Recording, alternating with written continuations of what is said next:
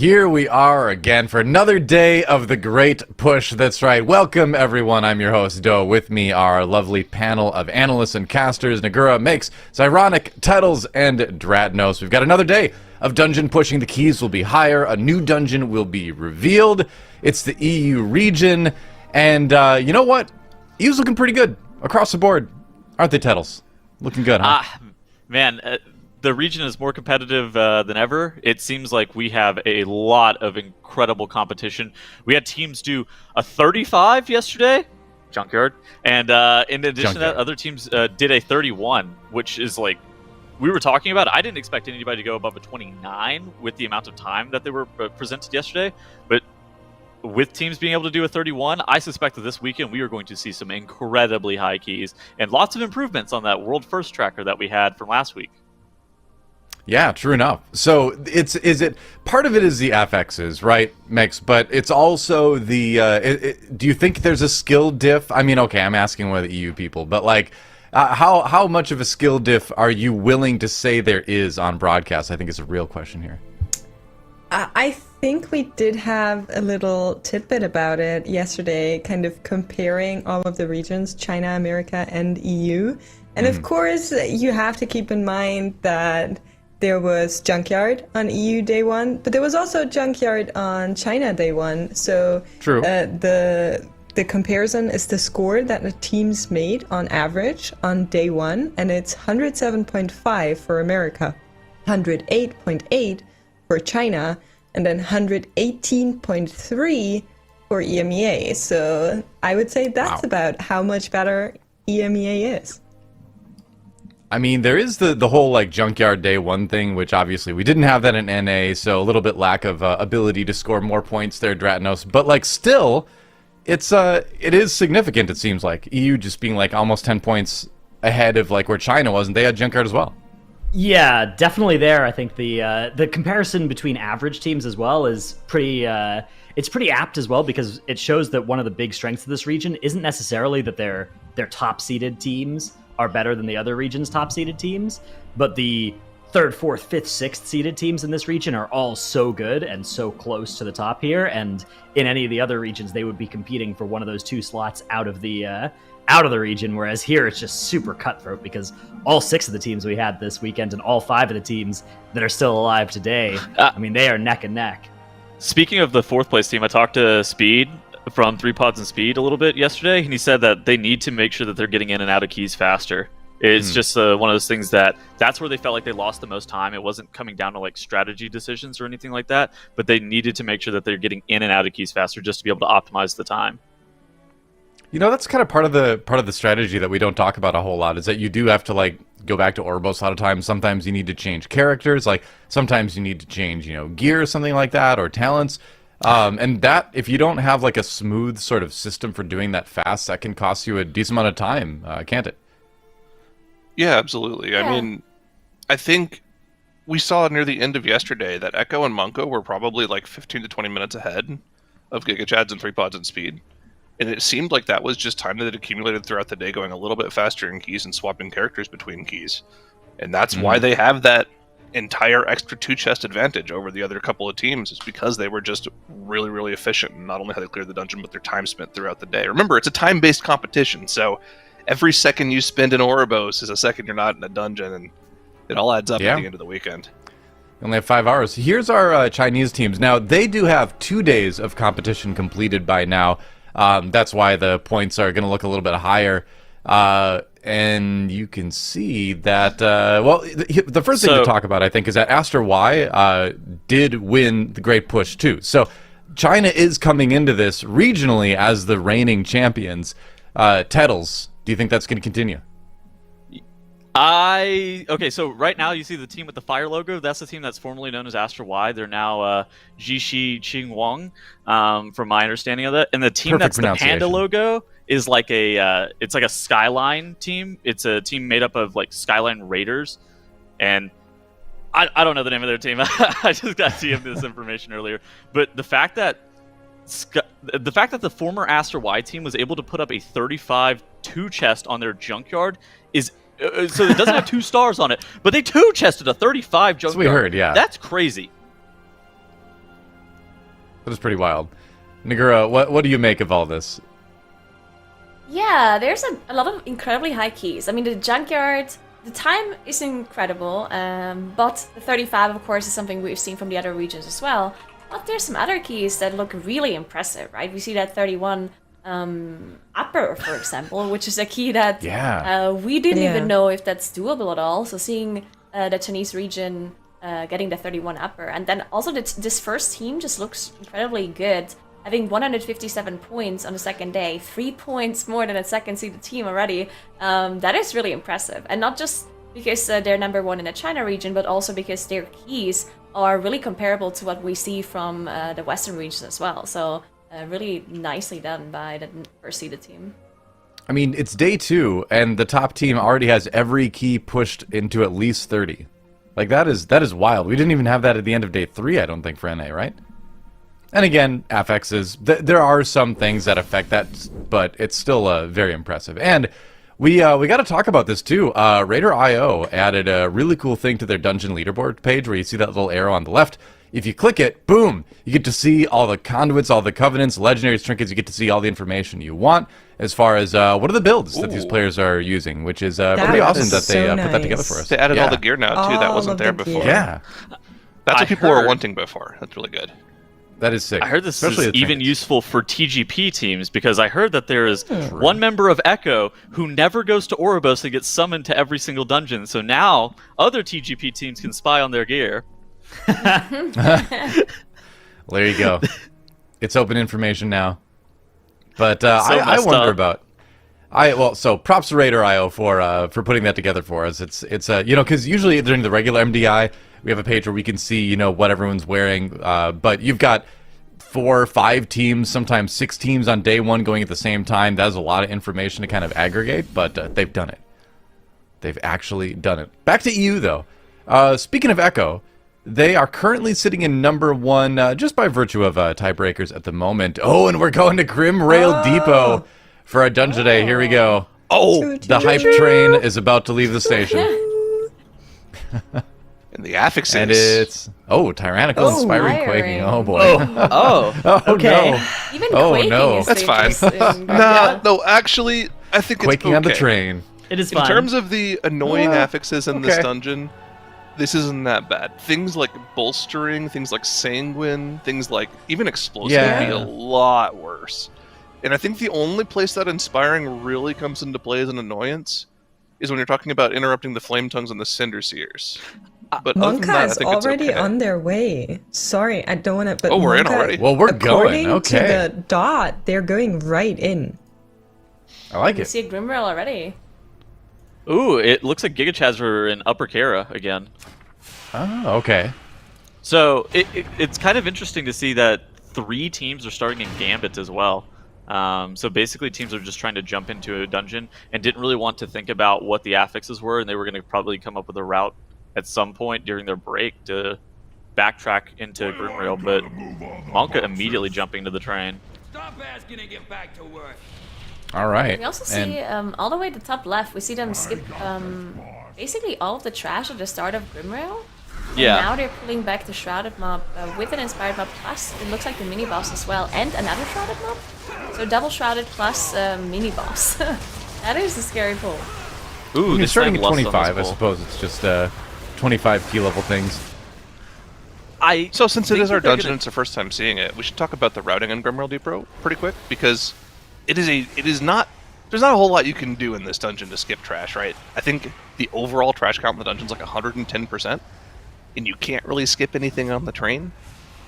So the only place in the dungeon you can really skip trash mobs is in this very first room here. So they're going to probably do very specific pulls to make sure they only get a couple trash mobs, and they'll skip probably a couple of overseers. And that there's not really going to be too much difference in routing we're going to see in Grimrail. I mean, do you think any team's We're going to skip going backwards Zolgamux? Yeah, you go to Zolgamux first, use Lust on that, and then back pull. And I believe, we see Mode going to pull the one infiltrator in the corner as well right now, because you can mind suit the Obviously. Overseer. But what I was saying is, like, Monk in the top left pulled Zolgamux. Is there going to be a team that you think is going to skip Zolgamux? Because you can skip it, I think, with invisibility potions. I don't think you do. I have a question. Does Inspiring affect Zolgamax? No. I don't think so. I hope not. No, it doesn't. You sure? Okay. It would be very He's got awkward enough if going it did. for him. He doesn't deserve it. Be very awkward, yeah. I feel like we would have run 'Cause into it that did at some affect, point. it did affect It doesn't. other Wait, hold on. mobs, no? It affects bats, so maybe it does affect Zolgamuks. We only played with Inspired on the Yes. first week. Did 3 pods and speed just start their run over, or are they just starting now? Because Tettles, I think, was talking in the pre-show about how they said they needed to get things going faster, and look at this, already like 3 minutes past the hour, and they haven't started yet. Oh, they did reset. Okay, I was going to say. Figured it probably had to be. All systems online. So let's talk about what are going to be the pain points in Grimrail Depot. One of them right off the bat, especially because it's tyrannical, is going to be on this first boss. Every single time Borka the Brute casts his slam ability, it is a massive amount of physical damage on the entire group, which can be reduced by avoidance. But remember, on Tournament Realm, we talked about this nonstop. They don't really have that much avoidance. They only have the Cloak Enchant. So we'll probably see teams stack a lot of versatility in order to live through it. On a 29 or 30 tyrannical, it very quickly approaches just full-on one-shot levels. But if you're able to get through this boss, the rest of the dungeon is significantly easier. There aren't as many one-shot mechanics. Even the breath on the final boss does less damage than the slam does on this first boss. So on the 25, probably not going to be that much of an issue for them to live through. But have to keep an eye out on that. Also, this missile barrage starts to scale pretty dangerously too. It's going to be the priest healer that's going to be in the most danger. I think that Yeah. I heard that they were going to be running potentially like they're going to take versatility from the shrouded buff. In addition to that, they're going to be running like 45% versatility on their gear, play with the stam flask, and have to power word shield themselves for every single slam 45%? Can you get that high? on the Tournament Realm. It was something in the I think it was like the 40s. That's ridiculous. I mean, okay, so I have that much versatility on my mage right now. When I pop my Enforcer's stun grenade, Systems online. that's very high. Okay. Well then. They said that they have to scuff their stats to play that much versatility. No, I believe it. Wow, wait a minute. Oh, they played that to reset again, it looks like. Okay. Um, Well, you really want to two-chest this, I guess, if you want to try to catch up. We had a 31 done by GigaChads yesterday, and a couple 29 2-stars for Echo and Monka, so it does behoove you to try to make the Gambit a good one, I suppose. Yeah, the problem with Lido Squad is that they are in 5th place right now, right? So they definitely have to make up some points if they don't want to get eliminated today. So having a bad start already early on is probably going to be a bit demotivating, even if they only lost 5 minutes. But yeah, it still could matter in the long run if they Where- are already behind. Dude, where is Echo going? Do you see them in the bottom right? They pulled Zolgamuks to like the beach. Do you see where they are? I am seeing it. What Is there are they maybe doing? a bait bear or something you can do? Or maybe they They- just were safe. this is just behind Zolgamuks on the very far left, and they're just doing this so Yeah. they don't have to worry about any of the patrols that go through there. They can skip the Goliath. They can make sure they don't pull the Murloc packs as well. Also, not being in the water, pretty important there is because a you don't way, want though. to... Oh! They're cutting really far Well, back. Ginger Gingy going did down. again. Gingy. First one of the day. We People are tracking wouldn't the- call so much attention to the Genji deaths if it wasn't for the fact that he tweeted before the competition that he wanted a team, but his teammates keep dying. Memeing, of Great course, excuse to use a but- gift, too. but we have to troll him for it now. So messed up that you're calling out his deaths. Gonna keep doing it too. So toxic. A little bit of sanguine healing there, but I suppose that's why you want to pull it over here, too, to get a little bit more room to maneuver, too. You're just sitting here focusing Zolgamuks. The biggest issue with Genji's death is that they may have lost an MS effect on Zolgamuks. Healing I didn't exactly see. If he was able to get that poison back applied from his pet. That would be like the only issue here with it. Because like if you don't have an MS effect on Zolgamuks, as somebody who plays consistently without one of those, it's really annoying. I believe Ginger just turtled the eruption to maximize the damage. In like the last second. Would he turtle to pufferfish instead of just moving out of it? No, the eruption of the The eruption? Zolgamuks. Oh, the shadow eruption, man. Yeah. Okay. That seems like a little bit of an overcommitment, but we'll see. If he dies later while Turtle is still on cooldown, then we can call him out for it. Otherwise, it's fine. Monka on the train, by the way. They are still on the train, yet Borka went down pretty easily for him. I don't think you're going to see too much friction in this key on the early levels. The main danger is going to be that first boss when you start getting into the high 20s. They might even be able to double pull some of these trash packs, and honestly, this is a very, very easily 2-chestable dungeon. I'm not sure on the 3-chest timer. I mean, the second boss takes maybe a minute and a half to kill if you do everything perfectly. It's an 18-minute 3-chest, isn't it? It's an 18-minute 3-chest, though, so it's a very, very quick 3-chest if they are able to somehow work that out. Interesting. Also, for another thing, for Echo in the bottom right, Zalia, we saw Igloo whenever Giga Chads did their 31. Igloo was playing with that versatility shrouded buff to allow himself to be able to survive the purifying blast from this boss. Once you start getting super high on Hilbrand, since you don't have any avoidance on the tournament realm like we were talking about earlier, weird stuff can happen where you get like one shot by the purifying burst on this boss. So Zalia electing to not go for the versatility buff is a bit surprising because H-Priest Healer is definitely the class here that is the most likely to die. Yeah, exactly. Well, here we go. Echo on to the first boss. Happens. Go ahead, Nigger. Yeah, I just wanted to see. I wanted to say, oh, Sally is actually pre-shielding himself before the damage comes out. So with a shield, you definitely survive even without versatility, right? And I guess you can also pre-shield the hook on the second boss as well. And those will be the only two things that really like one-shot you. And I think as long as nothing one-shots you, haste is just better, right? Like, versatility is really just better for one-shot things. Because for straight healing output, just for damage incoming, I think haste is just better. No? Oh, I agree. Yeah, I mean it's definitely better to be playing haste. You're only taking it if you're worried that you're about to get one shot by something in this dungeon. Which if he's powered shielding, maybe if he has like a Stam Flask and other stuff on, he's fine. He actually didn't even. He took a lot less damage from that than I thought he was gonna. But he had AMZ down. They had AMZ, so it makes sense that he dropped to like 25%.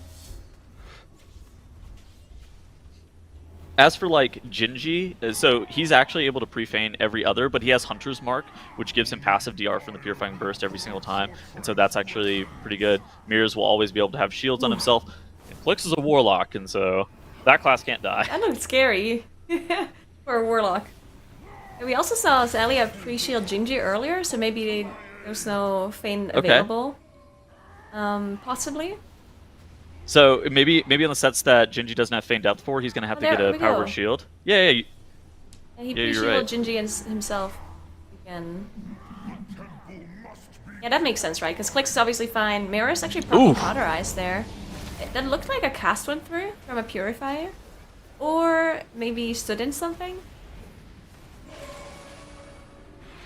Yeah, I didn't quite see what happened to him, but whatever. That's just one of his many cheat deaths available to him as a fire mage in today's day and age. Honestly, use it on cooldown early and often. That's how you play fire nowadays. Now, they have the Bloodlust coming up here. They probably won't pop it, though. I don't think you're going to gain any phases on this boss from popping the Bloodlust here. I think you definitely will save that for a big trash pull right afterwards here. Or potentially just like trash into the second boss, and then you'll have a third one available for the final boss, too. But looks like they have everything planned out here for this boss. Shouldn't be any major issues for them going forward. Let's check back in with Monka and see how they're doing in that Grimroyal Depot. It seems like they're on the second boss right now, so we'll get to see them use those weapons a little bit here in the top left corner here. Yep, they are through the first phase. And this is a very interesting take on a dungeon boss. We haven't really seen anything quite like this since this came back out in Warlords of Draenor, so... You know, for all the problems I have with this dungeon, I think the boss design on here is actually pretty good. Got to get the boss down to about 99%, and then of course once you kill off these adds that spawn throughout the encounter, you'll be able to pick up ammo, hop into the cannon, and shoot down the boss, as well as use the frontal like fire cone, the shrapnel cannons to help take out the adds too. Hasting though, got can happen down by the suppressive fire there. Not too hot.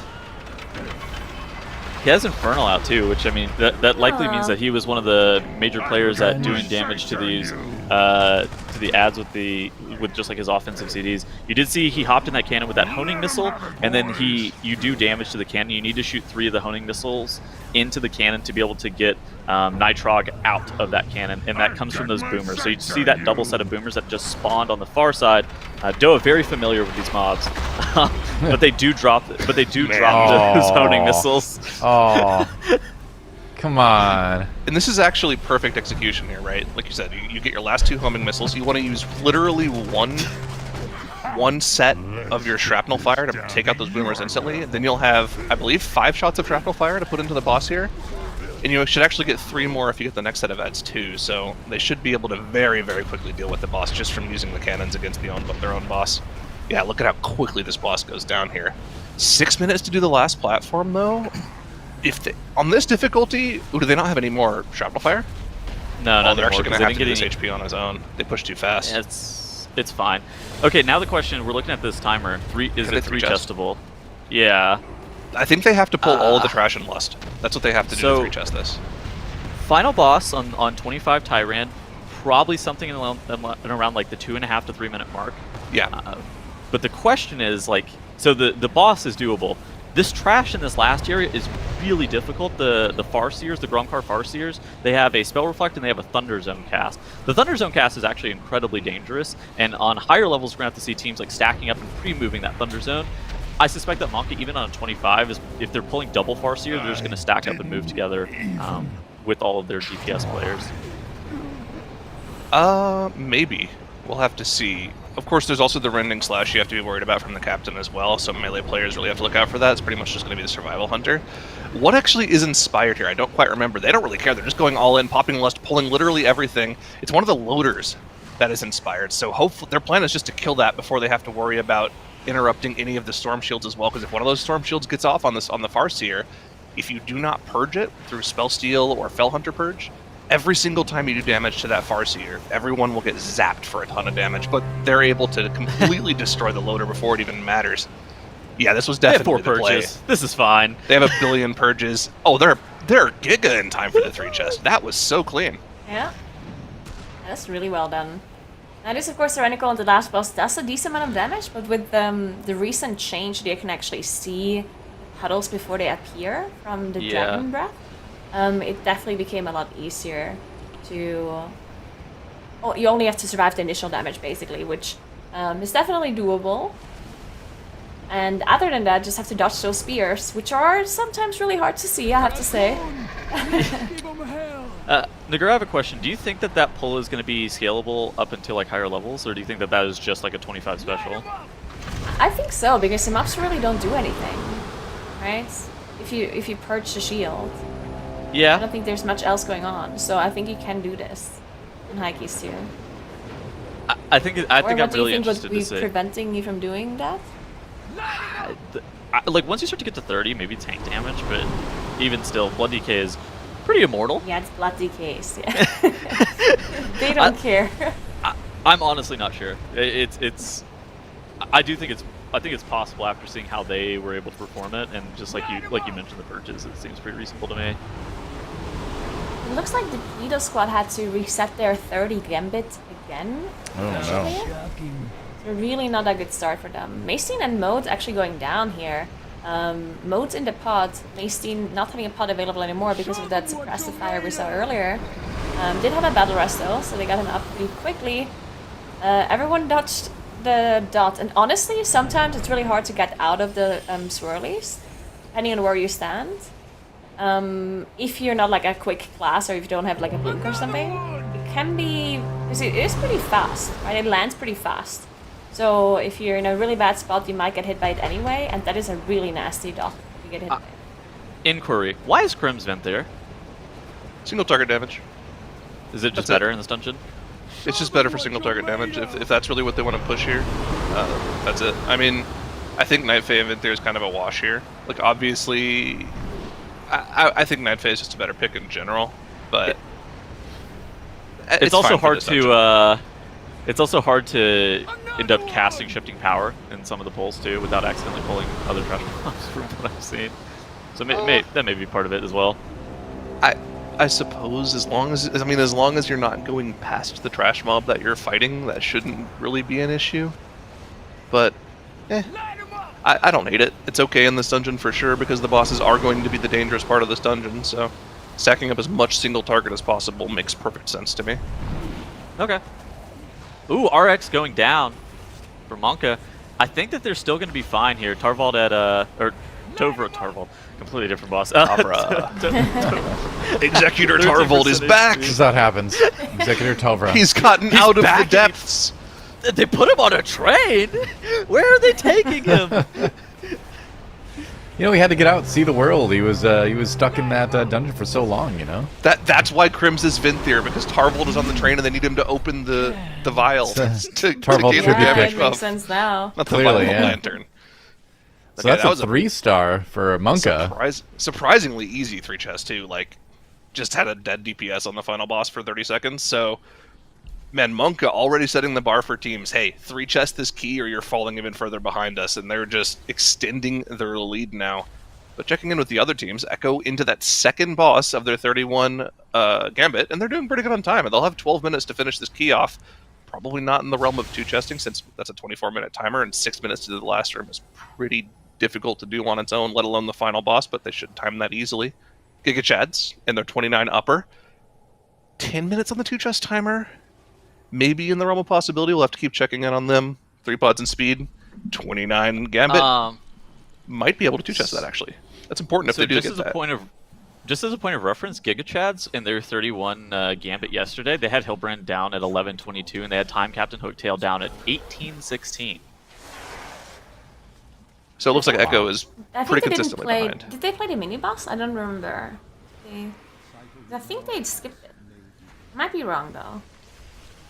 That is a great question, and one that I do not know the answer to, I will admit. Cannot remember either. Because here's the thing, right? Sometimes in certain keys, you can skip the mini boss, which will gain you a lot of time at that moment. But then later on, the other team that did the mini boss might actually catch up eventually because they have that extra haste. Now, if that's true in Gambit, I don't know, because Gambit is honestly a pretty short key, and I would say the shorter the key, the less value you obviously get from a step up like that. So I'm not sure if it's worth it for Echo. It might just honestly be a safety thing. Actually, Nigger, Right. I think you're onto something, because whenever I'm looking at this Giga Chads VOD, they only had 11 stacks whenever they were pulling Solia. And Echo already has 12 of the Shrouded buff, so I suspect that I suspect that you were right. It is probably a Zul'Gamuk's difference. Yeah, but Echo might still be slower overall in this key, right? Like the time that they lost, they might not make up at the end. But maybe it's safer, and they just figure makes sense for 31 and higher than that.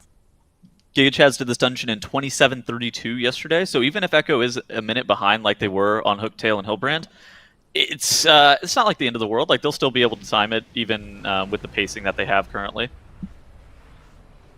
Oh, yeah. Huh, well, let's see. Giga Chad's 7.5 minutes to deal with chess event plus Visit Doom. I mean, if nothing goes wrong, they have plenty of time to do chess this year. What are they waiting on, though? Okay, they just sat there waiting for like 20 seconds for what seemed like no reason, but they should be able to 2-chess this 29. They're definitely on pace for it. What's Depleto Patrol up to? They're in the 30 Gambit. I really like what Giga Chads is actually doing in the top left. They're killing both of these knights at the exact same time, and they're going to be elongating that king vulnerability window that allows you to get like the full infernal into the king, which whenever you're able to get like a lot of combustion, like because with SKB and stuff like that, Fire Mages can combust for a while. In addition to that, like the full infernal uptime on the king with both of these knights giving you 20 seconds of vulnerability on that guy, you want to make sure that that's kind of extended as long as possible. So it makes sense for them to kill these two pieces at once. I really like this strategy. Highly recommend doing it on live as well if you're looking to save some time on this, because it allows you to one phase the king a lot easier.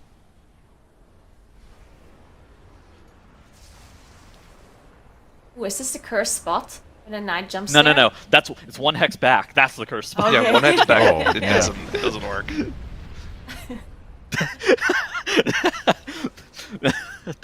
that spot is so doomed. I hate it. It's very unfortunate. Well, the worst Here's a part push. about this chess event is when it's explosive. If the explosives spawn like behind the king, sometimes you just don't have line of sight of them. It's so weird. but it looks cool, so it's okay. But The they're going to Giga very Chats has to easily get the- one-phase the king. Is it easy? They have to get to 30%. They've got like 20 Looks like seconds they left, so- have it. Yeah, they have a long time. Okay, they're vibing. All right, maybe it was easy. Maybe I'm just We hyping could it up get, for no reason.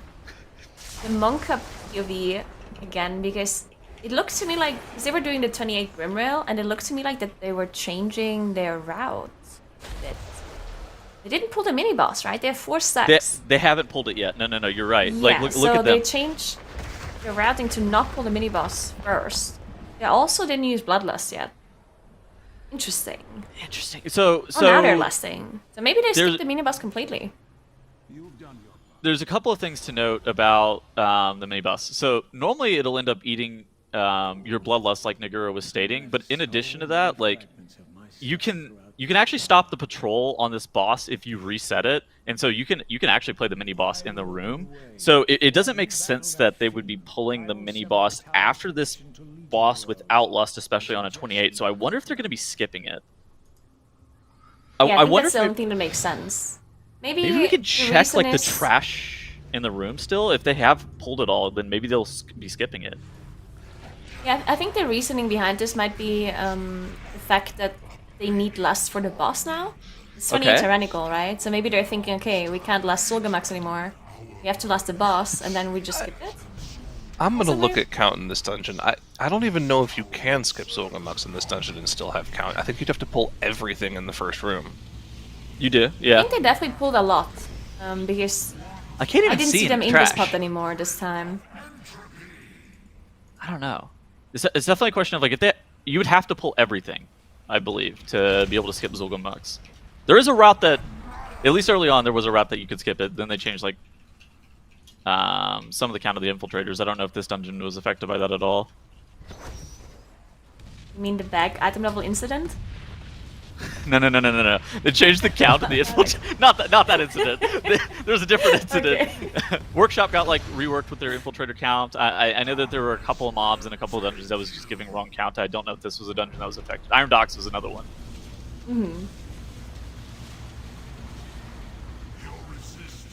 Top left, Giga Chad's looking pretty good for 2 chests this 29, by the way.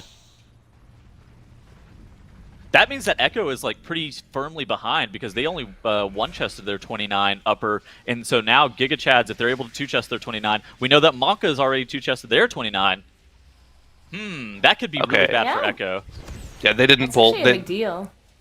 Mocha pulled exactly the right amount of trash count to just pull Zulgamux afterwards. So yeah, they're gonna be doing Zulgamux. They have to do it? Okay.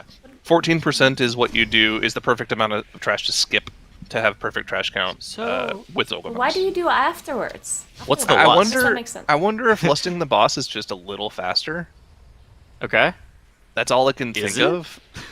But the live strategy is just to lust Zulgamux. Are we the idiots? I mean, Probably. but on live, no comment. Are you doing those high tyrannical grim rolls? Yeah. And you don't lust the People, first boss? people have done 30 tyrannical. I did 30 fortified this week. You I don't don't lust know. the first boss? Nope, you just lust Huh. Zulgamux. No. Also, it looks But like we may Three be Pots dumb. and Speed are 2-chesting this 29 Gambit as well, Oh, that's big. They needed that. which is really nice. That is big for them. The team that's definitely on the chopping block today, and the team that really cannot afford to have any missteps whatsoever, is Depleto Squad. Because remember, they had a lot of like just hiccups where they didn't get a 2-chest where they needed it or a 3-chest where they needed. We can see that they're in that 30 Gambit today. But look, they have a 29 lower as well. They still have that 27 2-chest upper to cash in on, but they have a lot of work to do to catch up. Yes, they are on the same score as Giga Chads and 3 Pods and Speed, but 3 Pods and Speed have a lot more, and Giga Chads have a lot more 2-chests to cash in on. So, Shelly Depleto Patrol pretty much from- has to have a perfect day to go through the Sunday. Yeah, Shelly from Depleto Patrol had a pretty good tweet 6 hours ago. It says, "We made it to day 2 of the Great Push. If we play good, there's a chance for top 4, but we're definitely behind starting off." And I would tend to agree with that Yeah, I agree. sentiment. They're competitive, but the absence of like the 2 chests in the dungeons can come back to bite them. And there's the plus 229 from Giga Chats on the top left. really nicely done. Built diff. Yeah, that's a lot of points if they can do that. The 31 upper, of course, which not easy. We've seen it down from China though. I don't know the affixes that they had, but it's definitely a key that is doable for sure. For sure. I mean, we actually even saw in the pre-show, China did 31 upper easily. Well, it's Aster, which is, you know, full of players from our previous TGP winners, so we shouldn't be too surprised by that, but 31 upper is in the cards. It's a possible key. I even think 32 might be possible, but that is not a key that they'll be attempting probably until late tomorrow, and also that depends on what our Sunday dungeon is, so we'll have to see. But I think we'll probably see a couple 31 uppers done today. Alright, looks like Maka how do you ended up think killing Grimrail goes? Zulgamux. It's Tyran? That's a great question. It's Tyran inspiring Quaking. I think 31-32 is pretty reasonable. Again, and it's actually a pretty repeatable dungeon too, because the real big make or break point in the dungeon is 6 minutes into the dungeon. It's can you live through the first boss? And if you can, the rest of the dungeon should be easy. The only other thing is when you get to a super high tyrannical level key, the grenades on the second boss start to approach one-shot territory. But You can dodge with those. a good verse setup, you should be able to deal with that. Also, these mobs that they're fighting right now, the bleed that they apply to the tank is actually so nasty. It does so much damage. You can see the Guardian Spirit already being used on Skylark as well. Because, yeah, that does a lot of damage to a tank. You can dodge the grenade if you're walking, can't you? Walking where? Not the frontal, Well. No, not Not I'm the talking block about of mortar. frontal bleed. the grenade that the boss just tosses at two players without targeting them. Yeah, Oh, yeah, I don't think you can dodge that, right? I'm Unless pretty you sure it's... constantly move, maybe? Yeah. That's the thing, is I'm pretty sure you have to walk away from it. You just don't have anywhere to move to is the problem. Yeah, that's certainly an issue, yeah. Some would say that's a problem. I would say that you can just find a better solution. Crim's showing us one of the difficulties of this dungeon here a couple seconds ago, accidentally flame striking the boxes instead of the trash mobs. Not exactly ideal, but that is one of the difficulty caps in this Grimrail Depot. Sometimes you flame strike the ceiling, sometimes you flame strike the boxes. It means your flame patches don't hit anything. Yo, look at where Giga Chads have gone. They decided that Lower Kero was their second dungeon after that upper. Very interesting. I like it. Okay. I'd love to see some lower. I have a question. Do you guys think that they'd play the wine-stained mantle neck combo in these dungeons? In these Legion dungeons? Yeah. Well, I'm not? sure if we wanted to at this point with the awesome upgrades our Raider.io friends have made, we could go and check and see. I have a suspicion that you were going to go down that hole, though. Were you going to talk about that at all? 10%, it's 10% more damage, right? It's 10% Yes. more damage Only for, I think, against 2 bosses. minutes after killing a boss. Is that what it is? Mm-hmm. Oh, okay. It's a damage amp when you kill a boss. Yeah, surely that's better than anything Well- else you could wear in that slot. Checking out our squad that dealt with a 29 yesterday, Lepan. Well, I'm just looking through. 3 plus in speed, we're not wearing it on any of their players. Okay. Monka, looking through their players really quickly. Nope, none of Monka was wearing it either. Hey, does it not Maybe work? it's just worse. Maybe it's just worse. No, it does. So how? It does work. Especially Dang. for Warlocks, right? The neck has a lot of haste. It's not bad at all. It's Well, high haste versatility. Yeah. The problem is that because of the way legendary scale right now, putting your unity on your neck is actually extremely valuable because you don't lose any main stat by putting it there.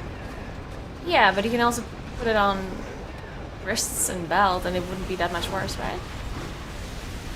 But I think for Warlock, you're already putting you're putting your other legendary on wrists, right? You're putting your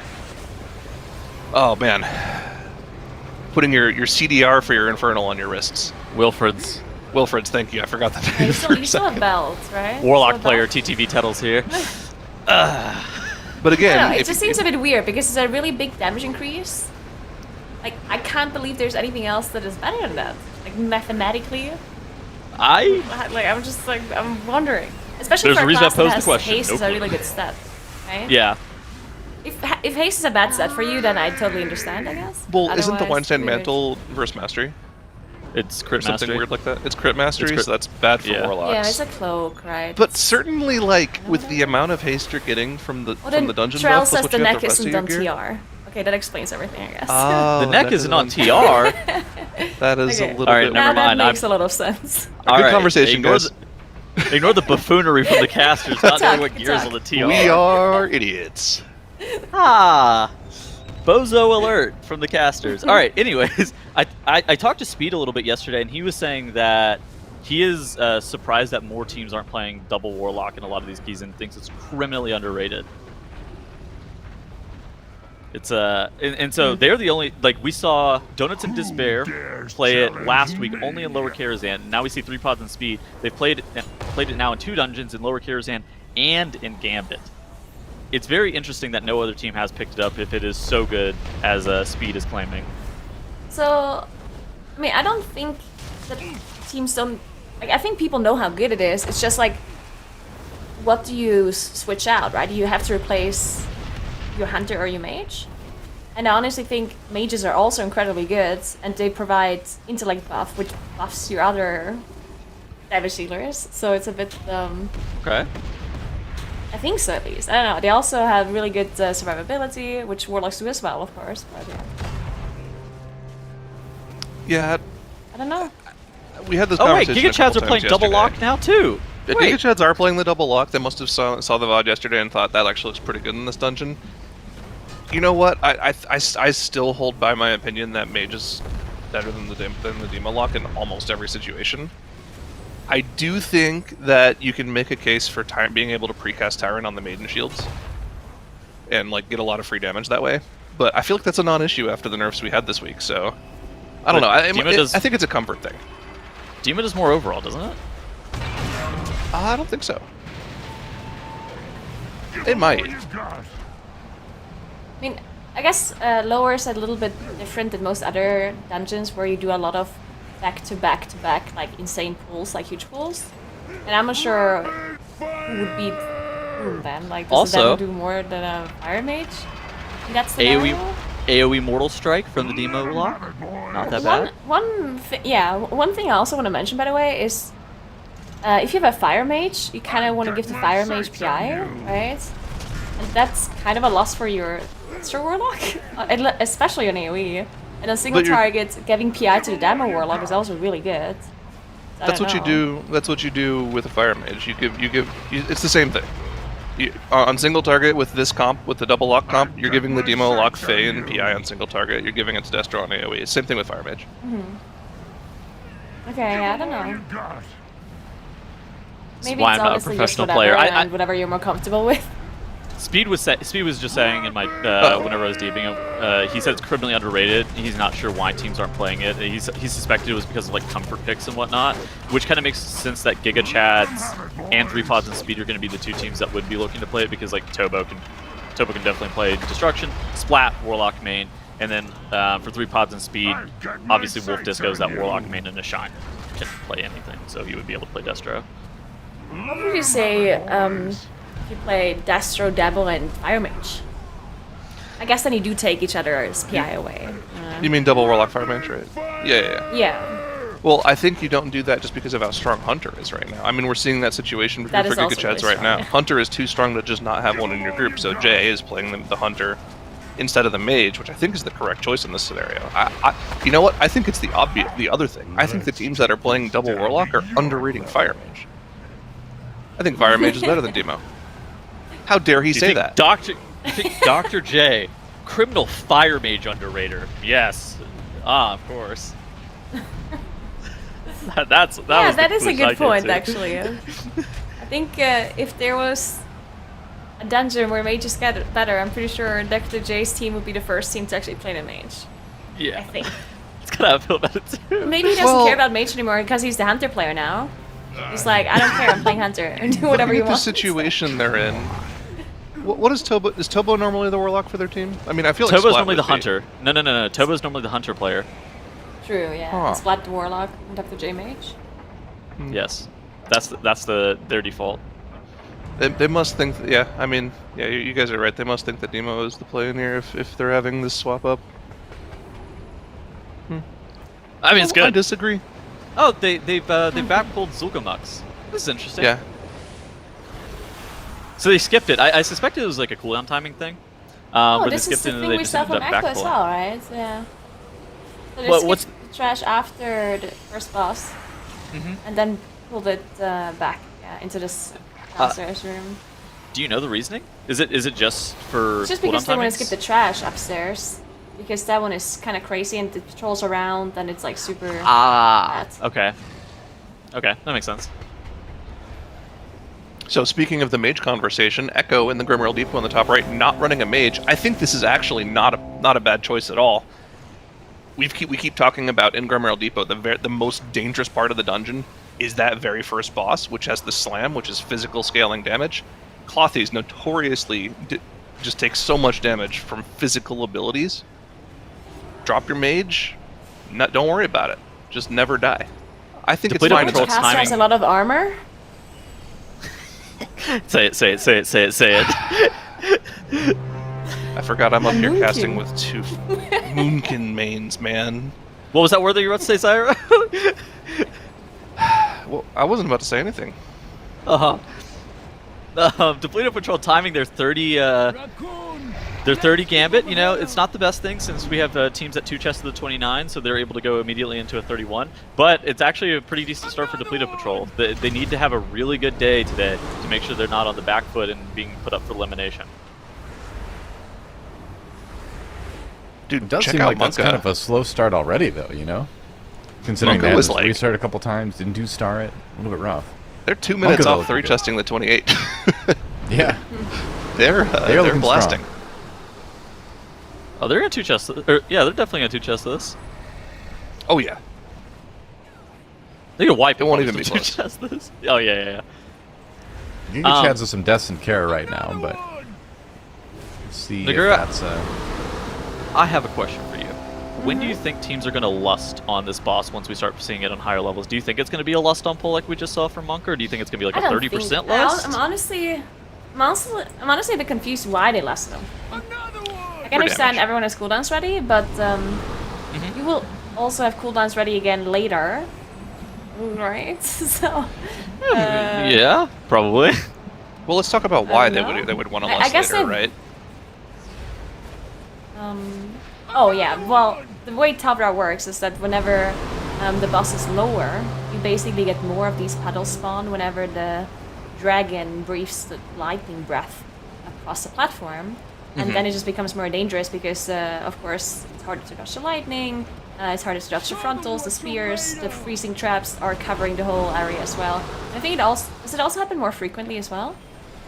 Or does it only cover more? I think it happens a little bit more frequently to the point where you end up having like significant overlaps of the lightning as opposed to it despawning right as the dragon is Yeah. coming back.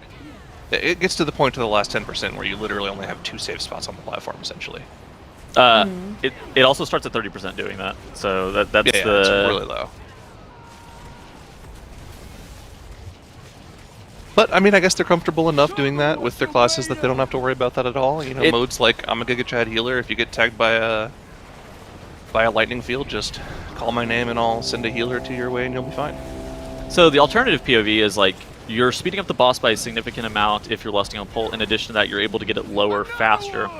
On top of that, Blood DK, if you've done this dungeon with the Blood Death Knight, you may have experienced this. They can solo the boss from basically full, like 100 to 0. They don't take too much damage on this fight, and they're able to death strike all the way through it. So if you get the boss low enough, your tank can carry you over the finish line, assuming you're within the timer. Yeah, so here's the thing, right? Like, I was used to the tanks being able to solo this boss, and then we had a typical wipe. This was before they changed the pedals. And I went AFK because I was like, oh, well, the tank's just gonna solo it, because we didn't have any battle resses, everyone was dead except the tank, you know? And then the tank died. And I came back and was like, what is going on? And then I realized my tank was a brewmaster, and not a blood And I was like, oh. I realized my tank was a brewmaster. Oh, okay, that's awkward. Oh, top left Echo's gone to Grimrail. I just noticed that now. Man. They've been in here for 11 minutes, and I now just have noticed it. I'm just We had vibing, a whole dude. conversation about why they weren't playing a mage in this dungeon. You just missed it. That did Because happen. you were too yeah. busy talking about Moonkins with Nagura. I would have never done this. It's a good That thing could it be isn't like me. live or anything, so people don't have any proof that it happened. That could be me. Can pets actually attack the assault cannon? Yeah. Okay, good. I did think I saw a pet there, but I wasn't sure if it was actually attacking it or it was just standing there. You need to do Yeah, a little yeah. bit of damage to the assault cannon. You have be to do able get exactly Nighthawk out. 1%. Yeah. Because each of the cannon shots does 33% on the dot, so you need to get him to 99%. Or just do 1% of his HP so that the 3 shots get him out. What happened with Giga Chads? It looks like they messed up a skip and now they zoned out of their key. That does seem to be the case. That's They were pretty early on, but they lost 10 minutes of time or so that's pretty rough. They're, Yeah. I guess they want to two chest the 29 that bad because so for point of reference, Monk already two chested the 29 lower, and maybe they think that they can't two chest it if they have a wipe. That's not good for Yeah. them. I think that they needed like, so they're a little bit behind where Echo were coming into today. I feel like they needed almost a near perfect day for them to be in a safe spot. Ooh, Monka bottom right has evacuated the train and now they've gone to Gambit. 31 Gambit. That's a bit spicy for sure. That's very interesting. What do you think about that decision? I mean, they're just trying to get the keys they can get done, right? We already got the tweet from Shelly. They know that they're behind. No, This- I'm this talking about 31 Monka. Oh, Monka, yeah. Sorry. 31. Both the Pluto Patrol Sorry and for Monka flaming on it, me too. earlier. I'm just looking at all the teams doing 31 gambits on our screen right now. You know, all 3 of them. Yeah, I'm just Man. wondering about Monka because I felt like they still have so many other keys they can do, and 31 Gambit definitely somewhat spicy, and I don't think they like need to do it right now. You know, like. I mean, But maybe 31 is not actually spicy. Maybe it's actually just like easily doable and them kind of exaggerating. well, I mean, Possible. when you look at the keys they have available to them, the lowest key they can do is a 30. So Yeah, all of but their like keys are 35 spicy. junkyards, right? I think the junkyards are definitely still very But doable, the- and they well, should only do them s- anyway. Like they have to Only do the some of junkyard, them are right? spicy for Nagura. Nagura is a professional, of course.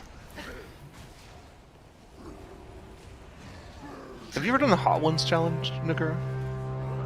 What's that? Okay, never mind. This is the why? Why is this the conversation we were having? That's my no, I department. was curious to see what kind of I'm all about spice the she was- spicy hot we were sauces. talking about. Oh, I don't do spicy. Okay. No last stab Apollo in your future? Yeah. Probably not. It's good stuff. You know what that is? No, it is not. 3 pot. Have you had it? bottom. Okay. I nope, and I never will. Then you don't know. I have. It's delicious. Anyway, What's the Scoville rating on that again? it's rumored to be around a little over 2 million, but no one knows for sure. Yeah, hard pass. What were you gonna say about bottom right titles? 4 pods and, or 3 pods and speed are looking very well in the timer. That's all I was gonna say. Oh, They're- bottom left. I see. Bottom left, yeah, 11:57 on the Hillbrand split. We saw Echo kill Hillbrand at like 12:30. So, and then Time Captain Hooktail going down for 3 pods and speed at 11:39. They're well within the ability to be able to time this, so they're looking pretty solid. Yeah. Well, also Echo, importantly, looking like they're on pace for that 3 chest in the Grimrail 25 up there as well in the top left corner. So they are keeping up with Monka. I mean, Echo has been playing really well this competition. They've been on pace with Echo every single step of the way, except for that 29 upper Karazhan, which now tweeted about after the fact yesterday. They didn't think they could 2-chest it, and they took their foot off the gas pedal, and that cost them the 2-chest there. So Monka does have that 2-chest over them still. Oh, you meant Monka? Yeah, you said Echo twice. Yeah, Echo wasn't able to get the 2-chest. Yeah, it seems like Monka's kind of been a step ahead in, Yep. like they're just faster almost across the board in a lot of their keys. In addition to that, yeah, I think that upper Karazhan, I wonder if that's going to be something that Giga Chat's going to be able to capitalize on as well, being able to 2-chest that 29. Could that put Echo in a position where maybe they're not the team that makes it out this weekend due to that? It's like a weird. It's like a weird hypothetical to be able to talk about because Giga Chats are still behind Echo 2 points. about to be a lot more because of how the Grimrail points work. But it's one of those things that GigaChad is going to be able to save a lot of time over Echo if they're able to get that 31 upper cares in done in a reasonable amount of time. Yeah, I think that can definitely matter. We still have to see any 35 junkyards being done outside of the Echo team that did it yesterday, right? Because whenever Echo did it yesterday, it seemed very doable. But it was a bit scary and like some bosses. I don't necessarily think that Monka or GigaChats have issues with it, but we haven't seen it try it yet at least. I think they'll definitely do it today, because of course getting the 35 will mean they're gonna look better in the if there's even score for the tiebreaker. So I definitely think we're gonna see that 35 later. And if there's any issues and they have to reset the key a few times, then that would be the opportunity for Echo to kind of catch up that lost time with that one chest on 29. But that's, you know, banking on other teams to fail is never a spot you really want to be in, right? Well, GigaChad's going back into that lower Karasan. Hopefully they don't have to reset it again, because that'll put them even further behind. That'll be like an entire key behind if they have to reset this again after the first boss. That'd be really unfortunate for them. But I'm actually curious to see where 3 Pots and Speed plan to go after this 31 here, because we really haven't seen any team kind of like go from that spot afterwards. If they do go to Grimrail, they'll kind of be at the same spot Monka and Echo are, but you know, heading into the other 31s is not something that we've seen yet. So I'd really like to see like the lower 31 or the upper 31. I guess they can only do 30, just to see how doable those keys seem. They definitely have to do Junkyard, no? They have to do that at It's some only one point. chest Oh, they of only the have the 33? one chest. That's Yeah, really you're right. bad. Yeah, Yeah. that is not great, you know?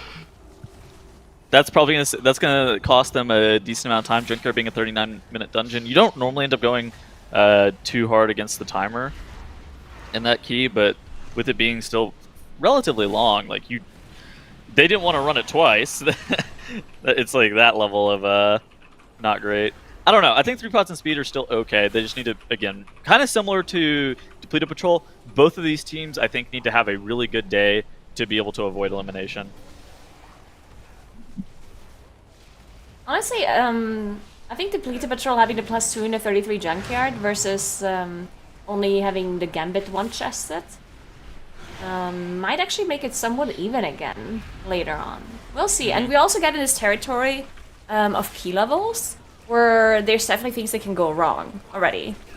Like, a lot of the keys yesterday, it was just a question of, oh, are they gonna 2 chests or 1 chest or 3 chests, right? There was never really a possibility for any of those teams to really deplete a key, but now we definitely are in this key range where that is totally possible. So yeah, anything can really happen at the end of the day today. We're not in the point where we're progressing keys though, where like you're zoning out after like one mistake or the timer's super tight. But that's also kind of a facet of how the dungeons this season look as well. It's a little bit of both though. The 29s, 30s still at the point where you can time the key with one mistake, but at the same point you really want to be two-chesting some of these 29s. I mean, we saw GigaChats having to reset the 29 lower already once, right? We saw Depleted Patrol having to reset the 30 Gambit twice. We definitely saw some resets already, yeah? But yeah, you're right. And some of those keystones, like I would say maybe upper, possibly also Grimrail and lower, you can make a mistake even on high keystone levels and still maybe make it, unless it's like a really severe mistake where you die at the very end of a boss fight after using all your coolers and bloodlust or whatever. Do you think we're gonna see a 32 done today? You mean outside of Junkyard? Yes, outside of Junkyard. A real So. 32. Outside of Junkyard. I think What would so. it be, I though? think Gambit? Grimrail or upper, right? Gambit? What do you think, Gambit? Or- Gambit seems yeah. possible. Gambit Yeah. 2. I think all 3 of those are What about actually in the realm of Grimrail? conversation. I don't think a 32 upper. That sounds like a nightmare. Zoning into a 32 upper. How do you even kill the first boss? Good question.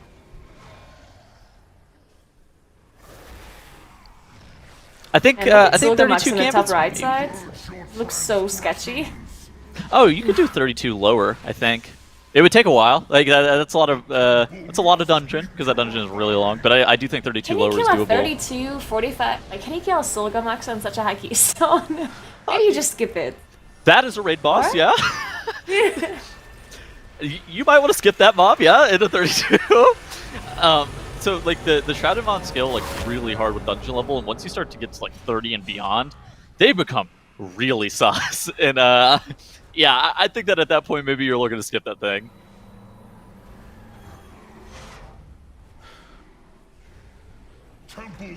Give you a good poll for today. Are we gonna see a 32 timed? What do you guys think about the whole concept of Zul'Gurmux and higher level keys? Do you think that starts to become something that you just never pull at some point? I honestly think, like, I'm not a big fan of having these kind of double scaling abilities. It was similar with the Pride mob as well, where you basically get the same reward for killing it, no matter which keystone it is. But on really high keys, of course, the reward is lower, but you have, like, the HP of the mob is more, and it does more damage. So it felt less and less rewarding the higher the keystone was. It didn't just feel like that, it realistically was like that. And it feels the same with Zul'Gurmux too. So I do think that maybe there should be some point where maybe it stops scaling, or maybe the shield doesn't scale anymore and only the HP, something like that. Because it definitely at some point it's like unkillable. At some point you have to commit Bloodlust and all of your offensive and defensive cooldowns. And at that point, was it really worth it? You know, probably not. So well-known Zul'Gurmux skipper JPC said that, like, at some level, the effective health of Zul'Gurmux starts to become like well over 10 million HP, just with how much it's healing and how much shielding you're doing to it, and even higher than 10 million in some situations. And so while you do gain 4,000 group DPS just by killing Zul'Gurmux, which is a lot, by the way, he seemed to believe that it wasn't worth pulling, even at like mid-level keys. That's like a pretty contentious point, because it seemed like a lot of the other TGP teams were basically pulling Zul'Gurmux as often as they reasonably could. But I do wonder if that 30-32 level is the part where it actually becomes an issue. Somewhere What if we around talk there, about Echo at the bottom left, because it looks like Look at their shrouded they buffs. used Bloodlust on Zul'Gurmux on the 28. So they definitely did different thing compared to Monka, as Monka did use on the 28 they used Bloodlust on the boss and then played Zul'Gurmux afterwards. Well, Echo seemed to also just skip through the area first, killed Zul'Gurmux, or less than Zul'Gurmux even. Or Here's Zul'Gurmux. Oh, I made it up. Now they did the exact same thing as Monka. They skipped Zul'Gurmux first, used Bloodlust on the boss, and then pull it afterwards. So interesting. Seems like they do the exact same strategy even on that 28. Gingy and Miras for Echo already have swapped to versatility on their buff that they're gaining Cowards. from the shrouded buff. It's actually particularly notable that they're swapping to versatility, because versatility you only get 1% verse per stack, whenever the other stats are supposed to be 2%. Mastery, of course, it's like rating instead of How much rating is it, Tettles? 69. Nice. But yeah, but at the same point, like 1% versatility is like 1.3x of other stats, just in terms of how much rating it would be required. What are Three pods and speed have doing? zoned into a junkyard and instantly zoned out. Did they put the wrong It looked affixes like on it? Fenner died. Maybe he ninja pulled like the first pack that it patrols around there in the front, and then Oh. he just instantly reset. Makes sense. Ah, may as well. So now, get what you need. Yes. Losing pot, honestly, is really bad in Junkyard, because you can die, or basically proc your pot, and you keep your shock bot and all the other bots, right, if nothing else happens during that time. They zoned in, started the key, and zoned out again? What are they doing? Oh no, maybe they zoned in, didn't reset the key, and so they had to zone out Probably again. that, yeah. Never mind, never mind. Who's leader? Lappin for sure. So messed up that you called him out like that.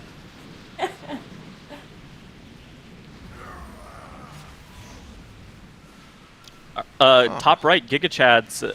This is where they wiped last time. I didn't exactly see what they wiped to, but they wiped and zoned out of the key around 13 minutes in on this 29 lower. We did see, and this is actually very important, Monka two-chested a 29 lower Karazhan at the end of the day yesterday. And so Giga Chads definitely needs to be able to put up a two-chest on this 29 as well, to be able to make sure that they are maintaining that momentum with Monka, because there are only 2 slots that are coming out of this European region. And Giga Chads, if they only one chest this 29 lower, that would not be great for them. They're zoning out again. What are they doing? What is Le Pen just?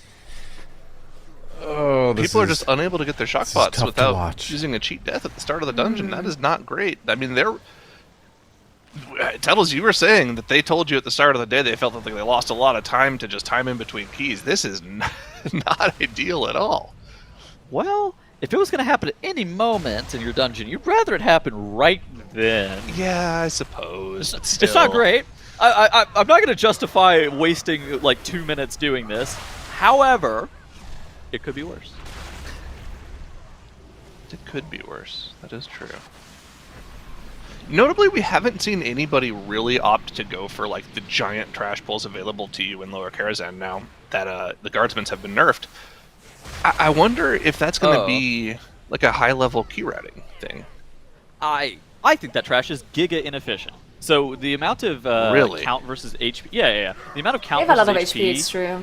Exactly. They're like almost 2x the amount of HP that you're getting relative to other mobs per count. And it's, I mean, you could pull a decent amount of them, but you can't pull many of the snipers. What are those snipers called? Anyways, You can can't pull as too many of sentries as you want. In what comp? Yeah, you There's can. no way. What do you they mean? only do damage to a tank. They only do damage to the tank. Yeah, if the tank is in melee range of them, they will only shoot the tank. And it's very easy to grab them, just line them around a corner. Did I have a misunderstanding of how those mobs work? Why Yes, am I you getting did. shot in In my Legion, they keys? work differently. In Legion, they definitely shot random Well, people. I'm getting Kinda shot like in the my archers in Black keys. Crystals. Well, your tank isn't Maybe they standing just close don't like enough you. to them. I was getting shot yesterday. Wait. Huh. The Anyway, I still slash think they kind of tar have a lot of Tettles HP code. They also, compared to some other mobs that you can pull, but yeah, I'm not sure. Well, the difference is that you can just pull, like, as many Yeah, of them you as can your pull a tank lot. can feasibly tank, and they're just target dummies, right? If you, That's I mean, true, I'm yeah. pretty sure you can pull that entire tower in 2 pulls, and you probably and- get like 30% trash from that. A good point is as well that I think on high keys, especially in lower, I don't think the timer is going to be that important that you would have to do a risky pull over a safe pull, right? So if that pull is safer, even if it's not like super efficient, I still think it might be worth it on hierarchies, just because the risk of something going wrong is much lower on a sentry pull, in my opinion, compared to literally anything else that you can pull in that dungeon. Yeah, For your all hands on deck. and I think it's just one of the efficient like routing things that you can do in the dungeon too, because you can just Yeah. go at them in second, walk up through kitchen. You don't even have to pull the kitchen. You can belt or invispot through kitchen, or even shroud if you have a rogue. And or you can just pull the left side of the kitchen because there's no real dangerous mobs in the left side of the kitchen. It's the mobs on the right side that you really never want to deal with. So that's one of the interesting things about Karazhan is that there's so many different routing strategies that you can do. Was it Echo that go through the spider cave that literally Yeah. nobody else goes through to get their count to go Yeah. to Maiden? I mean, there's so many options in this dungeon that probably haven't even been explored yet. Cannons, fire! there's just a lot of count in this dungeon. There's so many different routing decisions, but like there are a couple of points where it's like almost mandatory to pull, right? Like the Atumen area, it's going to give you around 30% of your, maybe like 25% of your trash. So like you have to make some pretty standard routing decisions there. Blast them to pieces! Well, on that note, Tettles, Ironic, be gone. Oh, Nigger as well. It's time to swap. She's already It's time gone. to swap our casters. already, She's already out. Yeah. Welcome, She's Mix already- and Dradnos. Thank you. Just glad to be here, Doa. Me too. Me too. Welcome back. It's we're seeing Monka drive up that gambit now, and they are still in the lead. Echo, what do you think? Do you think Echo has a chance to catch up, or are you willing to predict Monka to win this thing? I don't remember what your predictions were. What were they? I think I had it Echo was, to win. Yeah, Yeah. Okay. it was Dratnos had A lot of us did. Echo first, Monka second, and then Tettles and I were the only ones out of all the casters to say Monka's going to win it, and then Tettles had something that we're not going to talk about for wildcard, but yeah. Yeah, there's the there it is. prediction. Thank you Oh, for there that, it is. Shin. Okay. Thank you. Yeah. Yeah. So there it is. Perfect. Everything's looking pretty normal until you get to Tettles, but we're used to that at this point. But yeah, Monka looking really good in that 31 Not to even here to deaths defend on himself. That's the best time. the right. They were the third Yeah, seed. you're not wrong. Yeah. Yeah. I will say Okay. Echo have had the first slip up relative to Monka in our tournament so far. Echo only one chested their 29 upper, whereas Monka two chested it, and now actually tweeted yesterday Right. about not even really thinking it was a possibility, and so taking their foot off the gas in that after they got the curator down. So that is potentially one extra point that Monka will have access to if they can capitalize on a 31 upper Karazhan. If they can go in there and they could one-shot that dungeon at some point either today or tomorrow, that would be such a huge time save and point gain for them. For now, though, both teams have mostly gotten most of their dungeons to just look good all the way through. Echo are sitting on a 35 junkyard, which they one-shot, which Monka still have in their future. I think they're likely to get that in one try, but it is a volatile dungeon. There's a lot of things that can go wrong in there, as we've seen at the start of the dungeon for 3 pods down in the bottom left. That laugh was evil, Oh, yeah. Dratnos. Yeah, it's a nasty. You think about junkyard and it's like, oh yeah, sometimes you can just, destroy this dungeon, but also sometimes the dungeon can destroy you. Yeah, for sure. It's a laugh that kind of says volatile. we've all been there. Yeah, sometimes they get their Exactly, revenge yes. for the shock bots that usually the players can use to great effect against them as Depleto Patrol. Unfortunately, down in the bottom right are going to be town portaling out of their 31 gambit. That is very bad news for the team that is man. already the one looking like they are most on the brink of elimination at the end of the day. They are behind every other team in points right now. Yeah. They are also behind in terms of number of 2-chest potentials on their scoreboard, as you can see there. So it's not over for them yet. They are certainly still in this thing, but a couple more depletes and hearts out like that, and they are going to start to be in trouble. And they're already kind of at a point where they probably need 3 pods or Giga Chads to start having, similar problems in their runs. I feel like we Yeah. haven't seen teams do that many, restarts on day 2 in the past. It's usually not a good sign when that happens. So they'll have to really pick it up Shella a notch was for the rest of the day. Yeah. tweeting about it earlier today, saying that they're a little bit behind right now, but if they play really well, that they can still make the qualifier. So like Dratnos just said, them having to restart the key and now actually redo the key after spending so much time in there while already playing from a behind position is really, really not good for them. So hopefully they can turn this around, but I'm really curious to see how Monka are going to deal with Solia, because that's up next. They're just now finishing up the 100% trash count with these little accomplices here, and then they're gonna pull the final boss, and they're looking really good on that timer, Dratnos. Yep, 7.5 minutes for a Tyrannical Solia. This is a long boss fight, but it's not that long, even on plus 31. So this is going to be about execution. It's going to be about surviving those damage overlaps between those hyperlight sparks that you see jumping around and the collapsing stars when she creates those. Phase 1 shouldn't pose too many challenges because these ads, they have really well under control. They've got a Death Knight to grip it back in. But you can see the AMZ is going to be deployed against this first collapsing star. The overlap with that hyperlight spark already causing some damage to the group here. And if anybody puts a toe out of line, especially once they get into P2, this is a fight that will very quickly punish you. Oh yeah, for sure. I mean, they do have 2 battle russes, and I get so scared when they say that, because usually that means in the next second someone's going to die and they'll need them. But for now, they do have 2 battle russes, and they have bloodlust available to them.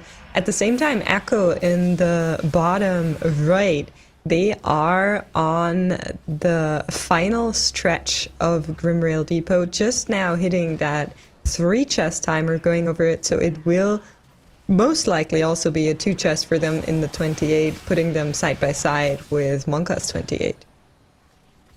Yeah, that will put them a couple of points ahead of Monka, unless actually it'll tie them right up once this 31 Gambit gets done for Monka. So they'll be looking at a pretty similar scorecard, with Echo having the slight edge on that 35 Junkyard for the tiebreaker, but I'm sure that both teams will be collecting many more points in the next couple of hours, as they all are sitting on several 2 chests and 3 chests even on their board that they can get those extra points out of. Yeah, I'm kinda- so it will be exciting still, but yeah, Doa. I was saying, I'm kind of looking at the end of the day to see if our top teams are all in the 30s, like we saw out of some of the teams in China. That's what I'm going to kind of like judge things by at this point, because it's interesting to see where they were at after day 2, and now we'll see if EU can match. Yeah, I mean, I'm very sure that's what Monka and Echo are going to be in. Just looking at Monka's score sheet right now, they are upgrading their 31 right now. Or their 29 to a 31 is happening right now, and then they have another 29 2-chested, another 29 2-chested, and a 28 2-chested. So every time they're going into a key, it should be 30 plus. I'm really curious where they cap out. Seeing those China keys that you just said with the 31 upper is really, really impressive, and I think we're going to be surprised what else these teams have in store. But yeah, death for Echo. Gingy goes down here. They did have to commit a battle rest to get him back up on the final boss in Grimrail. Yeah, even on plus, even after they changed it so that you see the swirlies of where that lightning is going to land, this is still a nasty boss, especially if you get trapped or hit by the spear. Looks like Gingy's pet actually is going to soak one of those traps there. And they're going to keep on moving around the room, playing sort of near several spots. You can see where they're kind of standing is they're standing in an area that is going to be towards the corner of those rectangles that can be targeted by the breath. And that means that they have a couple of different rectangles they can pretty quickly get to without standing in wherever the swirlies actually spawn. They're also kind of all standing around the boss, such that when the boss picks somebody to throw that shining spear at, only one person has to be dodging. Unfortunately, Clicks unable to do that time. That's going to bring them down to 1 battle res for Echo. They still have another 3 minutes to finish off this boss, so even if they have another couple of deaths, they can maybe get over the finish line here, but as they start thinking about doing this key on plus 30, they're going to need this clean execution to be ramped up even a little bit better. Yeah, for sure. I mean, that's definitely not what you want to have happen.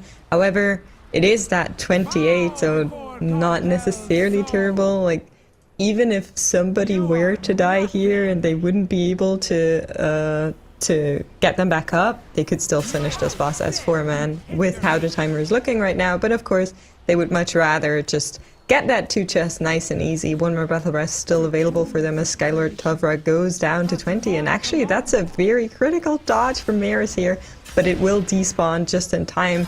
Is going to get a little bit of extra love from Celia as he groups back up with the rest of the melees.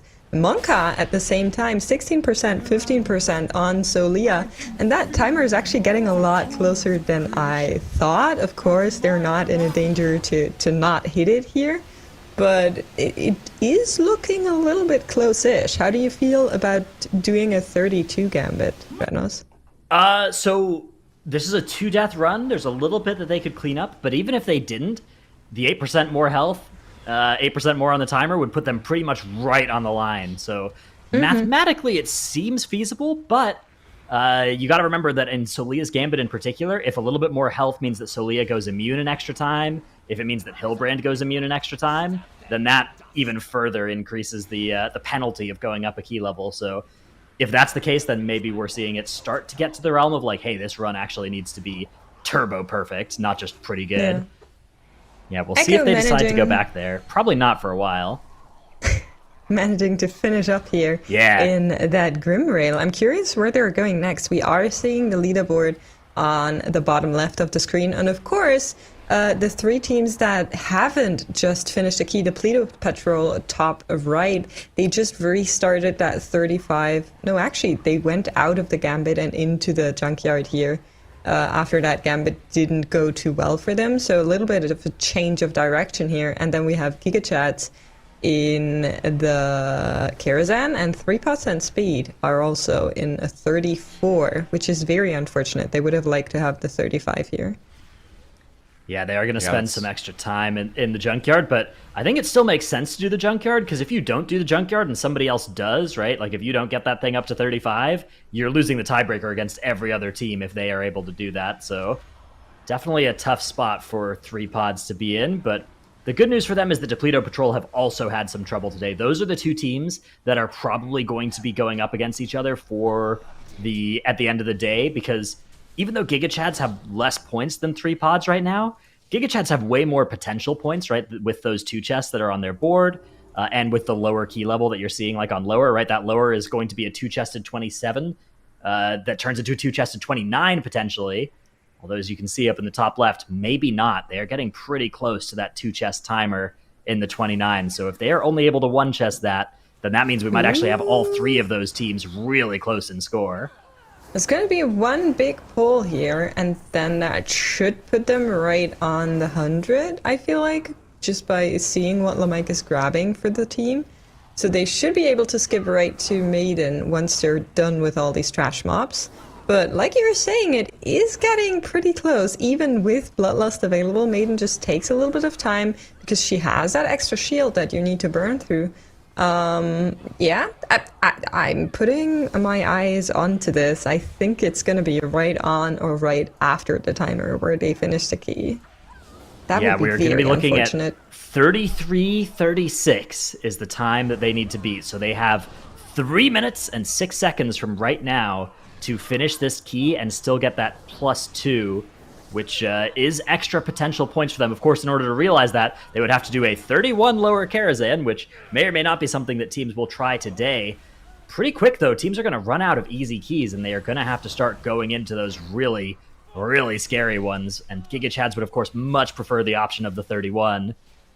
But they're kind of running out of time on this 2-chest, yeah. I mean, Maiden doesn't take too long, even on a 29 keystone level with Fortified as the other affix. Purgatory proccing here.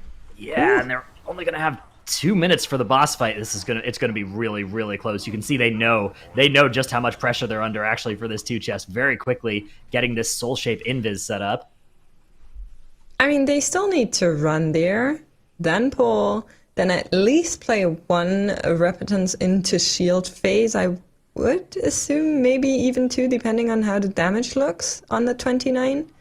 So, yeah. Oh, 1 person didn't have an invis skip here, so they will be summoning Dr. J to Maiden.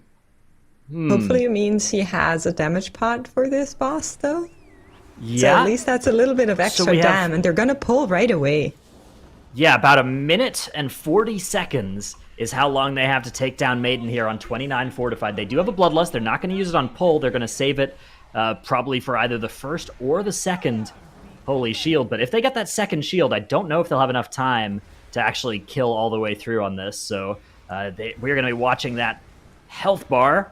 Again, 33:36 is the 2-chest timer. So 1 minute and 20 seconds from now will be when they lose that benefit. 70% on the boss HP here.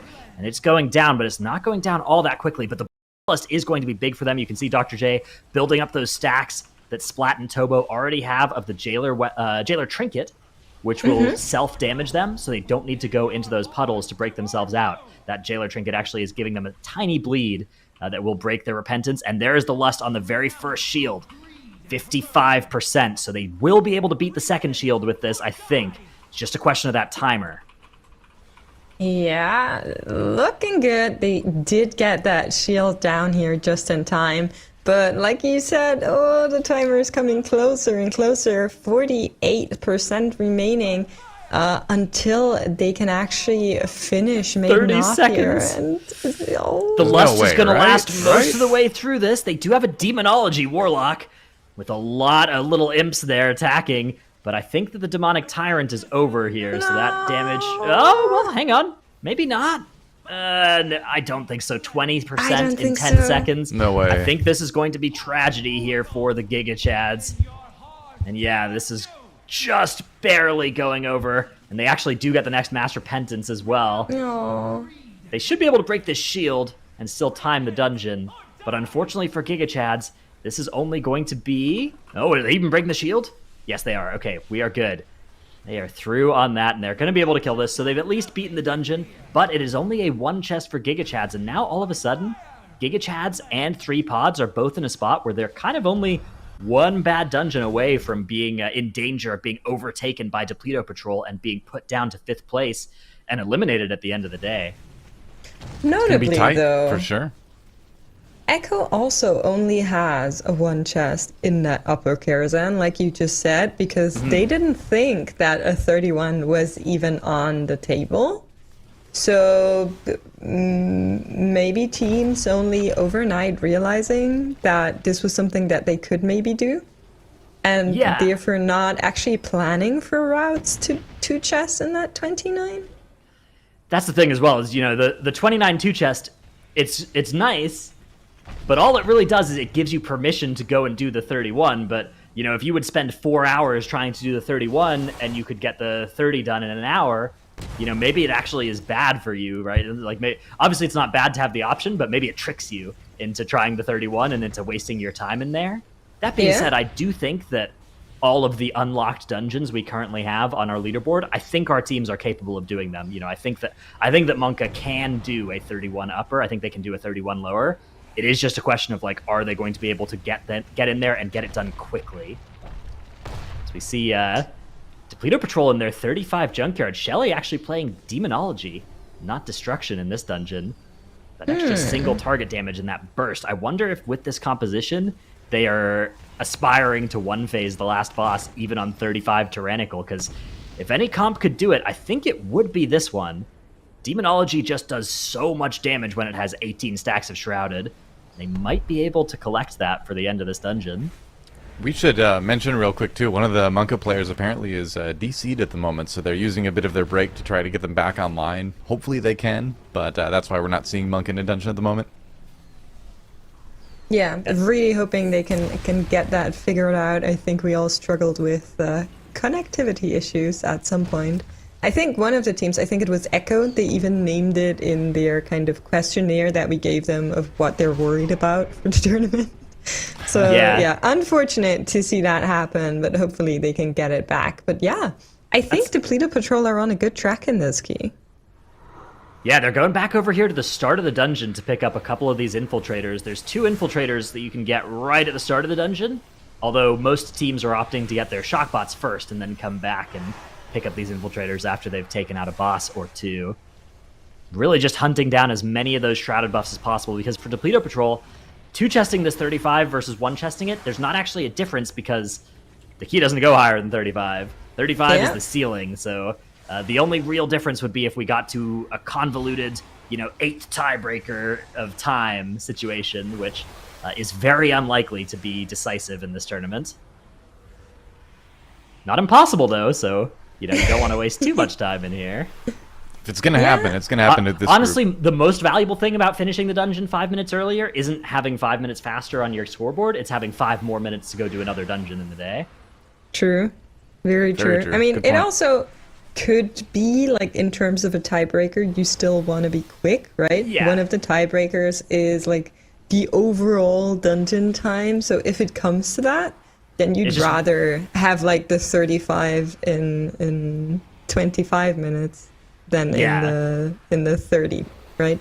We only get to that tiebreaker if everything else about the teams is the same, right? They have to have the same score, they have to have the same highest level key, they have to have the exact same configuration of numbers next to their keystones, which it isn't impossible. We, you know, towards the end of the Americas weekend, we were thinking about situations where that actually was a way that it could end up, but it is pretty unlikely that it actually ends up being relevant, but not impossible. Yeah, like you said. So definitely something you don't want to waste time in, but you do want to. I think in 35, you really do want to focus on, you know, if you can sacrifice 2 minutes to get some extra shrouded buffs and make the keystone 30% more reliable, that is definitely worth it in 35. Yeah, for sure. Ruby proccing Purgatory here, but is able to live. And I mean, if you're running that talent, might as well use it, right? Still a little bit of a scary perspective to have it procced now here. And 3 pots and speed on King Gabamak in the 34. And that boss, it hurts so much. We did see Dr. Wolf Disco just proc the Cauterize, so that is one more failsafe that's not available to them anymore. And there will be one more charge smash now coming in. Just look at everything. Thaner even using Fade preemptively to get that little bit of extra damage reduction coming in here, but they are able to live this. Of course, if they go Watch on out, 35 though. after that, it'll be very scary the way this looks right now. So this is about to be the 4th charge smash, which we're about to see a rumble right before this one. And this is going to be so dangerous for the whole group. You can see no Cauterize available for Wolf Disco here, so we have this rumble, big raid damage coming in, everybody having to dodge as well. Banner trying to top everybody as they go in to soak this charge smash, and it looks like they've just barely managed to get everybody okay. And Do you know what I quickly depositing love? their buffs. Oh, Dr. Wolf Disco, though, still has the dot on him. Wasn't actually able to go and energize one of those pylons, so you can see ticking down from this dot. There is a robot So- that he could go activate, but it looks like just going to let the dot expire on him. Just say, you know what, Thaner? Heal me. Wow, that's brave. Yeah. Heal. Commit. Healers heal. But, I guess. cool side Do your note, job. with the Holy Priest in these keys, I'm always very excited about when they use their hymn, because it gives like a little buff to all healing after that. So Thaner using that hymn right before the Rumble came in, and then being able to Apotheosis and just spam those heals out with all of the holy words, really, really neat and nicely done. Yeah, you know, in a raid setting, right, you'll usually use him when people's health bars are already hurt, right? Because you use it to heal them and to give that healing buff Yeah. to the other healers. But in a Mythic Plus setting, actually, you'll often see these top healers using him preemptively. They'll use it when everybody's already topped, and they're just using it to set up that healing taken increase, because that's just the way that they can then spam out the most possible HPS when the damage actually does come out. So it is absolutely, it's an interesting difference between Holy Priest in those two settings. Yeah, I just really, really love that. I mean, I have a little bit of a fable for that spec, so just awesome tech to see these healers do in these really high healing situations where there's actually that throughput required to deal with it. But Echo, notably, we haven't talked about them in just a little bit. After they 2-chested their 28 Grimrail, they're now back in the 30 and so far looking pretty good. First boss has been killed and they're on their way to Nitrock. Now, do you think they can 2-chest the 30? Well, it's not a question that I had considered. I wonder So if it's a no? question they've considered. I mean, so yesterday, right, they just went into their 29 upper, and they didn't even think about the possibility of 2-chesting it, right? They were just there Yeah. completing the key, and turns out, oops, that dungeon was 2-chestable. Monka proved it and did it in theirs. So if you're Echo, you probably have thought about it, even in this 30 Grimrail. Yeah, after that at least, yes. Ooh, Okay, so Shanna. just from like a surface level observation of it, we're halfway through Sorry, the dungeon time. Shanna's just running.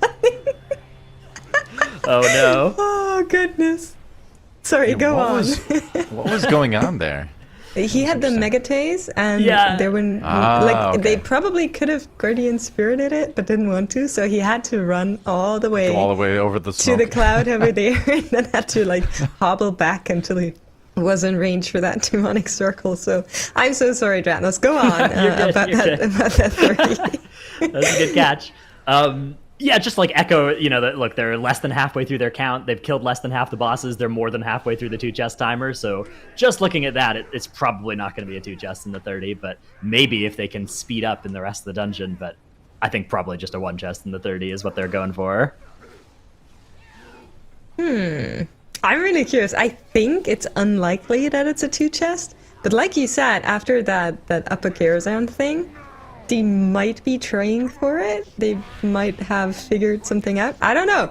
Giga Chats, however, are on the 35, and it looks like Gunker has a little bit to say there. Splat going into the pot here It's gonna hurt a little bit for the rest of the team as the damage comes in, but Igloo is able to top most of the group. Now Splat needs to find, the little circle here, and they're back stacking together in the front robot, but it is so painful what's happening here. AimSat coming out from Lamike trying to assist Igloo in healing this up, and Gunker is not even at 50% just yet. They need to keep going and need to deal with this boss still. Yeah, this boss puts out so much damage on plus 35 Tyrannical. Like, look at those health bars. It's just passive ticking damage that the boss deals. Dr. J, pretty far away from the group as well. Does it get able to come back in? But you don't just want to be stacked here for that squirt bot. You also want to be just stacked up for the AoE healing here. So Igloo trying to keep everybody alive, but those next couple ticks are going to be so dangerous. And we actually have a goop coming out there. They are able to... Uh-oh. We have an Angel now. 1 battle res is available, so as soon as that expires for Igloo, they will be able to use that to get him back up. But it's actually a bit of a reprieve, right? You got a nice time to cast some free spells, not worry about your own health bar, but then you need to get instantly rezzed. You can see Tobo's cheat death trinket that he's using has already procced. That's the Fate Scribe tank cheat death trinket that Tobo has equipped here as a damage dealer for just a little bit of extra safety. 30% on Gunker and about 30% on Igloo's mana bar is a scary place to be. So much damage for coming sure. through. Oh no! Yep. Does go down here. No Battaros available. He will be able to still heal in that holy form, but it is going to be the town portal. But at the same time, 3 pots and speed are on the 34 junkyard. Final boss hacking away at these little consoles here to try and get to the boss. We can see that Dr. Wolfdisco is not with the rest of the team, assumedly getting that enlarge buff from the renormalizer and is trying to set up the boss push here. Let's see how this goes. Shine goes right into the pot as the phase starts. This is so unfortunate for them. It's a little unfortunate. If they thought they could get this in one phase, they probably couldn't on 34 Tyrannical anyways, so they're just going to be looking to make sure they get it below that 50% health mark, roughly, and that should still be possible for them. If they were planning to one-phase it, though, if they thought they could do it on 34 Tyrannical, as soon as the Shine potted there, that dream was dead. But yeah, you can see they are a full 40% off here. Even with the Shine's damage, that probably only brings them down to maybe 20% in a most optimistic scenario, so I imagine that they are not planning on it. I mean, they didn't have the Bloodlust available for it, which would have certainly been necessary if they were going for that one phase. Yeah, I mean, that is true. However, still very unfortunate to see the pot come out here. Even though it is in the name, right? You gotta show it off. The 3 pots and speed, potting every once in a while just to keep us all entertained and busy. But yeah, we'll need to deal with that tank buster here once more. Shouldn't have any problems to deal with the boss after that. 38% remaining on that oppression unit. And it is the 34, so I would assume right after that they go for the 35, right? Just to make sure they have it? Yeah, so the Might as 34... well. I mean, the 35 is going to be even harder than this 34, but I do think that it is the most important thing on the board, right? Because it's sort of worth those 2 extra points with that. I mean, they could go do one of the other things that they've unlocked with their 2 chests. They could also go and start in that Grimrail Depot. But I think that the way you want to play this is I think you just want to come back into Junkyard because you know that you're all logged in on the right characters, you're warmed up on this dungeon, and you know you'll never have to come back here again if you can do it on 35 because the key doesn't go higher than 35. So I think that is probably the best play for 3 pods. But if they wanted to go to Grimrail instead, I wouldn't question it. I think that's another good option for them. Yeah, for sure. I'm just wow. We did see during all of that action, Monka also restarting their upper Kirazan. There was something going wrong, and they restarted it after coming out of their break. You can see them in the bottom left right now, just now making their way towards the Curator, which is a little bit before they were when they restarted it, but Echo at the same time is on Nitrock at plus 30, and it feels like just looking at that timer, we were talking about a little bit earlier, the 2 chests in that plus 30 Grimrail, not very likely. Yeah, they have been doing a good job. They've got Nitrog out of the cannon very quickly, and this boss's health will melt super fast even on this high key level because Jinji has access to something even more powerful than his usual hunter kit. He's got that cannon with a bunch of the extra shrapnel available, so you can see both Jinji and Mira's just destroying Nitrog there. So they're going to be 19 minutes into this dungeon, 5 minutes left until that 2 chest expires to do all the trash at the end of the dungeon and a plus 30 tyrannical Skylord Tavra. I think they're probably at best going to be 2 minutes behind this 2 chest timer, but you know, I'm never going to count Echo out, so if they are going to go for it, then maybe. We'll see how big they decide to pull in the last boss room here. Looks like it's going to be fairly conservative to start one Farseer, and then once they've got that under control, now is going to grab even more enemies. It is actually going to be everything except for that inspired mob in the back. Meanwhile, Depleto Patrol working on their 35 King Gabamak. Ooh, damage coming out here. Every defensive available basically being used. We see the Ice Block, we see the Turtle Guardian Spirit also coming out here just to make sure everybody lives this. Royben also in the Apotheosis right now trying to get everybody topped up. I'm really scared for the next one because basically they don't have anything left right now. Dreadnoughts, I'm scared. Yes, I'm a little scared as well. That's that next smash. Masky nearly going down there, but everybody's okay for now. But we are about to get that really brutal 4th smash overlap.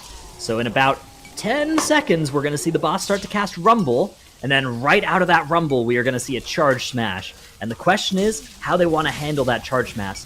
Charge Smash, it looks like it's split damage among everybody that it hits, but it's actually not. So maybe if anybody's too low, they just won't go and soak it, and they'll have one less thing activated in the room here. Looks like they are going to be able to get topped up, though. Great work by Royben, keeping everybody above 0% health, which is about as good as you can hope for on this fight. Beautiful. They are now in the clear, pretty much. They should probably not soak the next Charge Smash if they get to it, because the boss is so low on health, and just they are so dry on defensives at this point. Although, I'm not seeing any cheat deaths or stuff procced. I don't know how many cheats are in the group as well. Some people have been using defensive cheat death trinkets on DPS. I don't know if this group is one of them. I'll go see if I can take a look.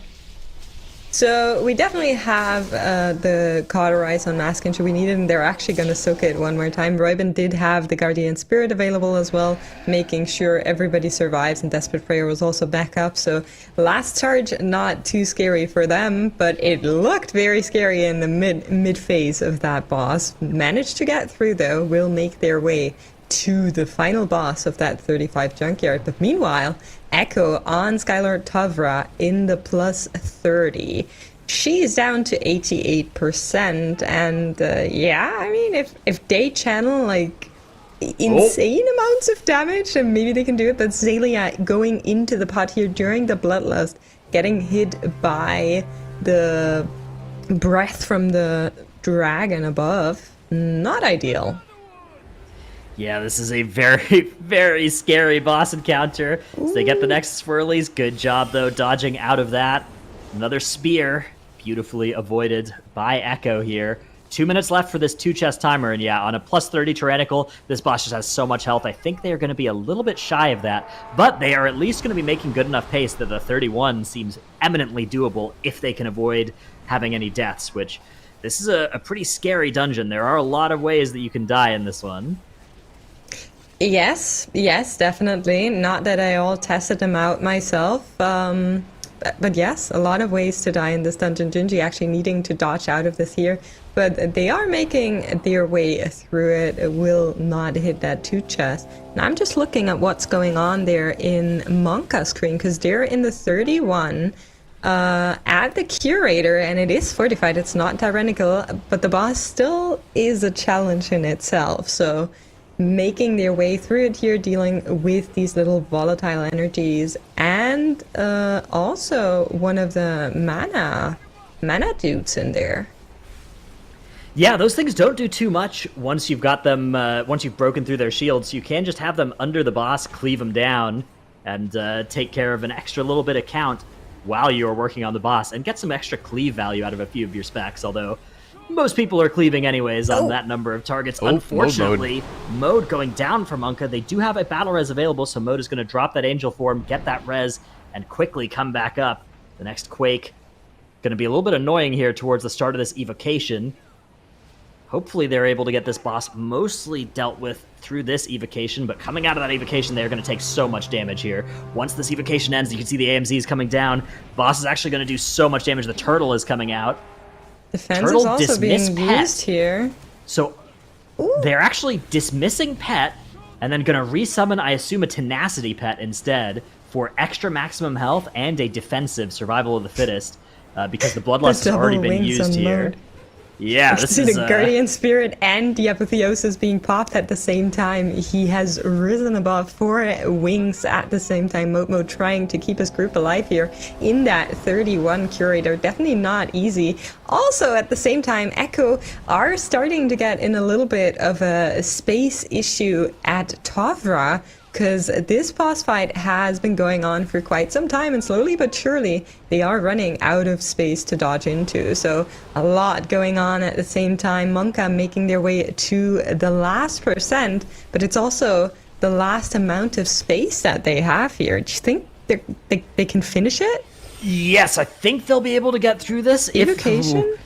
The boss's mana almost at 100. It's actually going to be so close. I think they're probably going to have to do another few percentage points of the boss once it is actually back at full mana. Oh, the pods are coming out from Monka. 7%, and they are just going to have to try and nuke this boss down from here. They can't afford to keep damaging the volatile energies, I don't think, anymore. And yeah, you can see Crims sending the Scorches into the boss, the Pyroblast as well. RX is down. Mode's Angel is almost expired here. Trying to just give the group one last heal for the road. Maystein now also in a pod. Crim's ticking down as these volatile energies ramp up. Pod. Skylark, though, 1%. Skylark's gonna make it. Whoa. Come on. All right. Crim's That was in the exciting. pod. They've done it. Raid boss down. That And was that has so let them skip intense. to release further ahead as well. So, good skip. Insta release Calculated. further ahead. Planned. Calculated. Yeah. Calculate it. Mode RX Oh and my Maystein all goodness. taking the little-known shortcut out of the curator room through those blue puddles on the ground. I think Echo also finished Tofra at the same time, if I saw that correctly. There was just so much going on there, but wow. That was very, very intense, that 31 Curator. I'm really scared what the deep is going to be like, to be honest with you. But Monka will show us how it will go in just a little bit. At the same time, the Pleader Patrol are in the 35. That's the highest this key can go for this tournament. And they are making their way through the Tank Buster, trying to set up for what could be a one phase at this boss. A little bit on the Bloodlust timer, still Shello taking so much damage here, but is able to survive this. So around 2 minutes should be coming up as soon as they hit the face, right? Yeah, so they are playing fairly defensive builds. At least they were all playing defensive cheat death trinkets in their 33 at least. So I suspect that they are probably not intending to go for the one phase here. You can see Bloodlust is on cooldown. They would have to wait for that to be ready. Oh no! An unfortunate gateway overlapping with where that top robot is, and now they're all going to have to run the slow way up here. Yeah, I think this is just going to be a two-phase safety play. Save that Bloodlust for the next time the Tank Buster comes out. Maybe you even delay breaking through this hack just so that you can make sure you have Bloodlust on pull for that, as Roybin using Divine Hymn to keep everybody topped up here. They are going to be nearly done with their hack, and we'll see if they decide to just hang out. Nope, they are coming back down, and they are going to be breaking out that Renormalizer to get a little bit of that enlarge buff. Ruby has to finish that channel somewhat soon, because out of range of healer right now. Unless, A little bit dangerous. Unless... you could summon a ghoul and sacrificial pact it. It's allowed. Looks like they are going to be able to get through There we though. go. There we go. That's allowed. But yeah, we've seen they people do will- that, yeah, to keep themselves will alive out of blast range of this their boss healer here. for a little bit longer, but Shelly's going to make a Tyrant. So they are going to use cooldowns here, but they don't have Lust available. I think that we're really just hoping to see the aerial oppression unit get somewhere around that 40% number so that they know they can get it easily and without needing too many cooldowns the second time. And then once that Bloodlust is available, I think they will just use it to put some damage into that Tank Buster. 37% on the unit is more than good enough for the two-phase. Hello, champion. Yeah, definitely it will be enough for them to get it. Timer's still looking pretty lenient. Like you said, they do have the Bloodlust to deal with the Tank Buster here, and will probably also use it. Yeah, there it comes. Gonna make sure that Tank Buster doesn't give them too many problems. We did see how much damage it does on Shella in the previous run, but Monka are at Medivh, and it is fortified. I do want to see how the damage intake looks on the image phase, though. Yeah, this is such a scary encounter on this Keystone level. Here comes that Guardian's image. You can see they're pretty quickly grouping up. We're probably going to see an AMZ coming down fairly early into this phase. There it is, with everybody except for the Warlock standing in there. Of course, Warlocks, when they see an AMZ, they're like, what does that do? Okay, finally. Takes one step forward, gets the pinky toe into the AMZ. It's a But Mace-Time, Warlock. it was actually good as well to spread for the Quaking, which was coming there, so that worked out really nicely for Monka, and they've done great damage into these first two images. Beautiful, Yeah, we could also beautiful see work. the alter time from Crims coming in, making sure that if he were to take a lot of damage here, he could just pop back up and help mode out here a little bit, as they are dealing with these image in a beautiful, beautiful way, one by one, just dying in front of them. There is substantial amount of damage coming out to the team here, but so far looking pretty good. And now, next up there will be a Flame Wreath, and that is always when it gets really, really scary for these teams. So let's see who it is. Ideally, it should be on the Mage and the Warlock. Both of them, no pod available. Actually, no one has a pod available on this team anymore due to what happened at the Curator, but still the most ideal targets, I would say. Yeah, there are a lot of options for them to survive as well. If they can get targeted, it's just a question of who the targets are, and it's going to be Mode and Maystine. So this is an okay combination. You can see Maystine instantly switching to Drain Life. Has to watch out for that Quaking interrupt, though. You got to be careful to not move to stop yourself from casting against the Quaking when you're in the Flame Wreath as well. Yeah, that's so important. But they are doing a good job. Mace team Mortal dropping Coil. really, really low here. Beautiful. Able to survive. Nicely done. And Depleter Patrol, while very low, are back in the boss burn phase, and that should be it for the aerial oppression unit in their 35. Timer is starting to get a little bit closer, but definitely not close enough to give them any troubles here, as the boss melts in front of them and they finish up their 35 junkyard. They'll actually be only the second team to finish that 35 so far this weekend. I mean, GigaChad's right on their heels, but before that, it was only Echo that had gotten all the way through the 35. So many pieces. Yeah, we also Yeah. have 3 pods working on the 35 as well. And this makes a lot of sense. Depleto Patrol, GigaChads, and 3 pods are the teams that are at the bottom of our leaderboard right now. They are the teams that are going to be most interested in getting that 35 and getting that tiebreaker so that they don't have as much danger of being eliminated at the end of the day.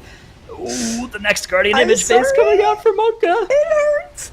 Mofo dropped so low there. Cauterize being procced by Crims. That will be it. Last Guardian image is up, and they So- will be able to handle that. But wow, that was another We're- cheat death coming out of the mage that they ideally probably would have wanted to keep. The bad news is, with Shade of Medivh at 31% health here, I think we are very likely to see another Flame Wreath cast in the very near future for Monka here. So that is Oh, going yes. to be the final challenge for them against Shade of Medivh here. Can they survive the massive throughput requirement of another cast of Flame Wreath here? You can see that Inferno Bolt is actually going to be demonic circled by Maystine to save an interrupt. With a composition like this, you don't actually have all that many interrupts, so whenever somebody's targeted by Inferno Bolt, you want them to be using things like Blink, Disengage, Soul Shape to manage it There it rather than is. using their interrupts. Coming Flame Wreath in, is on- it's going to ooh, be Crimson on RX. RX and Crims. RX does have Turtle available should he need it. There's also Guardian Spirit available He's on walking in the Mode's Flame side Wreath. to help. That's so scary. What is he doing? Turtle coming out now, making sure. But Crims is also dropping so low here as the Flame Wreath ticks on. It is over though, and Monka is able to deal with Medivh on that 31, finishing the boss right now. Wow. Okay, anybody, we like to talk about how you can learn some great tactics from these players. Do not do what you just saw there at home. What RX is doing, that was an expert play. Please. But never press the WAS or D keys while you are in a Flame Wreath. That is unbelievably banned. RX was playing with fire there and did not get burned, but if his pinky toe was 1 millimeter further forward, that would have been the end for Monka. Very, very scary spot for them to be in. I was getting like flashbacks to my pugs this week. Nobody seemed to be able to figure out what Flame Wreath does. It is a complicated mechanic, yeah. It is. Super complex, yeah. So I have to kind of come to the defense of RX here. He does play survival, and even though it's kind of like a fake melee, it's still a melee. And it's very hard to not toggle around if you are playing melee spec. It's just so unbelievably hard. You wouldn't understand if you never played melee. So AD spam is just part of the melee game. Like I had a really hard time swapping to Moonkin first patch this expansion because like I had just been AD spamming for like 15 years. Yeah, and RX has a permit for this kind of thing, but you need very few people have a permit for pressing their W key in that boss. Nobody else should be allowed to do that during the Flame Wreath. If you're wondering, it takes many years of intensive study before you can earn the right to ever press W while you're in a Flame Wreath. I heard he meditated on top of a mountain for 6 months and didn't talk and just thought about WASD. Just not even the keys, just the letters to prepare for this. Absolutely. Monka picking up 2 infiltrators now down in the rat area. This is going to bring them up to 10 stacks of Shrouded. So a nice 20% haste on the group as they're going to get ready for Mana Devourer. And at this point, they are actually demolishing this dungeon, demolishing this 31 upper. Is this their first attempt at it as well? Or have they had to reset this a couple times? Because I don't think I've seen them in here yet, but may have missed it earlier in all the other excitement from the other dungeons. I think they may have restarted the 29, but I don't think they restarted the 31. I'm like 90% sure that's what I saw. Yeah, so then they are through the Curator and the Shade of Medivh. Mana Devourer, the Chess Event, and Vizdoom all are volatile. They're all lethal. They are pulling Mana Devourer right now. I think those are the easier fights than Curator and Shade, especially because you have extra Shrouded buffs at this point. So we'll see when those zappy lightnings come out from Mana Devourer and hit everybody just how much damage they're doing. But that was nerfed a little bit recently, I think, so it's a little bit less one-shotty than it may use. Yeah, there you can see taking RX down to about 30% health, but it's not going to pose a one-shot risk as long as people aren't holding on to unstable energy or trying to deposit them in the energy voids during that time. I mean, we did see teams wipe on Mana Devourer before. It wouldn't be unprecedented. So I'm just saying this boss scary, okay? They did use Bloodlust and got down Mana Devourer to around 65%. Here comes the sparks. Everybody does live though, but yeah, they need to be very careful at what time they're soaking and depositing any of these orbs here to make sure that they get through this boss fight, and it will also take them a little bit of time here. How do you feel they are on the timer, Dratnos? There's still like some major trash that they have to go through, notably the chess event. That's going to take them a little bit extra minutes, but the timer generally looking okay, no? Yeah, since we're in the European region, I'll use some European terminology. I think the timer here is looking omega fine. I think they're doing okay on it for sure. Like they don't have time to wipe, I think. But if they don't wipe, I believe they're probably going to finish this dungeon with 2 or 3 minutes to spare, because the boss encounters actually shouldn't take even all that long. Once they finish off Mana Devourer here, they're going to be at something like, 23, 30? Then just a little trash pull, a skip, a chess event. And they'll maybe be up to 28, 29 minutes, have 6 minutes for the last boss. I think that will be more than enough time for them. I would agree with that, but like you said, they also can't afford to wipe anywhere, so hopefully it doesn't come to that. Mana Devourer now down to 30. We see Maystein soaking a little bit here. Also Skylar toggling around. They're dropping so low every time this happens, but they seem to have the boss under control. Now, at the same time, GigaChat, the Dr. J team, is making their way to Gobamak, and it is the 35. It's the highest this key can go on the tournament realm here. We did see what it does to teams. It's a very, very high healing, high survivability fight, so we're going to keep an eye out on what's going on there as well. Yeah, this is every single team that we have in the tournament now is starting to work on these unbelievably dangerous keystones. Echo kind of in that 29 lower is that's actually probably the easiest key that we have on our screen right now, which is crazy. I think you're right. Not an easy dungeon at all, but now grabbing a ton of patrons and an infiltrator there. They're pretty early in their dungeon though, and the 2 chest timer is actually what they're going to be looking at rather than the 1 chest, because Monka were able to 2 chest that dungeon on plus 29, so that does add a little bit less wiggle room to them in that place. Yeah, Echo's the only team that is in the top 3 that hasn't done that 29 yet. Hasn't 2 chested that 29, in fact. So that is the benchmark. That is the baseline they're going for.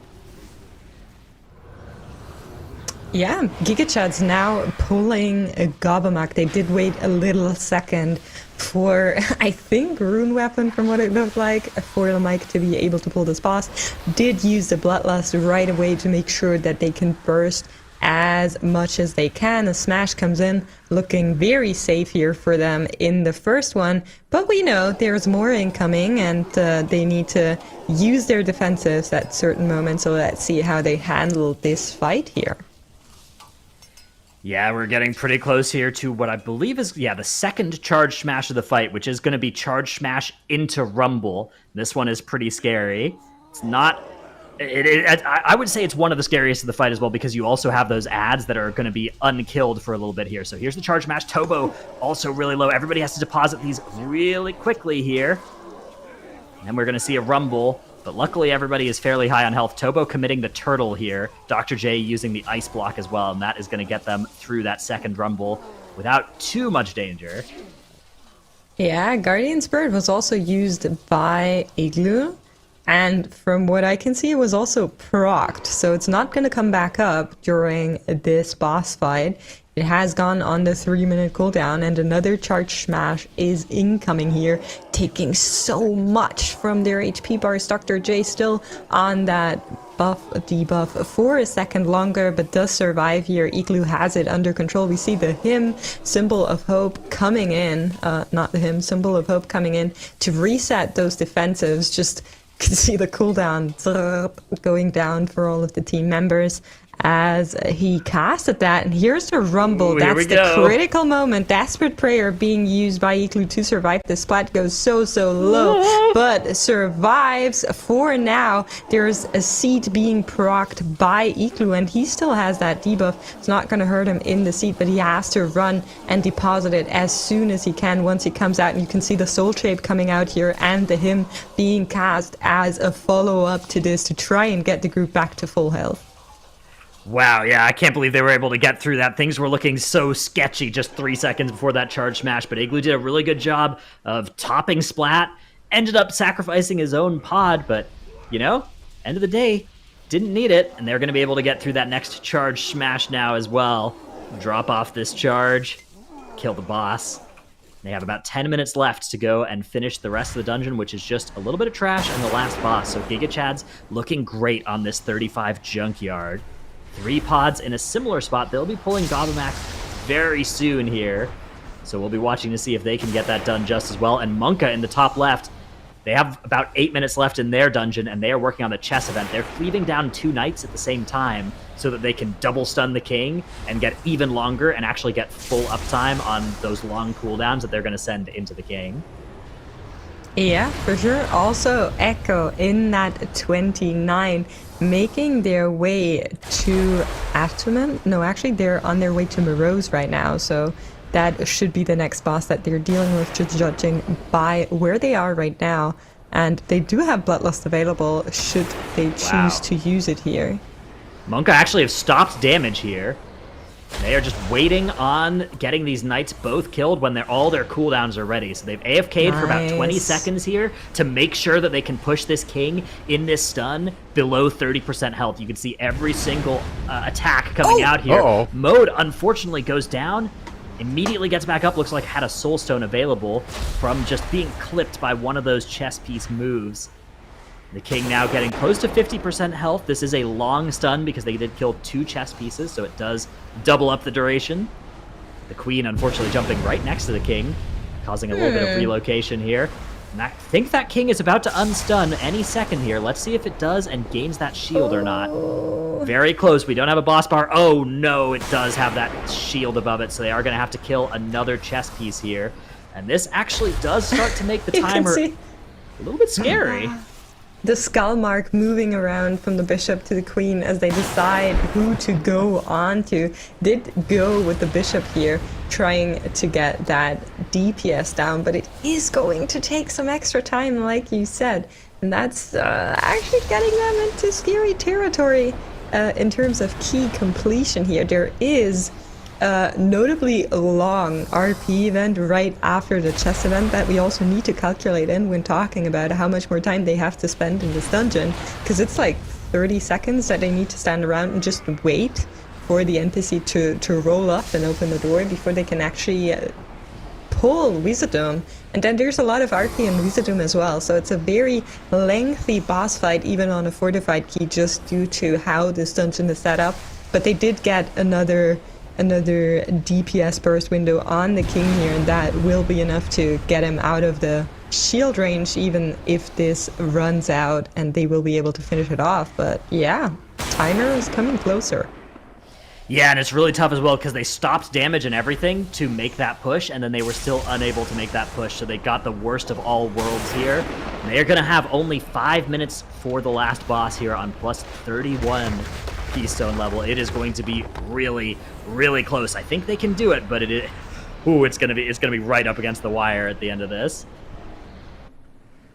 Oh yeah, for sure. I mean, right now we can see them walk towards that door, and it is gonna be a little bit of extra time that they need to spend here, but it looks like 3 pots and speed have dealt with King Gobamak at the same time, and the boss is nearly down 1% remaining. Yeah, they are finishing off that boss, so beautifully done from them as well. From what I can see, yeah, they still have battle restless available, so nothing that went too crazy for them on the second to last boss. And Giga Chats are on their way to pull their final boss, the aerial suppression unit, as they move forward here.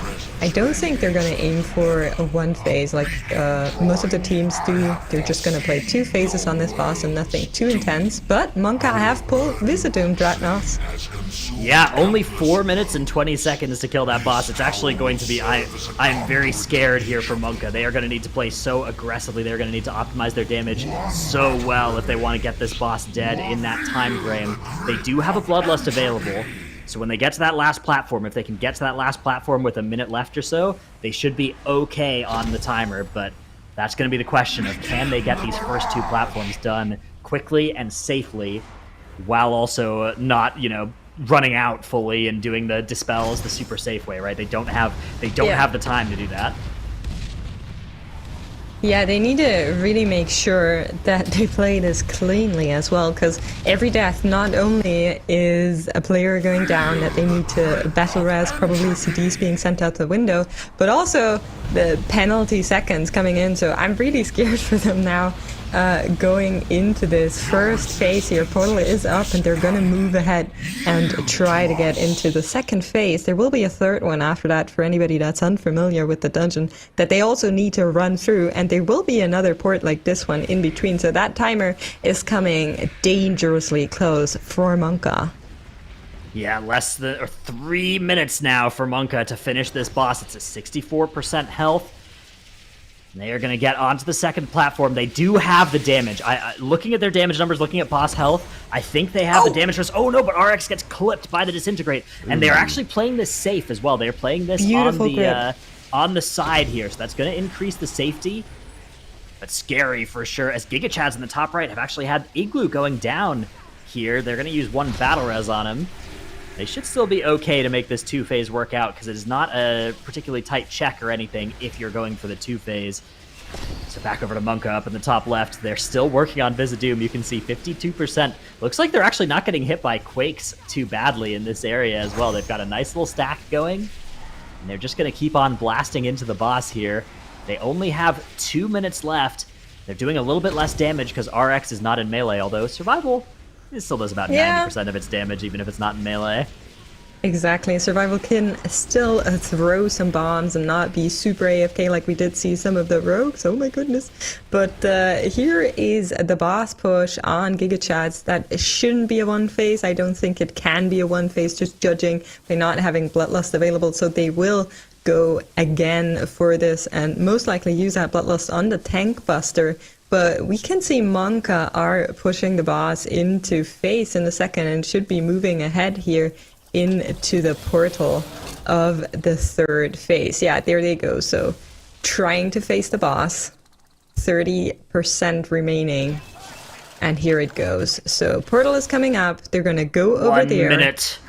1 minute for the last platform here. 15 seconds. Very tight. They do have Bloodlust. Yeah, they're 1 actually minute, 15 great. seconds. I think they can do this. They just need to not die here. That's the only thing. So watch your feed as we go into Vizdoom. Skylark is grabbing everything, pulling all of the mobs into it. You can see Bloodlust being popped here, and all of the cooldowns are being committed.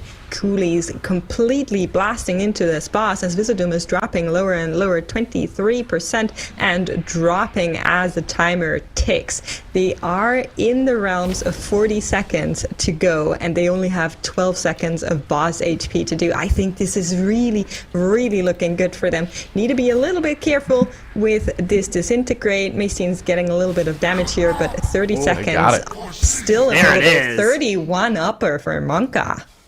That played. will give them the highest upper Karazhan of the tournament so far. So, or of the weekend at least so far. So we will see, and the tournament I think. So we'll see what else they can add onto that a little bit later. But it's also time to make a bit of a caster swap. So see you later, Mix and Dratnos, and welcome back Nagura and Tettles. Oh, Dratnos is sticking around though. Yeah. I mean, Goodbye, you can stay. Drato. No, I see how it is. I Rather see how it you is. say. Fine. Yeah. I am reading from a complicated document, all right? By the way, I can't believe that Zyronic guy said that upper was 32able. It'll be That tight. dungeon. It'll be very tight. that dungeon. Like, did they have any deaths? They had like 5 The deaths, yeah. Curator they had was 5 deaths. so- Oh, and they also Oh, there you go. two-faced the king at a chest event. Yeah, Zero exactly. death. The king was So I somewhat think cursed it's as well, possible. so maybe... It's certainly Curator. No. I do not think Curator is double 32. Oh, corridor. Maybe. We'll see I if mean, they I can wouldn't rule prove it you out. wrong Like, later. When you see these teams one-shotting the 31, it's like, okay, you know, it obviously looks really hard, but if they have time to optimize and push on the 32, I wouldn't bet against Echo or Monka being able to make that happen with an hour or two of prog. Today. Oh, Yeah, maybe well, not I mean, today. they're going to be running out of good keys to do very soon. GigaChads, though, up in the top right, they've used 4 battle reses on this last boss so far on this 35 Junkyard.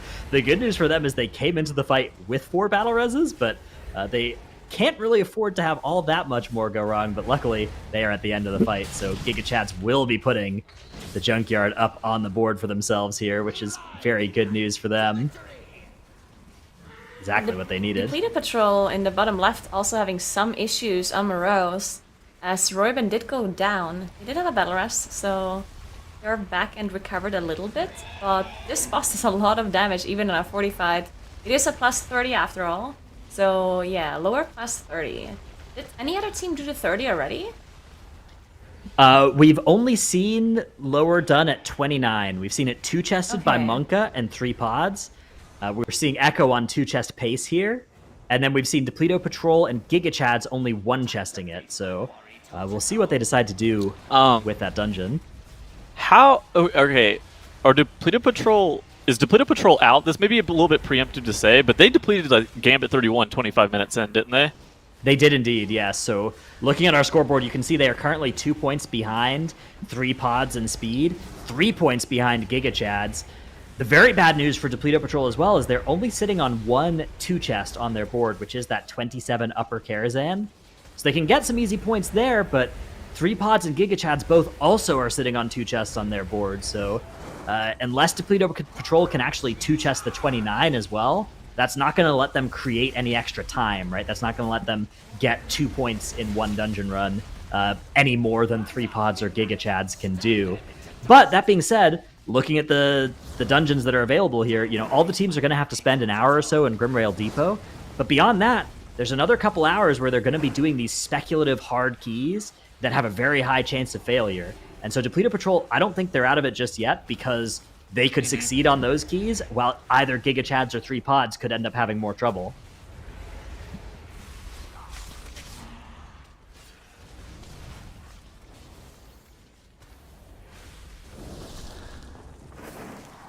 All right. So beyond that, is any team you think going to go into like that 31, 32 Grimrail Depot? That seems like I was actually doing some research before I came back on, and apparently 31 is the level for like H-Priest in particular, where versatility becomes safer than haste, and so it makes it like, but haste makes things easier to heal, but versatility is going to improve your survivability. Then 32 is the level that it seems like some of the healers were questioning whether you can even live without versatility amp. And so, like, do you think that a team is going to be stepping into that 31, 32 Grimrail today? Because it seems like the dungeon's timer is super free, but getting through that first boss is incredibly challenging. Yeah, that's a good question, because we saw the first boss on 30 already looking pretty sketch, right? So 31... The good thing about it, though, is that it's very early on, right? So you can go in, see if you can do the first boss. It doesn't work, you reset, you try again, right? It's not going to be a big time loss. So I do think that's definitely something they will attempt, because most other keys they can do on really high levels are much longer, and also the risk is later in the dungeon, specifically Lower Karasan, right? That's such a long dungeon, and there's basically things that can go wrong everywhere in the dungeon. No matter at what point you are, which is really scary. And then we also have Upper, which at some point just becomes kind of close on time, honestly, as we saw with that 31 being done by Monka in like barely enough time at the very end. So yeah, I do think at some point they're going to be running out of keys to do, because we still have close to 3 hours left today. So that means that I do think we're going to see the Grimrail being attempted on the hierarchy, if anything.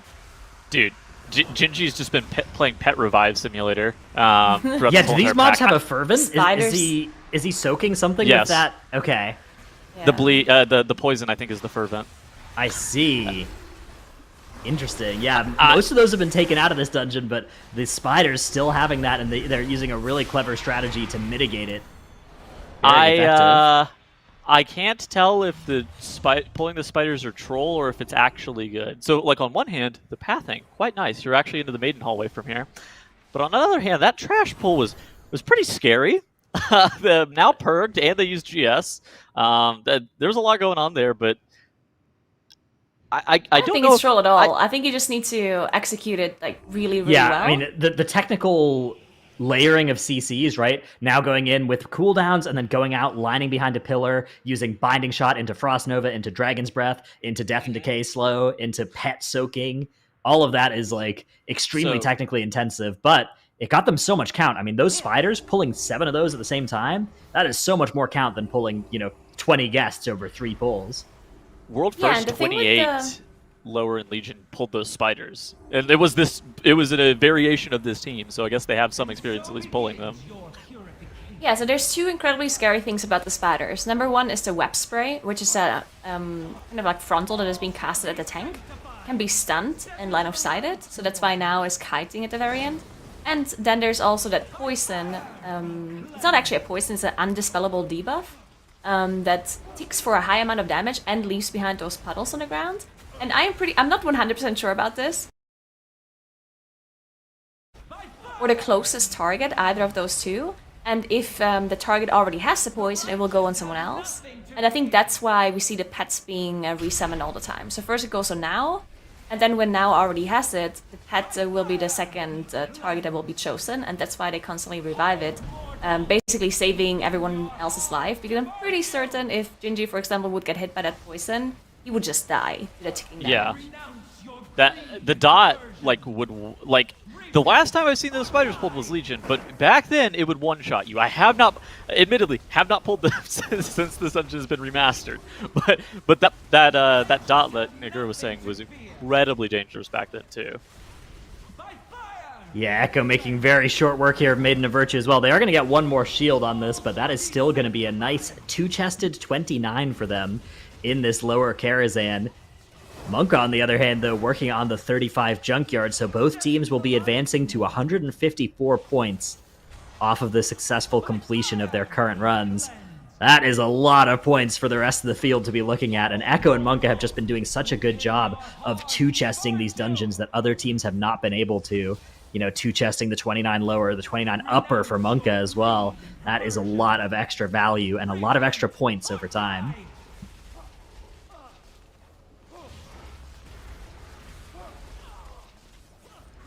Yeah, so Depleted Patrol on the top right with that 30 lower actually looking really, really good.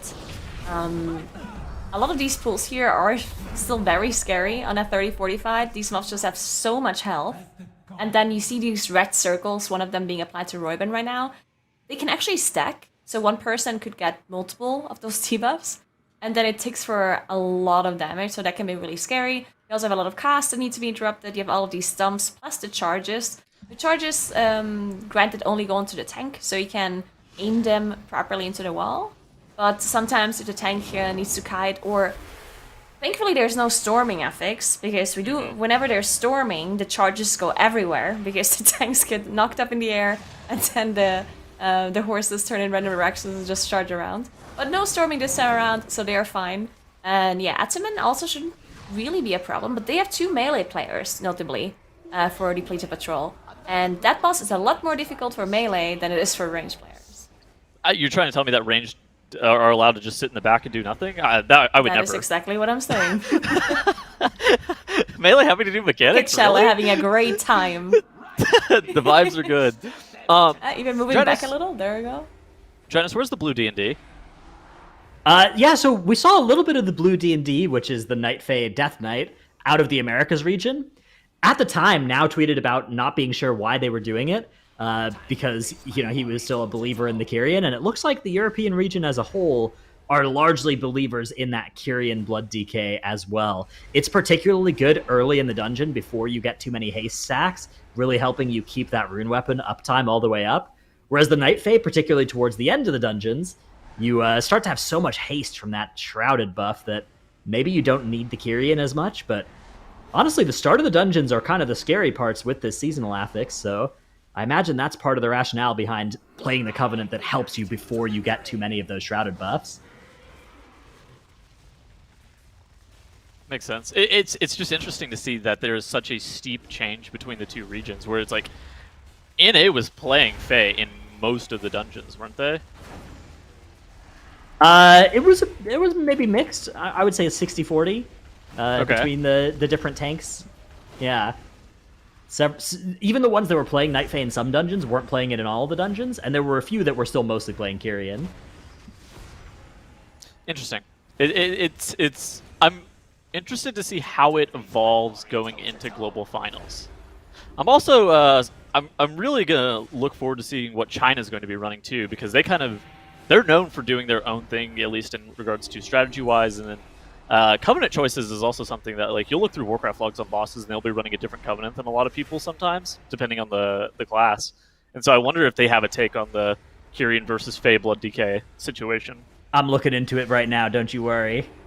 Okay. So Detective in the meantime, Dratnus. Monka on the bottom right is now in that 35 Junkyard, which, if they time this key, because Echo is currently under a break, that means that Monka is actually going to overtake Echo and be in the #1 spot, because they're going to have the same score, but Monka has that 31 upper, which is going to put them in the #1 spot. Echo, of course, can still do the 31 upper as well, but because they didn't two-chest the 29, they would have to do the 30 first. While Monka, on the other hand, can do the 30 Grim Rail that they're behind in immediately afterwards. So Monka looking really, really good today. But of course, the most important thing for today is actually looking at the bottom teams, because this team with the least amount of points at the end of the day is going to be eliminated, and we do see the Depleted Patrol being 3 points behind versus 3 pots and speed and Giga Chats as well. So Depleted Patrol really has the time just 30 lower, and then they need to find some points somewhere. They can still get 2 points in a 29 upper because they have the 2 chests there, but outside of that, they only have singular points to get in all the other keys. It's going to be a bit difficult for them. Another question that I have, Nigro, and you may be able to answer this, is how would Giga Chaz and 3 pods and speed be able to get into that top 2 range? Because, at least to me, it seems like Echo and Monka are like heavy front runners right now with some of the absolute crazy dungeons that they've done. Like, so what do Giga Chats and 3 pods and speed need to do differently? I mean, I don't think they can do anything differently, honestly, because technically they would have to play not just the same as Echo and Monka, they have to play even better, right? Sure. Now, the thing that can save them for tomorrow is that we might get into a key range that is so high that it's possible that Monka and Echo are literally stuck in some dungeon, not being able to get a single point for hours, right? If that is the case, then they can obviously catch up to them and then maybe even win through like a tiebreaker by having faster keys or something like that, if it ever gets to that. But if that's never the case, then I don't think it's going to be really possible for them to catch up, unless that situation I just explained happens eventually. Or 3 pods. Ooh, actually, having a Quake death on the teleport there. If they play this double Warlock composition, the Demonology Destruction composition, and it's actually like better, I feel like this is the composition that scales best into the very highest keys, although I'm not 100% confident in that, but I feel like 2 Warlocks is so nice because not only are you doing so much boss damage, but you're also having so much survivability across your DPS that it should make the unavoidable damage healing a little bit more feasible. I feel like maybe 3 pods and speed, if this comp it works out for them in those other dungeons, maybe they're going to be a team that actually has an easier time doing those 31s than either Echo or Monka. Is Warlock really that much tankier than The a mage?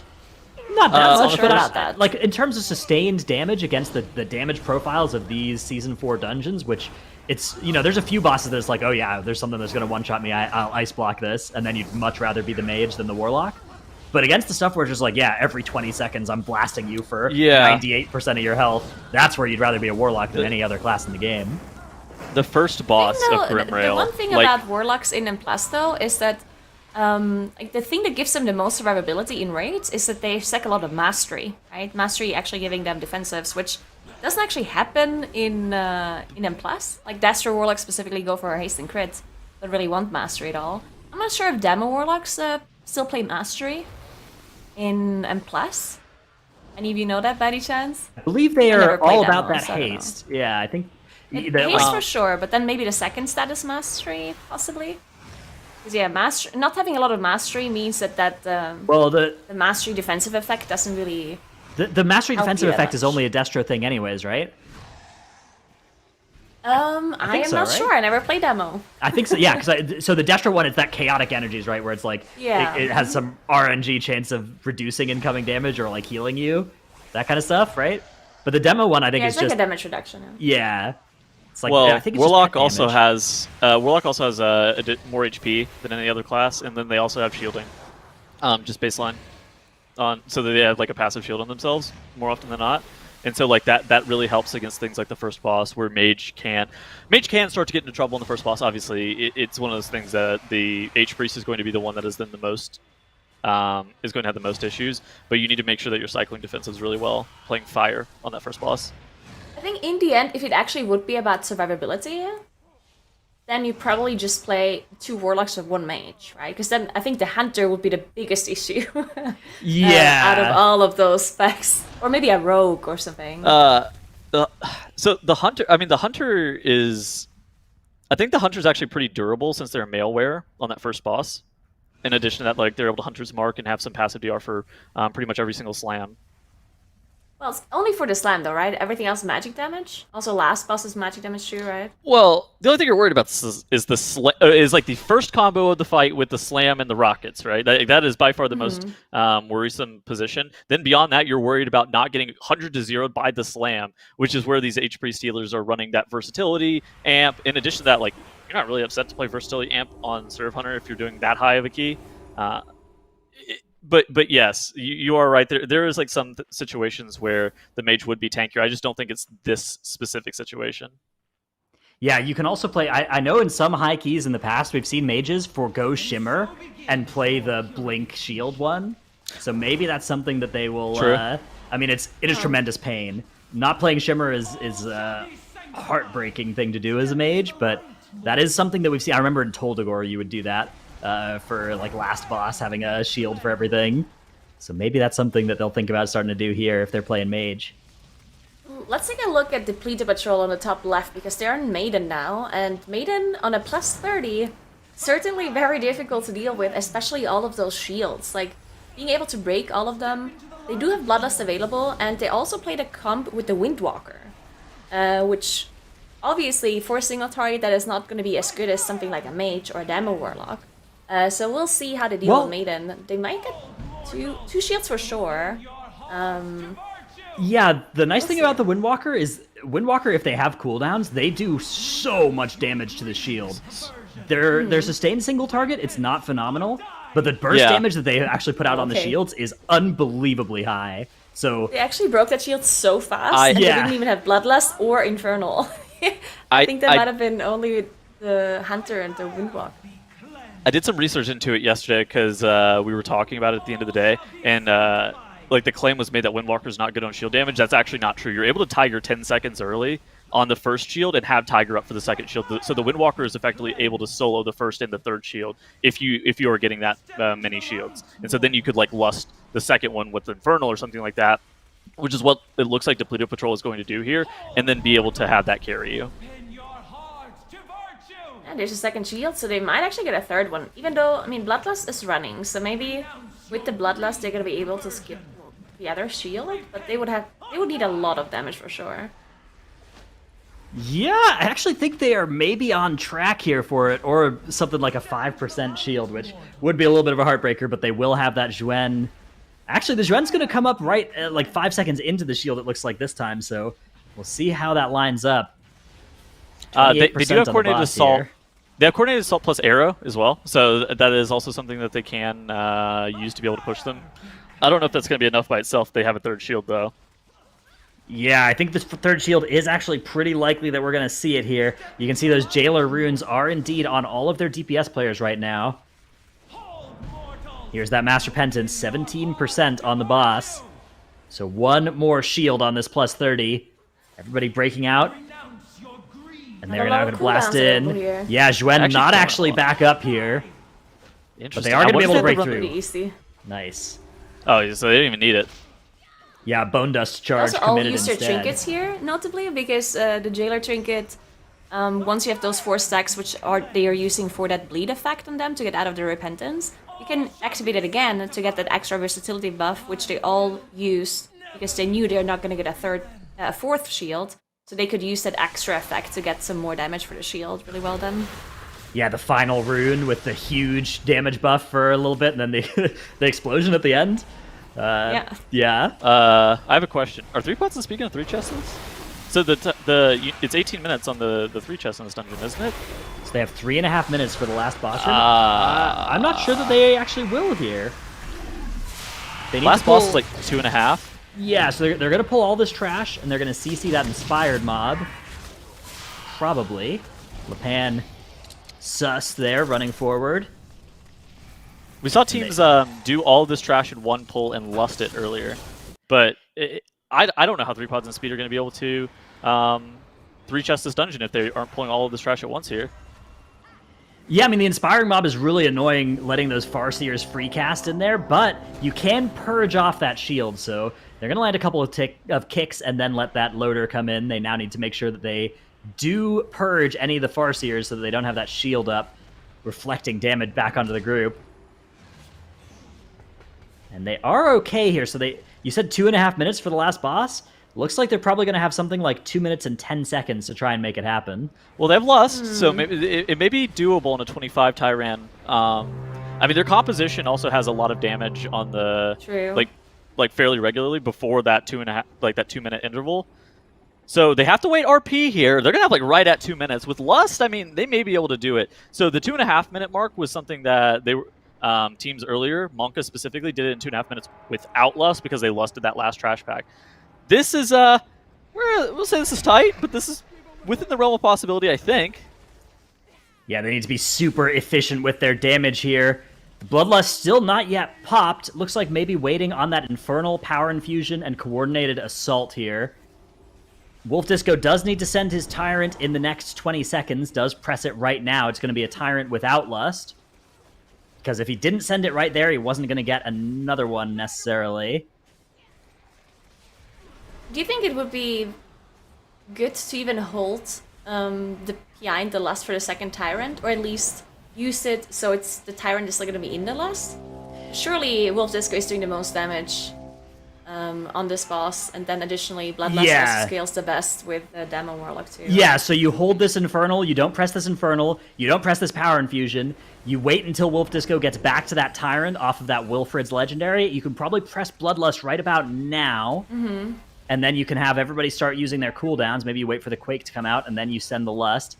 And then it's every single button all at once here, including the Power Infusion on Wolf Disco. I think that is your best bet for optimizing damage. Let's see how they decide to do it. I think this is doable. This looks like it's possible. They just committed Lust here. They're going to have that Tyrant coming out here in just a moment. Okay, so they PI'd a Shine, it looks like, on the Infernal instead. So even though Wolf Disco's Tyrant was ready, I guess he probably didn't have the other demon, like the...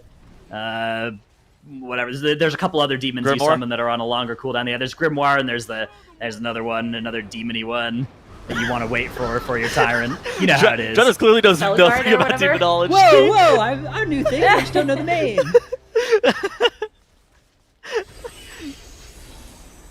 Yeah, 20 seconds. This is going to be a 2-chest for 3 pots of speed, unfortunately. No. This is so bad for them. I don't know how they're supposed to come back to this now. Like, this is like one of those things that the other teams being able to 3-chest this dungeon, it's going to be so difficult for 3 pods and speed. Not today. So I don't think that they're going to be eliminated off the back of this today. But this is like going to be an issue potentially tomorrow, right? Depleto, I mean, this does give them an opening for Depleto Patrol to effectively gain an extra point relative to 3 pods here. And 3 pods maybe had a couple of points to give, but they didn't have more than that. So if Depleto Patrol can come in and 3-chest the 24, all of a sudden this could be a really, really close end to our day. Yeah, the end of our day is going to be very, very tight here. Now, Echo on the top right is in 31 lower. So that is definitely going to be a bit spicy for them. They do have to... I think their route, honestly, is... it seemed very efficient. Because whenever they did the 29 as well, it looked really clean, or at least it looked very fast. I'm not sure if they're going to be in trouble on these high key levels whenever they do the spider area. I don't know. Maybe if they execute it really well, they're not going to have an issue, but yeah, they're the only team that actually go into the area, and it always looks pretty dangerous. So we'll see how they're doing. And Monka now still in that 35 Junkyard, looking pretty well, and like really good on a timer. Obviously, Junkyard is mostly about surviving, and King Gavamak is going to come up here next. Just a couple of other things. The theoretical highest, I think that lower Kara was suspected to go for this weekend is 32 after all of the changes. I'm interested to see if Echo is going to, after the 31, go into potentially a 32 lower Karazhan and what that would theoretically look like. They could also potentially go into like 31 Grim Rail, maybe? I don't really know where they would even go after they're done with this 31 lower Karazhan. Upper for sure, right? They go upper. Okay, 30 and 31. I can see that. Yes, I think that's probably going to be their best place as well. It is really unfortunate they're only sitting on a 1-chested 29, but I think that is still going to be their best use of time, is at least the 30 upper and maybe, like you said, the 31. Yo, bottom right. I really like how Echo is playing the Solgamax, because it's a 31 Solgamax, And they have this one mob where the understudy, they pulled with it. They're not killing it. They're just leaving it alive. Yeah. They can constantly stand in this line beam to get the extra. Is it 50% more damage? Or haste? Yes. Or sorry, Yeah, it's it's some 50% buff. damage. Okay, yeah, 50% extra damage. It really, really helps them out to finish off Stulgamax here. Unfortunately, it's about to die. Yeah, they kick Keep the it- poetry slam. Oh, it can't be They shield get right one more, now, okay. that's- Yeah, they're gonna finish it off, but now they have this last spotlight here. Now even is standing in it, even though that means I think Zolgamux is in it too. They know there's not going to be a blood siphon for a little while, and now is willing to take that risk. Clicks outside of it, not wanting to run in. Dude, I don't think Giga Chad's going to be able to 3-chest this dungeon either, by the way, this Grimrail Depot. That. Yeah. Ooh. Oh, yeah. Oh, okay. So, this is a big opportunity for Depleto Patrol, right? If Depleto Patrol can 2-chest this 29 upper, which Monka did and Echo did not do, and then if they can 3-chest the 24 Grimrail, or the 25 Grimrail Depot, all of a sudden I think they'll be able to potentially tie things up with Giga Chads and with 3 pods. If they can, I mean, the thing is, those are 2 really big ifs. Those are 2 really tough to do, 2 chests and 3 chests. I think it just kind of proves Monka and Echo being able to 3-chest that 25 Grimrail Depot. They are on another level. Gosh, those guys are insane being able to 3-chest that dungeon whenever the other teams, like, they're close, but they're still somewhere in the order of like 30 to 40 seconds off of the timer. Monka having a death on Crims and mode procking Seed. Being a bit sketchy for them. Boss But he should be fine. The boss is really low. They might still get 1 charge smash though. Maybe they don't have to soak it. They could use immunities if they realistically wanted to, but it actually doesn't even look like they have those available to them. And Charge Smash, yeah, they are going to use the AMZ here and still charge all of these side pillars. Nicely done by Monka. It's AMZ, this is European Weekend, please, Sorry, please yeah. be respectful. Indeed, they're going to go for a tip of afternoon tea in the AMZ.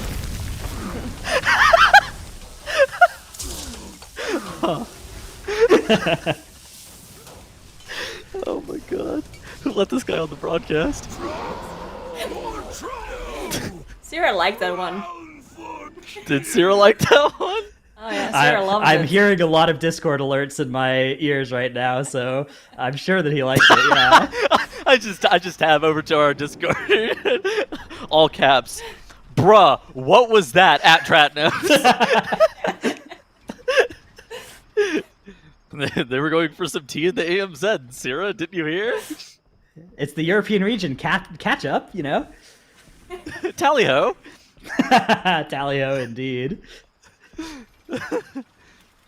All right, Maystein for Monka up in the top left, going on an adventure here, all out and around the side of Bondo's yard. This was the old BFA way that you would run this side so that you could avoid pulling the Prowlers and setting up this gateway to let everybody skip through Cat Island, as it's so fondly called, the area that those Prowlers patrol. Did you know the cat that's in the middle of Cat Island is actually an infiltrator? Yeah, the one that doesn't move, the one that's like right by where the bots are? Oh, yes. Yeah. I I'm like sure going there Dratnos told sometimes. you this, Settles, and now you set it back. No, Definitely going to some Dratnos. I go in there 100%. sometimes, I and learned then it like from to Dratnos. I like to melt off the pack. Oh, okay. You learned it from Tratnos. A Twitch.tv And I put it into my guide afterwards. And I did not credit Dratnos. Oh my goodness, this is so cold. What's happening to me right now? I can't believe it. Actual thievery. Yeah, if you got like a Demon Hunter though, they can like Spectral Sight, see where the patrol is, grab that one Dreadlord from the middle, and then not get the patrol. Really nice way if you do want an extra stack of Shrouded. Not necessarily something these teams will do though, because they could use Flare to try and see where the patrol is, but that's pretty unlikely to work. And you really don't want those Prowlers involved in your 35 Keystone. Oh, the Prowler's still banned, even to this day. Yeah, I agree. Pets are never a good idea. Anyway, so a little bit of a discussion about the points, and we did talk about this earlier as well, where we were comparing some of the score, the total score the teams managed to accumulate after 2 days. And EU seem to be quite a bit ahead compared to NA and also to China. I do want to say one thing though, and I'm obviously EU myself, so I do think that EU is really good. But you do have to admit that they obviously have Grimrail and Gambit, which are both like really short dungeons, right? Like that's because this is a time you have a time restriction. So if you do short dungeons, you're obviously gonna have more time for other dungeons as well. So I do think that matters a lot for the EU region, having those two really quick dungeons in the dungeon pool is going to affect them a lot, right? Because the Gambits, most teams having them on 31, they didn't spend as much time to get that key compared to what other teams had to spend to get the 31 Streets, for example. The Streets is a much longer key. And that is something that you have to consider when you're comparing the regions. Also, I'll the say it. junkyard being on Friday instead of on Sunday was another factor obviously that too, yeah. extra key levels there. But that being said, EU, you know, that works against the comparison to NA. It doesn't work on the comparison to China because I believe China are on either the same or pretty similar dungeons right now with similar, or I think maybe even the same Aphic. You have Iron Docks instead of one of the keys, right? Okay, so slightly different, but know. a pretty similar set, and they're on the same, like the lower has been nerfed since the NA region, so maybe that's a key level or two, but it's the same in China and Europe right now. I'll say it. Both of our regions suck. We both lost to China last time around. That's true. The Chinese region also in true. TGP is incredibly good, and very frequently on live, they'll even show up and just play for like 2 weeks at a time, get incredibly high IO, and then just not even play for the rest of the season.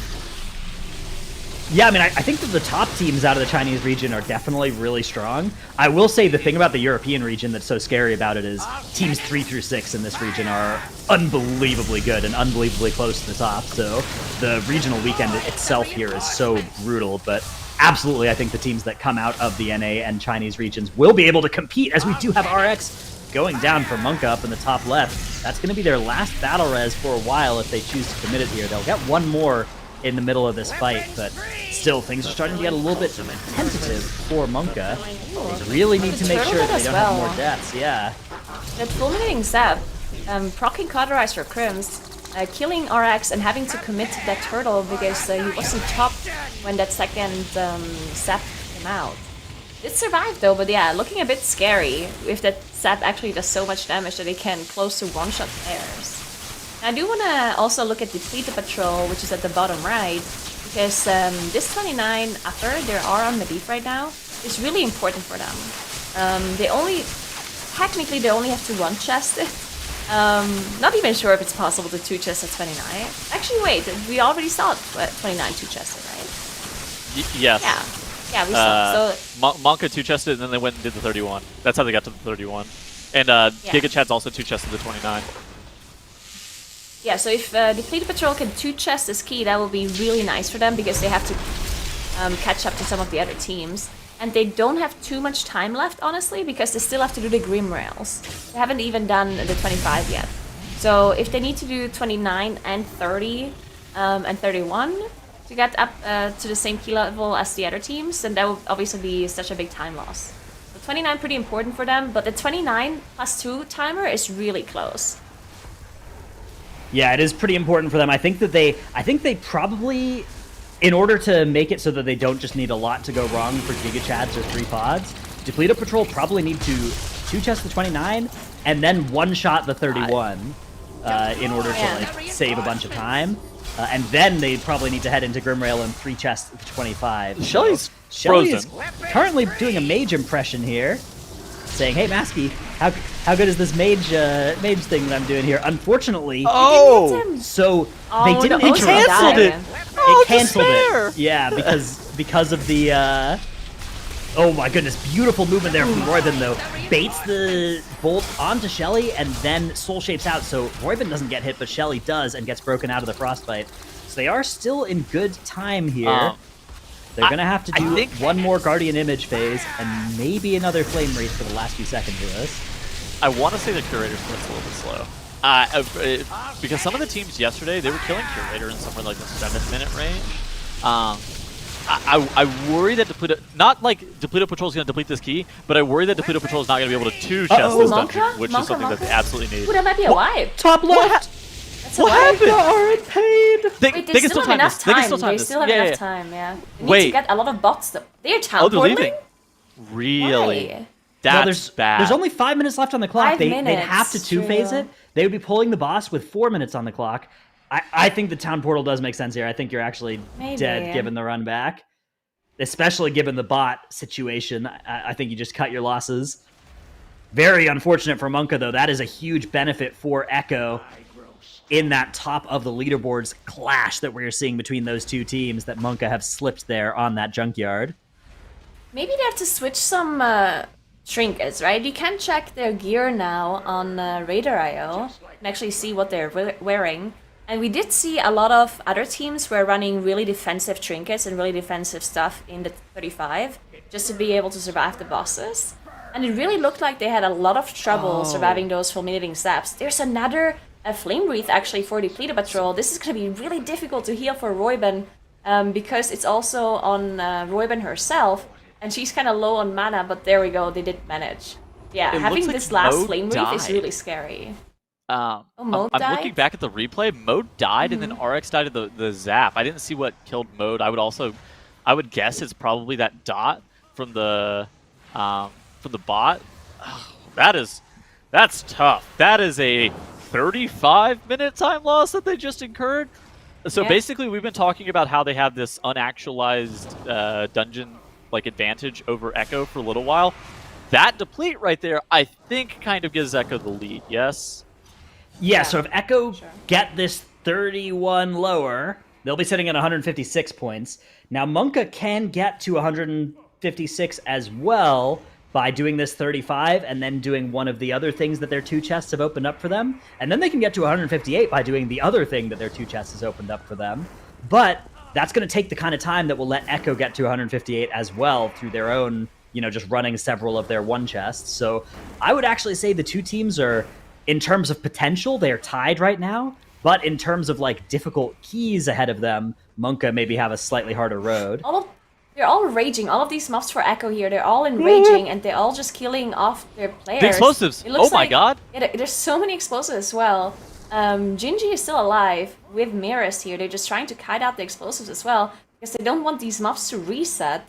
It looks like they might be fine. Now is back. Now actually got battle rest, I believe, so they might be able to finish this off. But that was definitely a bit scary. Look how much damage now is taking from these chargers. I think there was a healing touch going off as well. So one of these horses is enraged. The timer with is full just HP. omega fine, though. That's the thing, Yeah. right? Like, Yeah, it's a really they good are still timer. okay here. I think What in the that- world did I come back to? Don't worry about it. So Ambition and Olge last week in their like 29, or maybe it was even their 30 lower Kara. Both of them had full wipes to this charger area, and they were still able to get the dungeon completed. So it's fine. It's not ideal, but I think that they're still on pace to be able to time this pretty comfortably with a few minutes left to spare even.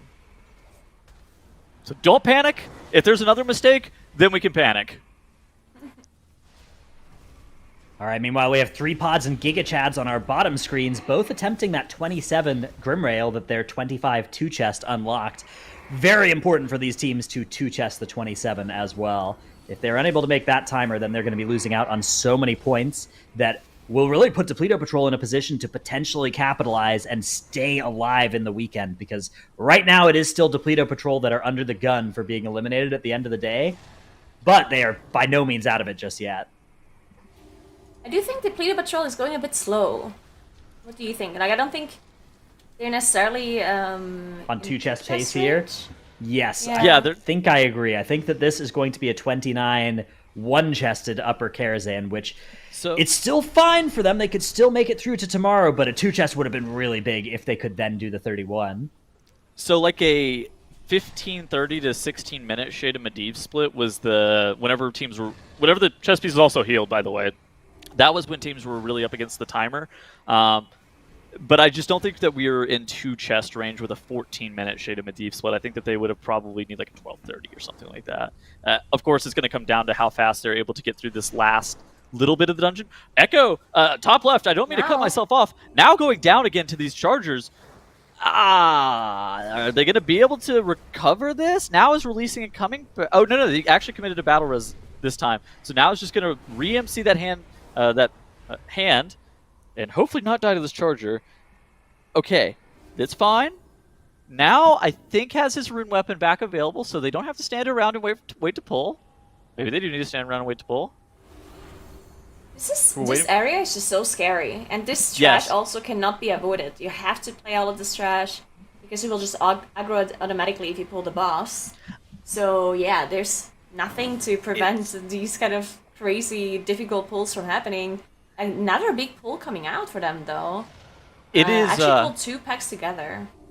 It's very difficult to get these charges synced unless your Warlock is doing, unless your Warlock has their Infernal, they're able to restun with, Shadow Fury and Blasphemy, and then get all of the charges synced at that point, then now has a lot easier time of dealing with these mobs. But even still, these mobs just white swing super hard, especially at this level. It's 31 fortified. It's not something we talk about too often because DK is likely seen as, invulnerable, unkillable, beasts.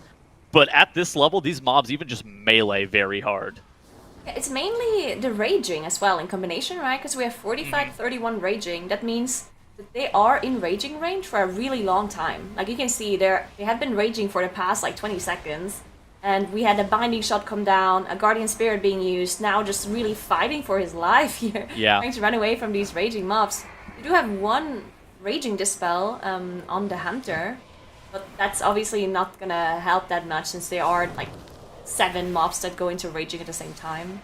Yep.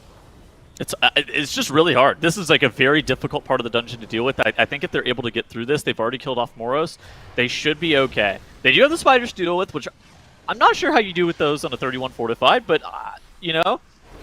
this is for us to watch and for Echo to show us how it's done. I actually don't think the spiders will be too bad because they already mitigate so many of their abilities by the way that they're using CC. That actually sort of strategy scales really well into a high key as compared to the strategy against the chargers of just tanking stuff, right? There you see the extra damage actually is going to get through to them, but I think that the kite on the spiders is just going to have to last for another 10 seconds or so, which is not easy to do, but I think it's easier than tanking Spectral Charger raging fortified autos. I think now purged the last couple of times they were doing the spiders area, though.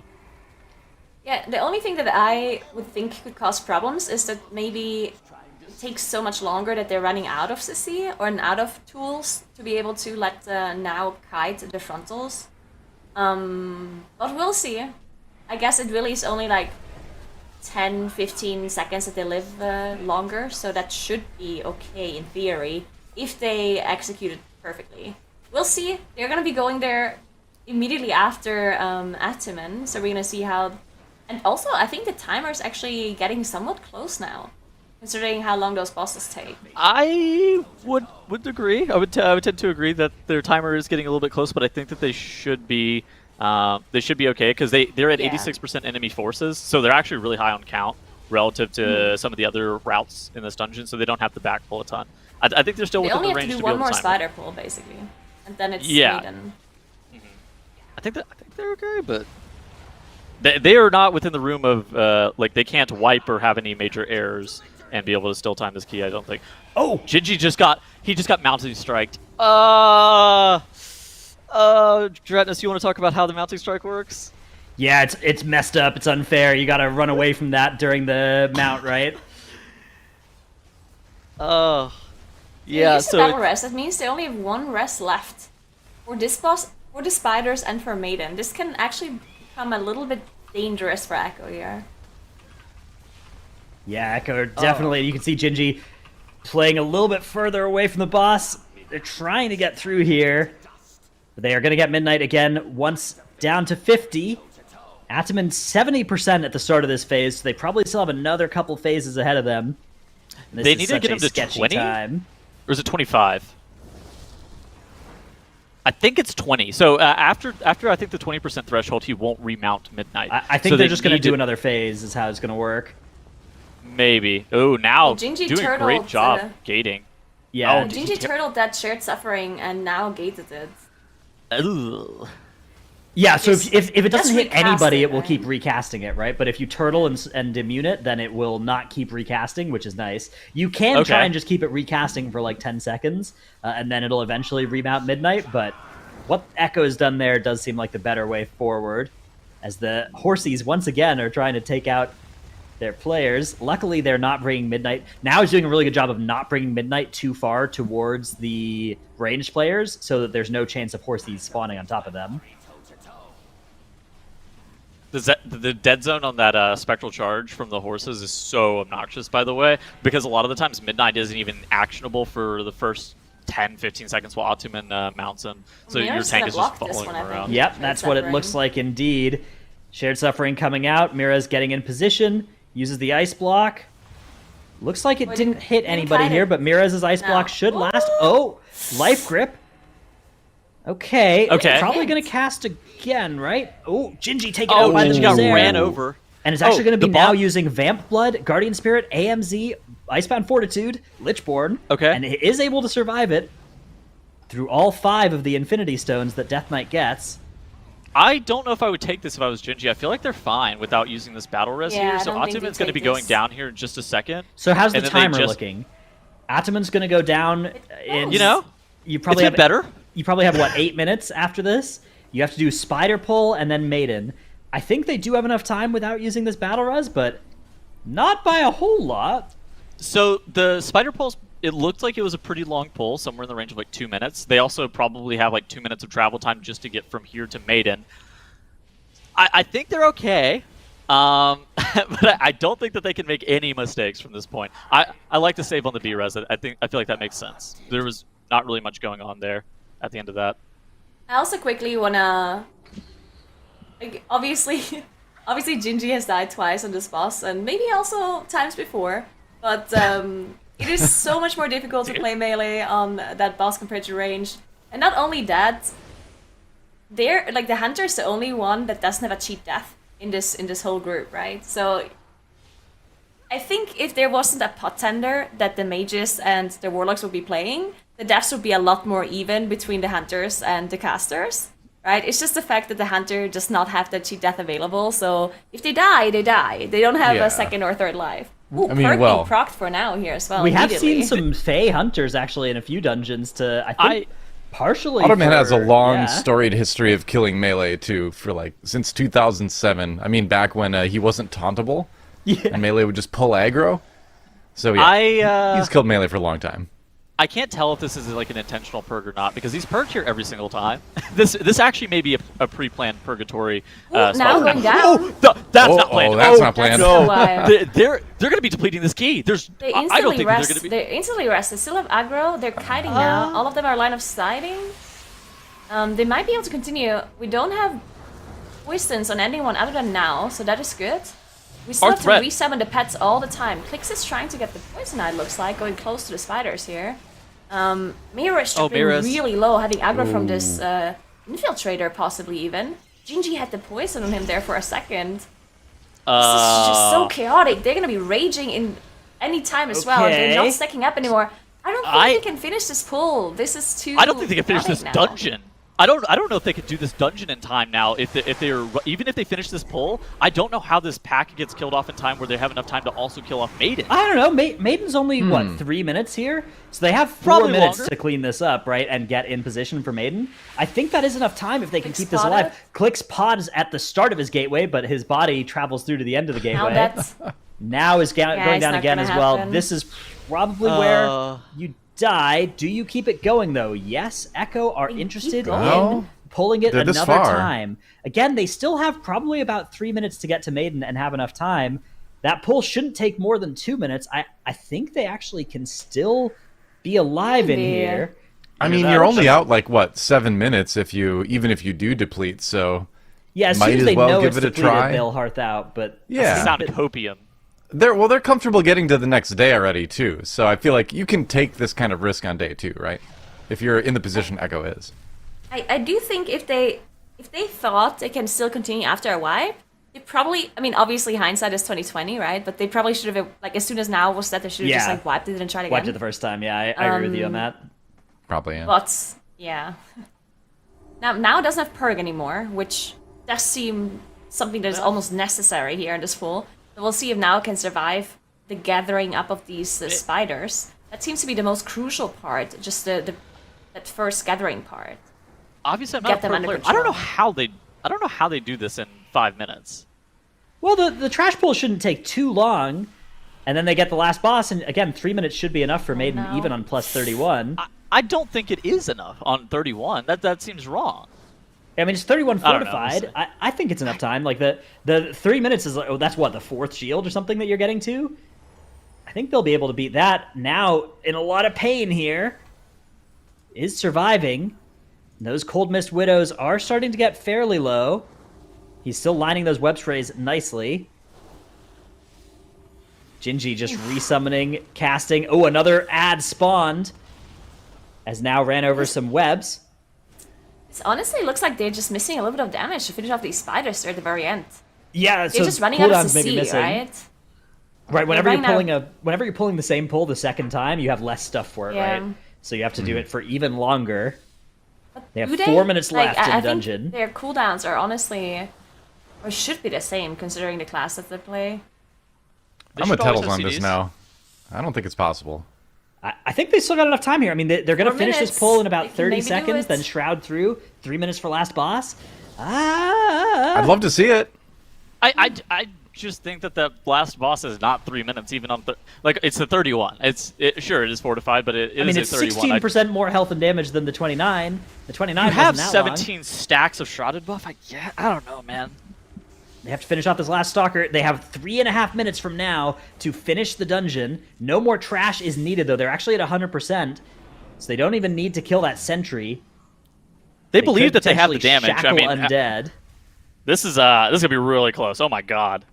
Yeah, this is actually right up against the wire. Meanwhile, up in the top right, Depleto Patrol are going to finish, but not 2 chests. They're 29, assuming that Shelly actually just Dark Pact on Ending Resolve so he doesn't have to move from those swirlies.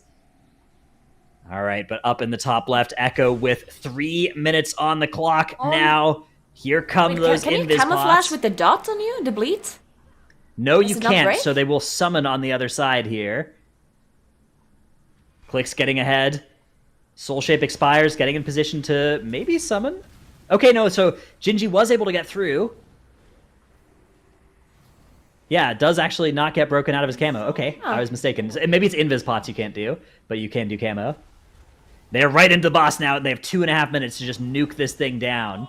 Tettles believes that Alright. 3 minutes was impossible, but Echo believes that 2.5 is. Whoa, there's all their Got the social logo. medias. Make sure to go to check those ones out. Hashtag ad. So I'm not This sure reminds me of if the Thundercats logo. Clicks does not have the bleed yet from the jailer trinket. It's possible that Clicks might have to step into the puddle to get the debuff. Mirrors can ice block, so that's fine. But Clicks doesn't have anything right now to get out of the repentance. We'll see if he gets the trinket stacked in a second. We saw people playing Soul Igniter in here earlier last weekend. Maybe Clix is wearing the Soul Igniter. Maybe he has the jailer. I didn't see earlier if he had the jailer Where's trinket Mirror's debuff on him dying? ever. Does he have the debuff? He might be getting attacked by those sentries. Oh, okay. yeah. I think Click's he has got the the, debuff, honestly. It could be Clix that, got yeah. the rune on him right in time. All right, nicely done here. They are going to break through that shield. They have 1.5 minutes. They have 90 seconds to do another 50% of the boss's health. The damage is there, but the Bloodlust is expiring, so it is going to be right up against the wire when they finish this one. One Battle Res is coming available, but if they need to use that, they will certainly deplete. They get one more PI as well, which probably will be paired with Miras's Combustion in just a second. Yeah, Infernal being sent by Clix here. And PI Combustion is absolutely going to be the plan. In just a few more seconds, Mira is actually grabbing a tick of that dot here, using Mirror Image for a little bit of a damage reduction against this. As that Mass Repentance does come out. Oh man, this is gonna be so close. 50 Diving seconds use. here, PI and Combustion, everything coming. Actually, PI is on Clix there. Still on the Infernal and a Blasphemy as well. Mira is having to they're go it close. alone on this Combustion. I think they have this. 30 Oh, seconds Zyronic left. always believed, huh? All right. Also, they definitely need to skip. If they get the next repentance, it's obviously gonna be 5. Not sure what the time on the repentance is. I'm not sure if that one's closer than the key timer. It's next cast. It's next cast after this shock. Oh, they canceled that shock pretty early, but Got it. oh my They goodness! got it. Wow, Wow. 9 seconds to spare. Seconds. Yeah. Plenty of bad. time, apparently. You don't lose any time to deaths when the keystone is within 10 seconds of the end of True. the timer as well. So True. they Oh. actually had a better Oh, there you time go. there than if Clicks had died 2 seconds earlier. Wow. All right. That's Echo. Crazy. 31 lower Karazhan in the books, brings him up to 156. We got a caster change happening right now. Goodbye, Tettles and Dratnos. Tettles, we'll see you later. Dratnos, we'll see you tomorrow. Not if I see you first. That's true. I'll remember to lock my windows tonight. All right. Mix, it's ironic rejoining us, Nagara sticking around. That was a thrilling end of the hour, wasn't it? Yeah, It I mean, that was so was. close. And the fact that they knew that they still have time. I mean, obviously, even if you're unsure, you're still gonna try because you're so far in, right? But, yeah, we didn't believe there for a second once they had wiped. Imagine not believing. It was so intense Sub because 10 they didn't seconds. only wipe once. It looked like a car crash unfolding.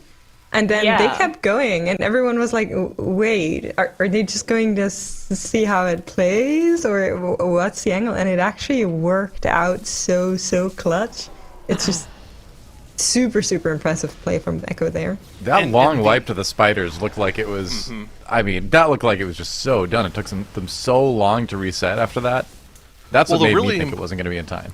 The really important thing to mention here is that by securing that 31 lower, they have actually just tied Monka on time now. The thing that has happened in the past couple of hours is we saw our first major mistake from Monka, right? They failed in a junkyard at the very end. They lost literally 32 minutes of their time to this key, and that's caught Echo up. Echo is now on the same pace as Monka. Actually, I think they're a point ahead now, technically. So, yeah, I mean, we just saw Echo essentially take the lead off of that one dungeon mistake. And the fact that they were able to pull out that lower and not give the lead right back to Monka after having so many mistakes at the last second. We talk about this in the MDI all the time. One of the reasons that Echo is such a great team of players is they're able to capitalize on mistakes and make the least of them. Make big mistakes seem not too bad. And They are still unflappable. complete. Yeah. Exactly. Thank you. Yeah. They are I agree. on another level. It is true. I Yeah. gotta say too, I think we have some of the biggest point differences between like first and fourth that we've seen. It certainly seems bigger than last week, where there's 5 points between first and fourth at the moment. It's a lot. It's a big gap. Actually, Only I top- do want to yeah. talk a little bit about the Echo and Monka difference. And of course, you're right that with that key, Echo is definitely very much ahead. But there is the upper still sitting in Monka's court because they were able to two-chest their 29 and go into the 31.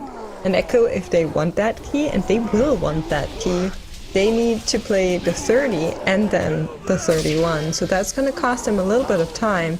And maybe in that time, Monka will be able to transform their two chests that they currently still have. I mean, they're in the 35 right now, but they have a 31 lower that they still want to do, most likely, and a 30 Grimrail. So maybe in that time they can tie once again. So it will continue to be really, really, really, really, really close between the two of them. Oh yeah. Well, that's the thing, right? Monka are essentially they're two chests behind right now. They're gonna get hopefully one of them in this junkyard. But yeah, one of those keys, Echo's gonna have to spend pushing up a +1 instead of a +2. So they're essentially like neck and neck right now if they are both able to realize all of the keys they have. But problems here for Monka here. Mode goes down, instant battle res.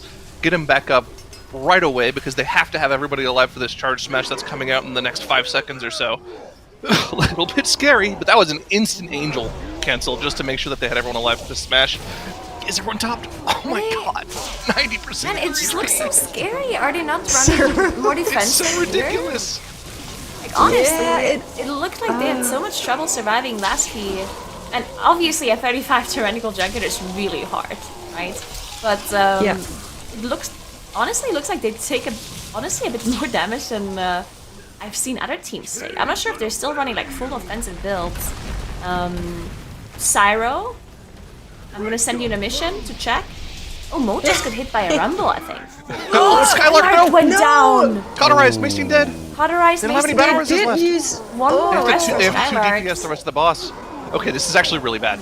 They can't live charge smashes anymore with 3 players. It splits damage on the group. Like I don't know how you live the charge Has smash. It was already doing 90% of their said it HP. doesn't. It does. Dreadnought said it doesn't. It does. Yeah. Yeah, I was know also from under the experience. impression. I was mean, also the impression it theoretically, they could just not soak it and try to hit the melees here. The But grunters they will will kill stand you. in it. Aimzat comes out. They are able to survive this by what seems magic. Everybody is alive still. Gobblemak is dropping. 15% remaining. Rumble comes in here. Crim's dropping low. Once again, Mode also trying to survive by the skin of his teeth here. But they are able to survive here. Him is available to give them a little bit of extra going into that very last charge smash that they will get inevitably since Mason is down. They're down 1 DPS. They just need to spend a little longer on this boss here. It comes last charge smash and they need to survive. No purgatory available for Skylar, but he does stay on top of this. Mode goes down into Angel, but it should be enough. He can still cast, he can still get those heals out, and Gobblemak will hopefully die. 3% remaining. Oh my goodness. That's a lot of percent. Well, here's the thing, right? They got it. Taking just stock of where they are in the key, they do kill the boss here. The big thing to note here, only 1 battle res will be available on the final boss. They have to play that boss perfectly, and one of the issues they had is they just had way too many spot deaths last time around in this dungeon. I wonder if... Yeah, I want to go check now. I wonder if they're just being too lackluster about the dungeon and not really playing full defensively. We can't see the gear right now because we can't see the gear on Raider IO until they complete the dungeon. I mean, we didn't see any cheat death trinkets proc, right? We would see The that on hunter the Arc has, Sage player, has the one. hunter has the debuff, yeah. Yeah. Now they do have to pick up 3 sets of bots for 3 of their players because they had a death on Skylark, on Mason, and on Mode. So that means 3 players are gonna have to run around and find bots, which is also gonna cost them a bit of time.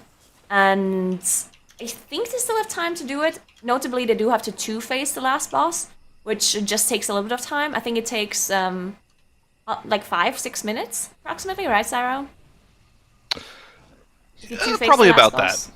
Yeah, probably about that if you 2-phase. I'd say probably closer to 5 minutes because they're going to have their lust up at some point there, right? So, yeah, they do have plenty of time. It's just all about making sure you do not have any mistakes, and that's hard to do on 35 Tyrannical, as Arcing Zaps are going to be ticking people for about 50 to 60% of their HP. So, it's kind of all on mode here. Yeah, that was super, super scary. They still need to deal with some of the trash, though, so Skylark is getting that grouped up right now for them.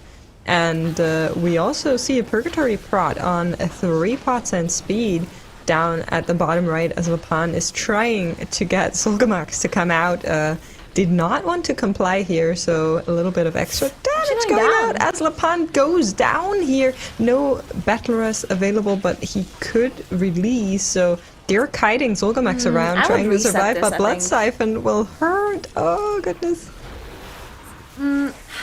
He's back. Yeah, I think they can recover.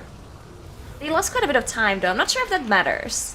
Because they just used all their cooldowns with PI, and then they couldn't do damage because the tank died. So this Solgamax fight is going to be forever for them. And I'm not sure if the timer at 29 is close. Probably not. I mean, I guess if it's not close, I guess they can just continue.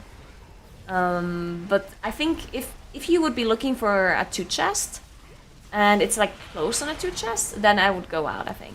Because that's a decent time loss there. Yeah. Solgamax is just so bad with like if you lose damage on Solgamax, that fight is just basically exponentially lasting longer because you get more blood siphons, you don't manage to get through the shields, boss heals more, and it just takes forever. But they're looking pretty good now. I guess the boss dropped or the mini boss dropped pretty fast still. Yeah, I think they sent some cooldowns into this. As Tettle said earlier, the shrouded mobs get a little bit sussy as you move towards the 30 plus key mark. So even in 29, still Silgamux, somewhat of a tiny raid boss that you need to deal with. So they're able to spend some time on here, and of course then also utilize their coolies. This split versus not split debate is It's bothering me it's a bit too feisty because, one. So I because, think what I'm also Dratnos not was saying. sure. I think He what said it Dratnos doesn't is saying. I think yes, he said that, but it's not what he meant. And he can correct me on this, of course. But from the context of what he said, I think he meant you don't need to soak it because you can just let the charge smash go through and just not get the debuff, and then deal with the little mobs, and therefore not get the damage from it, right? Exactly. So Yeah, my that's understanding what of you the can ability. do. That's what he meant. But maybe. Well, he was saying that they can The do thing that with is, the last charge smash instead of taking the extra damage. So when it's like the boss is on 10% or 5%, and you would rather probably not soak it.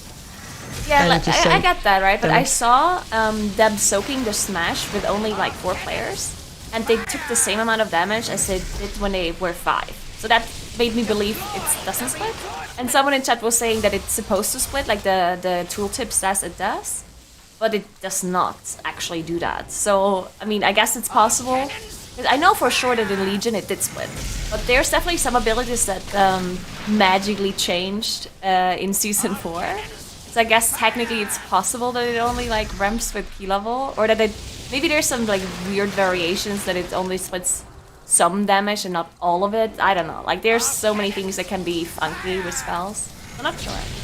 Well, the best way to resolve this situation is by having nobody be right and have everybody be mad. So let's keep an eye on Yeah, I Monkey like here in that. the top left corner and not resolve this conversation whatsoever. They have Who is 7 the minutes. greatest Dratnos Whisperer? That's the question. They have 7 minutes We to may deal never with know. this last boss here. They only have that one battle res. They'll have their lust up for the second phase. They're clearly not going to one phase it. Nobody's been able to do that on Tyrannical, and I don't think anybody did it in Fortified either. So they'll have to play through 2 phases. First phase looks pretty good, but check out the mana for mode there. Sitting on a 30% mana bar. That does not seem ideal. So You do have some cheat deaths available. Actually, not that many even. They might be back up for the second phase. They also have Bloodlust. Skylark actually getting hit, dropping really low. Perk being procs even. Oof. Ooh, this is looking a bit scary. It's a tense moment. They have one Basharas, right? And they also have the Bloodlust come out in 17 seconds. So I'm wondering if they're planning to like one phase. We didn't see any of the other teams be able to do this, but with their Bloodlust timing, they could try and go for it. So I'm curious how this one will look, or if they're just gonna save that Bloodlust for the Tank Buster. Skylar getting a little bit of extra damage here. No Purgatory, remember that. So needs to survive as they go into boss, and we can see players using their cities, but no Bloodlust being committed, so that will be held off for the Tank Buster. yeah, there's no chance of a one phase here. Like even with your normalizer and Bloodlust, you'll probably only get it down to about 20%. Like Yeah, fair. it's way too difficult to get through. I mean, maybe if the I mean, Zappos they actually have the scaled past time, 30. right? Yeah, they do. Yeah. And this is the thing, right? Like the thing that I'm the most worried about is whether or not Mode can heal through an entire extra phase with 20% of his mana bar. I'm not going to sit here and with pretend like I Bloodlust know. it's possible. So Maybe. I don't know. I don't know if he has Apotheosis ready, which would give him a little bit of extra healing without consuming mana due to how it works, where like whenever you spend a holy word, it doesn't actually cost you. So that could be a Yeah. thing, but we're not think seeing they're a fine. pop right now. There They it have is. Bloodlust available. They have Yeah, cheat should be death. fine. Oh, on, Skylark didn't parry the first 2 wrecks? Oh, dude, if that third wreck hit him, he was 100% dead. That was scary. Sorry, I didn't mean to talk over you, but that is No, something that you you're do good. have to come into. You have to think about. You have very high parry chances of DK with Dancing Weapon up, but you do have a very small chance of not parrying any of the 3 wreck stacks. And if that happens, you just fall over. That was really that could have been bad. Yeah, they're looking fine Mana though. is getting low. Yeah, mine is low. They have so many cheat deaths though, right? We have all pots available. Even the cheat death trinket from RX is ready now as well. Crim's dropping really low though from that dot. They will definitely get another fulminating sap. And now they're gonna have to use immunities or cheat deaths to survive it. It's actually on Moat, which is probably the worst target. Yeah, and he doesn't have Desperate Prayer available. Does have actually propping yeah, it's the pot gonna here. pot. Gonna be pot. One more on Crims, no block available. Might proc the pot as well. got a pot Yeah, too. another pot. One more fulminating sap coming out in a second, I think. They'll they skipped it, They're gonna push Okay. it before. Very good. Now they only need to survive this phase, and it also hurts. So let's see how this goes. Guardian Spirit is available. Him will be available in 19, 18, 17 seconds. So that should give a little bit of throughput to the team here. And of course, while moving here, Mana is also regging. I think they should be fine, unless someone, like, I don't know, falls off this tower here. Yeah. Well, also, the mana bar for mode is just... It's completely depleted here. If they had any mistakes here, they could have ended up wiping again. But at 33% health bar, this is where they were when they wiped in the other one. In their second phase, they should be able to finish this off. They cut off the renormalizer, but they shouldn't need that extra damage buff to help them out here. Just have 20% of the health bar to get through. It's going down so slowly, but they should be able to finish it off. And that is a big sigh of relief for the Monka squad here as they finally cash in that 35 junkyard. They're not done yet, though. They have a lot more difficult keys to get onto through the end of the day. They still have to go back into Grimrail. They still have to go back into Lower to match Echo. It doesn't let up from here on out. That is everybody hitting the 35 junkyard at this point, though. So that dungeon is done for the weekend. Thank God. Don't have to see Junkyard Glad you said it. anymore. You know what, like, my fear is? If on day 3, I mean, there is a point where teams will feel like they can't push the key any higher, so if they're tight, they're gonna go for speed. Maybe we're gonna see teams go into the That 35 again and try to be quicker? It's No, not don't say impossible, that. but I think it's Do not say that. unlikely. Yeah, I hope so. My heart of hearts hopes I'm so. We're done sorry. with that one. I doubt I that. had to put the option on the table. I don't think it'll come to this, but... You're not if wrong, you- though. It if is you possible. think about it from a time standpoint, going into tomorrow, right? Like, we have whatever new key we have tomorrow. Obviously, we don't know what it is yet, but we can, guess from the 3 keys we have left. So what? Iron Docks, Streets, and... What's the other one remaining? Iron Any Dock knowers? Streets. yes. Oh my yes. gosh, what's It's workshop? the workshop. Oh, Workshop, yeah, okay, there we sorry. go. Iron Dot, Street, Workshop. And all those 3 can be pushed up pretty high, especially after some of the True. changes we've seen in a couple of those dungeons. So... You have to think that they're going to have to commit at least like 2.5 hours to that key to push it all the way up. We still have tons of push time left in Grimrail. I think Grimrail can be done on 32 or 33, even on Tyrannical. They just have to really gear into versatility. So I think there is plenty of room to push up these keys to where if they do have to go back first, like speedruns of something, that'll be like an end of day thing tomorrow, maybe like in the last hour. Yeah, I think it's possible, though, just because we are reaching this kind of point where keys become so high that they're close to not doable really early on for some of these teams, right? If you look at Echo and Monka, the keys that they're doing now, they're like really, really scary. So I do think, of course, they still have to push up that other key, as you mentioned, right, tomorrow, the last key that is being revealed. But yeah, for like 1-2 hours at the end of the day, we definitely might see some speed runs coming in where they try to better their times. Either way, we do see Echo now in that 30 upper on the top right side of the screen, which this is a key where Monka is gonna make up some points again, because Echo has to do the 30 and then the 31 afterwards, while Monka has that +2 on the 29, so they can immediately go into the 31. So there's a little bit have of an the advantage 31. for Monka. They already did the 31? They did the 31. Oh yeah, true, they timed did it. the 31, true, yeah. It was pretty So, intense, but they I did remember it. now, it was really close, yeah. Yeah, it was like 30 seconds until the timer ran out that they timed it. So Oh, depleted patrol, no. See, here's the Early they're thing. out. key, I guess it's fine. Depleto wiped and they're You wanna plus 25, three it. but it's 5 minutes into the key. Losing 5 Yeah. minutes, Yeah. whatever. Go back in, guarantee your +3. Yeah, just go again. That's a rough pull. I mean, it's a tough one, so it makes sense that they had a problem with it, even on the lower key level. But they really need to get pushing up this Grim real quickly. Of course, if they get the 25, they'll be on 149. But they still have a lot of work to do after that, and they're really out of good keys to push up. Look at them across the board. They only have 1 chest in all of the dungeons except for this Grimrail Depot, which means after they push up the Grimrail Depot as far as it goes, they only have places where they can get 1 score instead of the 2 that we actually see from every other team except for Echo. Well, it's that position that we see a lot of teams kind of down the bottom of the rankings find themselves in, where they really kind of have to start hoping the teams above them make mistakes more than, they find a way to get ahead, because, yeah, you're just running out of time at this point. Yeah, I think they really have to 3-chest this 25 Grimrail, which is honestly not that easy because we've only seen 2 teams so far manage to 3-chest, and it was Echo and Monka. So it's clearly not that easy to get the 3-chest. And it's not too promising that they already had a wipe straight away going into the key. So I do hope they have a plan and the possibility to actually get a 3-chest, because that would be their way to get into the tournament, I think. yeah, for sure. I mean, I think, like Zara was saying, starting a key after 5 minutes in is definitely not terrible, but it has been happening for the Depleter Patrol throughout the day again and again.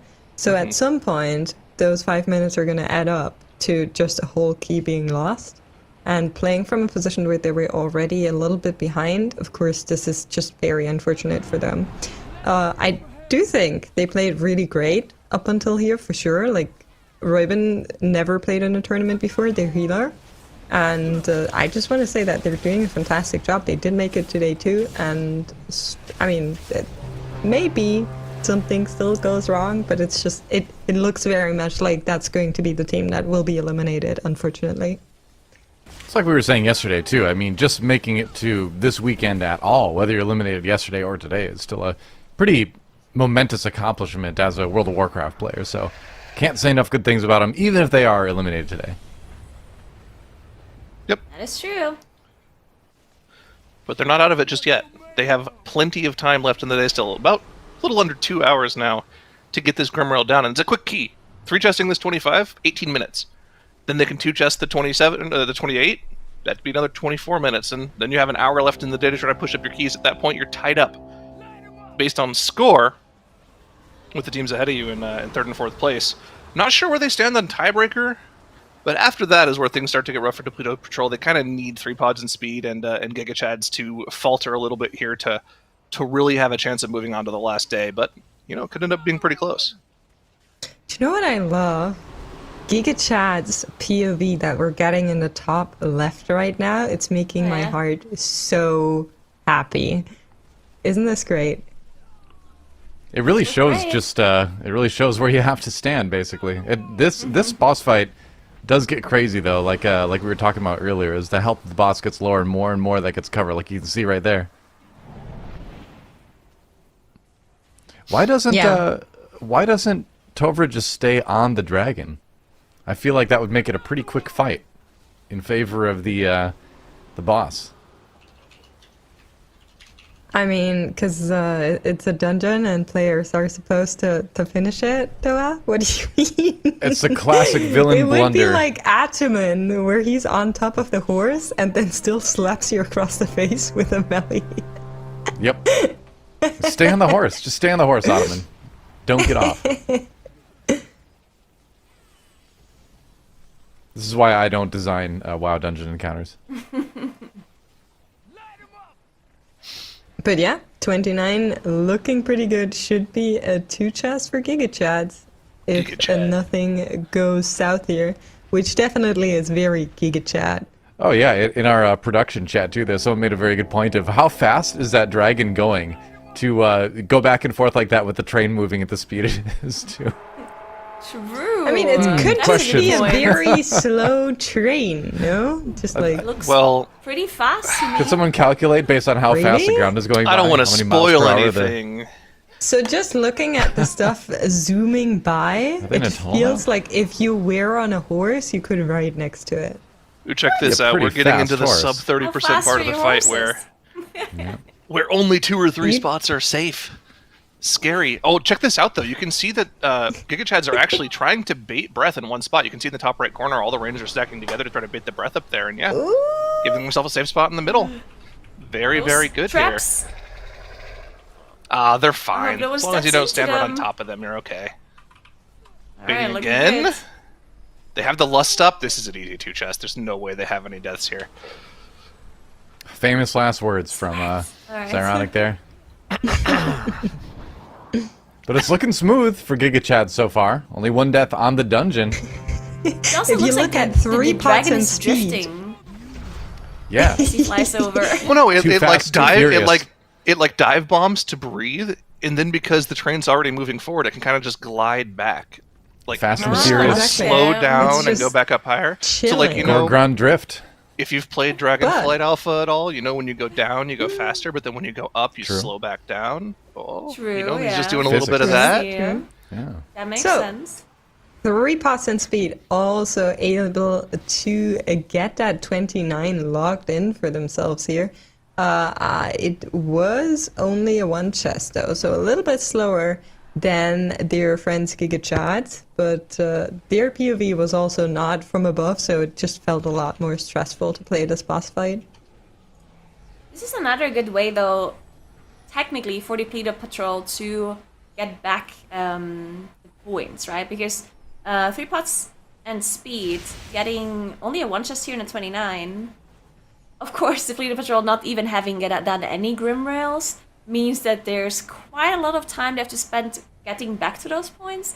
But it is theoretically possible if 3 pots and speed don't manage to get too many more points from here. But yeah, there's definitely a lot of points still left to get, and we don't have too much time left. We have 1.5 hours left, and then of course you can still finish your key, even if you, as long as you start it before the timer runs out. But yeah, definitely not looking too great for Depleted Patrol right now. I'm just looking at all of the Grimrail depots right now, and of course Echo is leading the pack with that 30, and Monka also has access to that. But Giga Chats have 2 chests at that 29 that we just saw, but they only 1 chest at the 26 that they had, right? They played a 27 No, 2 so chests they or something? 2 chested at 25 instead of 3 chesting it.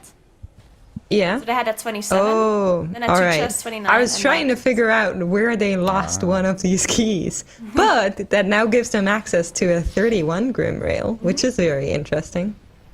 Yeah, that's just the same thing as doing 3 chests and 2 chests and 1 chest, which is what Echo's already done. So it's really not too big of a loss to not 2 chest the 25 here, as long as you're able to 2 chest the 29, which, now that I think about it, is Well- not really something that's in most players' vocabulary. So Chesting at 29. yeah, True, true. Unless we're others talking casually about 2 chesting a Junkyard. 29, no problem. These players this weekend though, Oh I yeah, feel like it's definitely in some of their vocabularies. I don't want to draw any comparisons to the other regions too much because, you know, we have different affixes and different dungeons, And but EU's just better. a statistic that we have is, I think for the for the NA and China regions, at the end of day 2, the average team scores, not counting the team that was knocked out, were like 148 and 150, with some decimals after. EU's going to be at like 155. Yeah. Well, Just, okay, to be fair, they have Yeah. Junkyard. They're different affixes, man. You know, it's just a But- different dungeon. You know, the sun was in their not eyes. Even you the know. affixes, it's just It's the just length Junkyard. of the dungeon, I think. It's not, Yeah, it's Junkyard, of that's course, part but of then it. also Gambit and Grimrail are both really short dungeons. If you compare that to Streets and Iron Docks that NA had, those dungeons are longer, and therefore it takes longer to get points. And yeah, that also definitely is a factor when you consider the difference here. So it's not that easy to compare the regions to one another. You can compare specific keys though. You can, as long as there was like the main affix was the same. You know, if it's like, for example, Upper Karasan, there was Serenical for 2 regions, then you can compare that. Now actually going Oh. down here for Echo, Ooh. and they already had a really bad timer because Oh, they no. had 5 deaths before they even got This pull. here. So this is This going to pull be is so another full dangerous. wipe Okay, for but to them. be fair, They can still time it. they spawned right here, so it's but they're only dying again. the 5 So- deaths. Yeah. And No, that's now. no. That's just the wipe finishing off here. They are back together. They are going to move on. The Mana Devourer, as well as the Curator and Medivh, all of those bosses look really, really clean and nice compared to how much of a stress the 31 of Monka put on me. I felt they were a lot That easier to watch. that Shade of Medivh kill time is actually like really slow. 16-minute They Shade had of a wipe. Medivh. They did, had yeah, a okay. wipe in between. Okay. So I'm not Yeah, sure there if it you was go. on the trash before or on the boss, but they definitely had it 5 was deaths. on their way to Medivh. They like jumped down because I think they got in fight with something, and then they had to like walk again. It was a little bit clunky. Okay. Alright, so it wasn't too big of a time loss. Except the 5 death penalties, of course. I'm keeping an eye on Depleto Patrol right now too. They're trying to 3 chests is 25 and seem to be on It's very track at the important. moment. Yeah. Give them Yeah, that it's actually extra looking little pretty edge. good for them, yeah.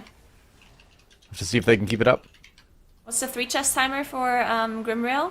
Cyro? 18 minutes. Flat. So they do have the time for sure. Can't make any mistakes. Oh yeah. Okay, I'm always so stressed when I see Echo here because they pull something on the bridge, which should be illegal, but it Oh, they're seems skipping that now. they changed tech, so they are skipping now. Yeah, I like skipping bridge because the thing about the bridge is if you get hit by one of these green swirls, you just kind of die. If you get hit by the knockback from the mob you pull on the bridge, you just kind of die. And there's really no coming back from it. Pulling Mana Devourers, yes, it's scary on bolstering, but if you die, you just release and rejoin the group. So it's like, not that big of a deal. And we saw that happen in here. They had a full wipe, and they just released, and it wasn't that big of a deal. And they still have plenty of time to finish this key chess event. Probably will take them about 2.5, 3 minutes. Minute of RP, 6 minutes for the last boss. They're still totally fine on the timer. I don't think 2 chests really was on the table here, even if they were completely clean. So really the only thing they lost was like 5 minutes of their overall time in this key, which is, pretty good considering they wiped twice. Yeah, I'm curious how their damage on the boss will look. We can see that they are DPSing down 2 knights at once, with one having a little bit of an extra damage done to it, probably to how the positioning of these was, but they are very close to each other, so that's nice to cleave them down together, get that double debuff onto the king to get all of that damage amp in with long cooldowns instead of having to go twice. So I quickly want to put my attention on Giga Chats at the bottom left, just because they're doing a 31 Grimrail, and they're on that first boss. And this is the boss that we talked about a lot because it does so much group damage. And we were talking earlier if 31, 32s are possible, and this is where we're going to see if it is. We do see everyone's dropping really low, actually. We're going to see another slam being casted soon. So we'll see if they can survive that and how much damage they're taking. We see Igloo actually taking versatility here, as we talked about. And look how low they're dropping from that slam. It's ridiculous. That just barely looks survivable, honestly, in the 31. And it's scary as well because these missile barrages are actually completely random. Like, you can see when they're targeting you if you have anything that tells you the boss is targeting you, so you know when you'll take damage. But you don't know when you'll take 3 of them in a row and just take all of your HP bar, so it's a huge tax on the heal. You can see Igloo is just completely Fortunately, that was the last missile barrage they're going to get. All they have to worry about is having personals up for every single slam. But that's still difficult on this 31, as you can see Slam about to come out now. Look at the health bars of everyone. The Clothy's all dropping to about 20% HP. And they're going to have to do a couple more of those because Borka is very, very healthy.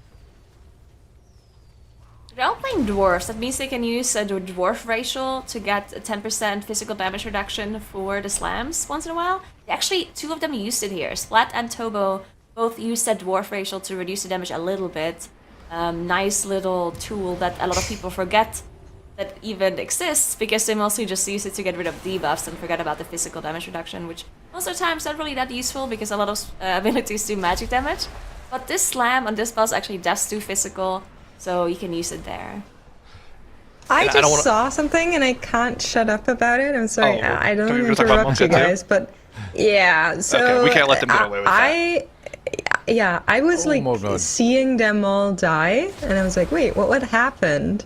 And then I watched back, and they went up the stairs, and during the cinematic clip, however you want to call it, like the transition up the stairs into the train itself, Quaking came in and eventually killed 4 people. So that was very unfortunate for Monka and speaking of Molga going unfortunate. down here as well. Yeah, Momo Are they dead double twice in pulling the this same trash train pack? car. They are. They're double pulling this trash pack. They pulled this trash pack with the first pack here too. Oh. Or actually, is this the second trash pack with the Hulk? We'll have to see afterwards. I didn't see exactly which 2 it was, and I can't see by the nameplates which mobs these actually are. But they are double pulling, that is for sure. Very scary. And the mob they're leaving alive last is that Gromkar Grenadier, which is probably the most dangerous mob in this group.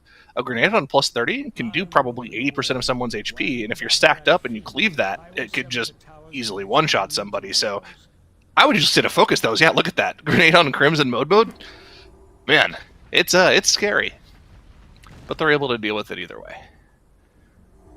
Meanwhile, Yeah, the we've Polito seen that- Patrol still 0 deaths coming into the final boss here. Looks like if all goes Ooh. well, they're on track to easily 3 chest this. Yeah, that is actually really good for the Depleted Patrol. Seeing that 3 chests is so good. This is really what they need to catch up to some of the other teams. They're still going to be quite a few points behind after that 25. But with a 3 chest, that means they get another 3 points somewhat easily as well. And then they're going to be in range to catch up. But yeah, not too much time left today.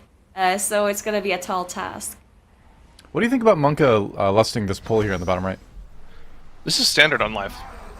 Yeah. This is a very dangerous mob. This Hulk is very annoying, and you can actually carry this lust into the next pack as well. Okay, and it looks like their double pull was actually they double pull. This is also a double pull. That's why they lusted it, and they CC'd Double. they DC'd the inspired. Well, they CC'd the inspired mob behind the group so that they could double pull this without having to worry about letting the Cinderseer cast go off. So yeah, I like it a lot.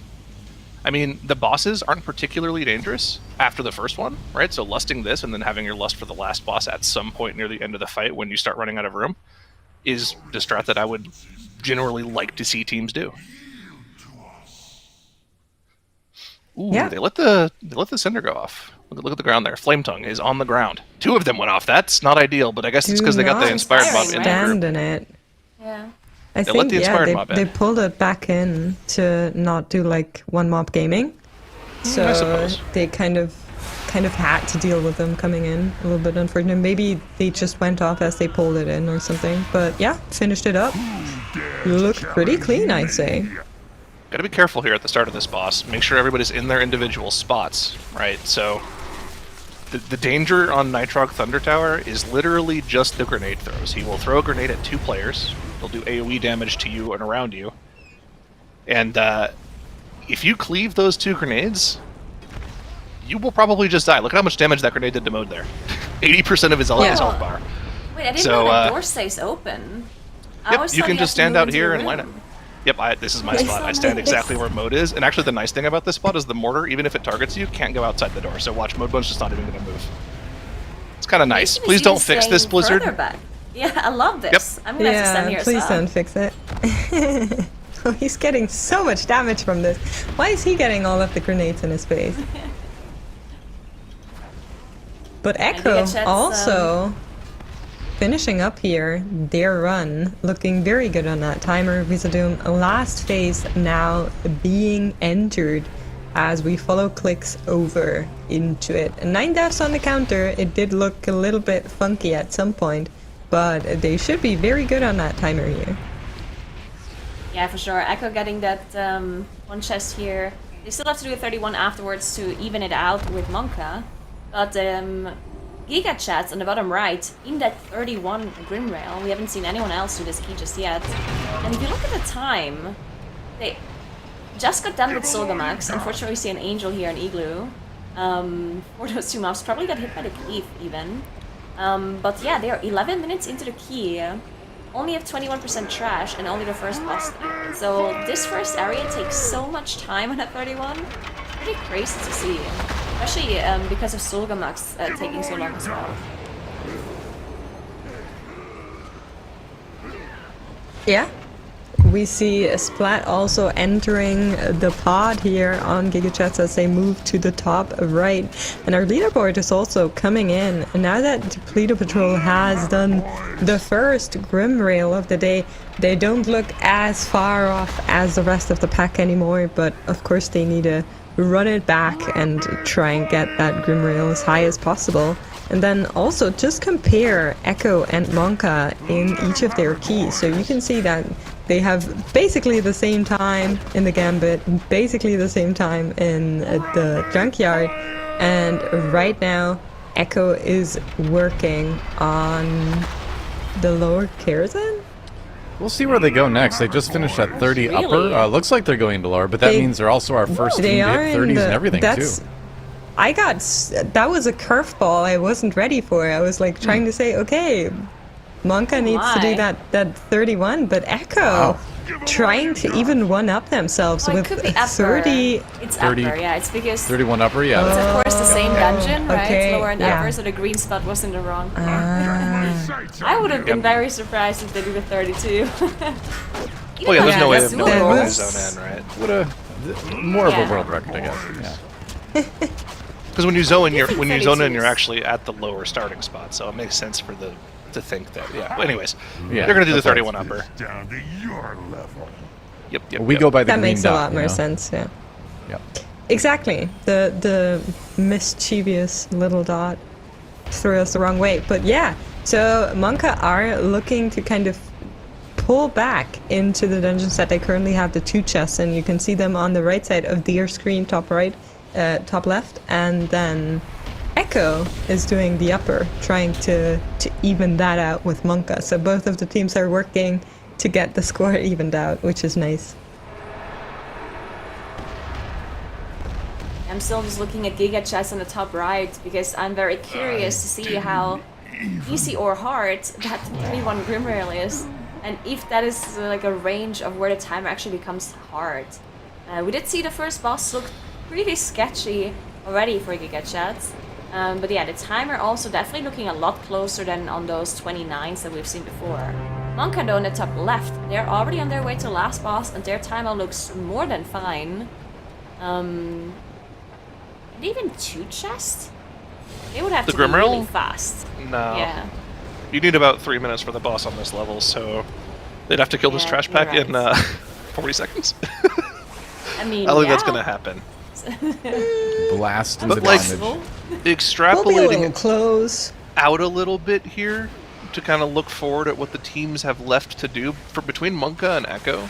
Since Echo is now attempting this 31 upper, if they're able to finish that upper, Monka has to go do that 31 lower and time it in order to tie up Echo based off of score. At that point, they'll each of the teams will have the exact same key done in all 5 dungeons, and then their tiebreaker will be based off of time. Of course, we still have all of the rest of the today and tomorrow to push up keys even more, which they very clearly can be pushed more. But I mean, feasibly, like Echo and Monka are still like 20 minutes apart this far into the competition. They are still neck and neck. It's very, very close between the 2 teams. Yeah, and there's a motorcycle, just proving, underlying that point that you just made, Syro. Very nice. It's a train. Oh, that's Grim the Rail, train! you know, they've got all sorts of like motorcycles and things riding around there. It's On the the train. ambiance, you know? Oh, Yeah. oh, alright. Just when you gotta go even faster, right? Exactly. Gotta go fast. Echo is resetting Motorcycle the on a upper. train. Yeah. Yeah. Did you see what went wrong, Nigura? No, I didn't see. But it's Oh. really early Well, on, thanks so I a guess lot. Find out, though. So we didn't lose a lot of time at least. Maybe something went wrong Yeah, with the no. ghost skip, or maybe just someone died and they just decided to go out. Because 31 is definitely a key that can be really close on time. So if you make any sort of mistake early on, you probably want to go out. Because if we looked at the 30 upper from Echo, they had like 9 deaths at the end, or 10? and they still timed it. So the difference between the 30 and the 31 is pretty big. Like all of a sudden, Yeah. you cannot make those same mistakes anymore that did the 30. So upper really seems like a key that is not really Echo's strength. Because yeah, they did a lot of mistakes in the 30, they didn't touch us at 29. So if you compare it to Monka, they definitely played quite a bit better in that.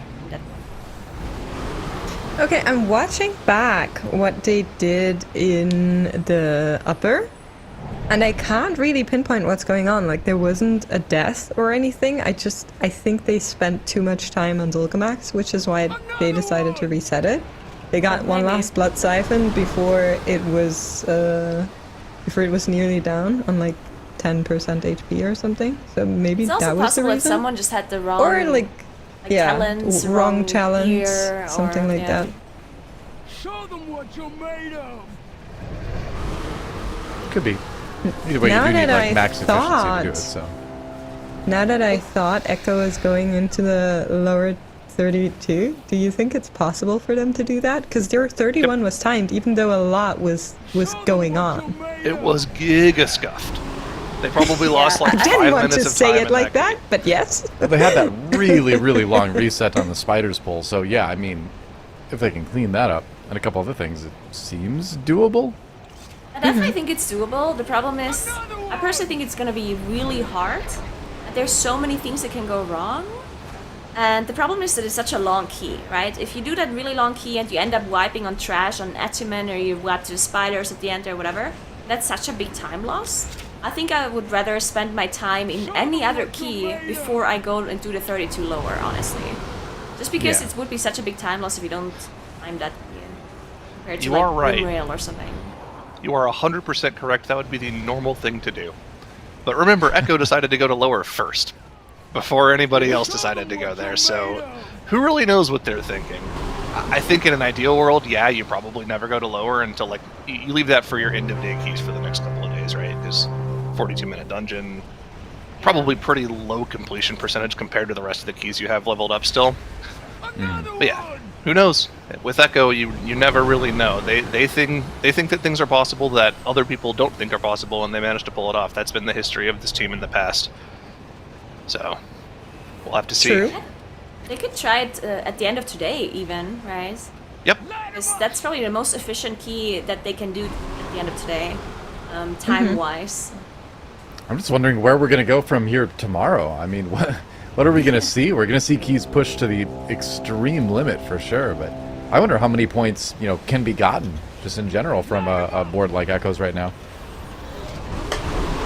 So, like, what you're seeing from Echo in the bottom left right now is basically what happened in the key that they reset prior to this. So, they're gonna get one Shadow Eruption here, and then they're gonna get one more Blood Siphon. And I thought maybe they were trying to push Solgamax before that, but I think, like, it must have been somebody's talents or char was wrong, I think.